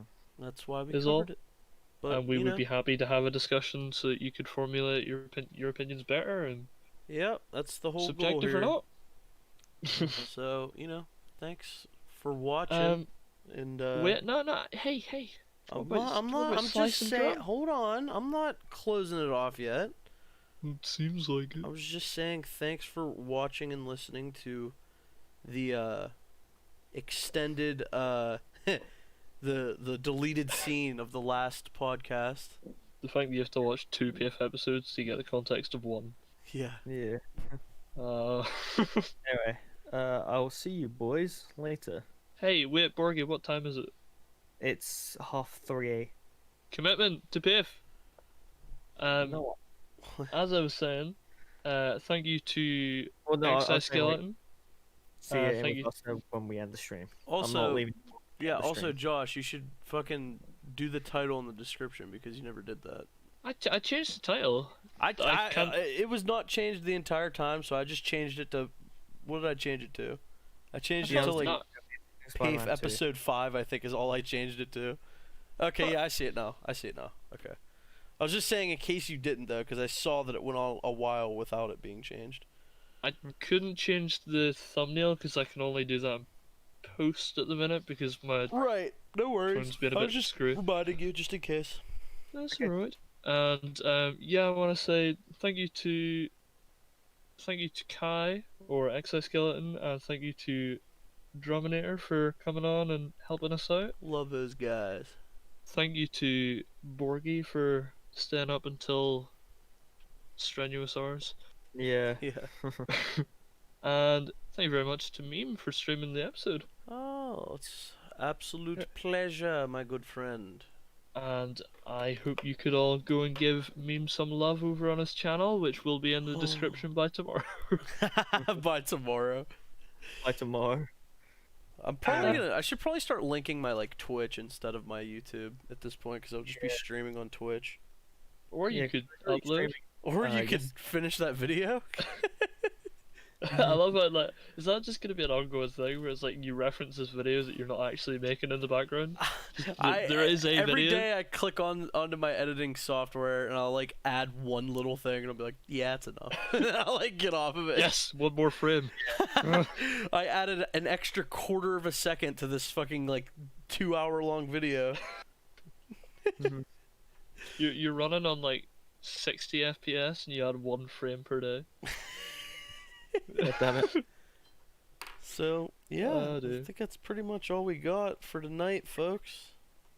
Okay. We love you, random citizens. Oh. You see, whenever I move house, it's gonna be really difficult to say that because I'll be living in like a student apartment block. Yeah. So if I sit and like shout in my room, I could just Anyway, maybe I can just pretend I'm autistic. What, No, Borgie? Borgie. Let's go to bed. Soon I Just go to bed. It's like, hey, why don't you just do what Theo does and leave early? No. No. Amazing Spider-Man Grit? 2 sucks. My brain hurts. Yep, it does. And people can call their opinions objective because they can be. Exactly. And on that note, we should turn PF into like an educational thing. It's like at the end, The we more like you recap.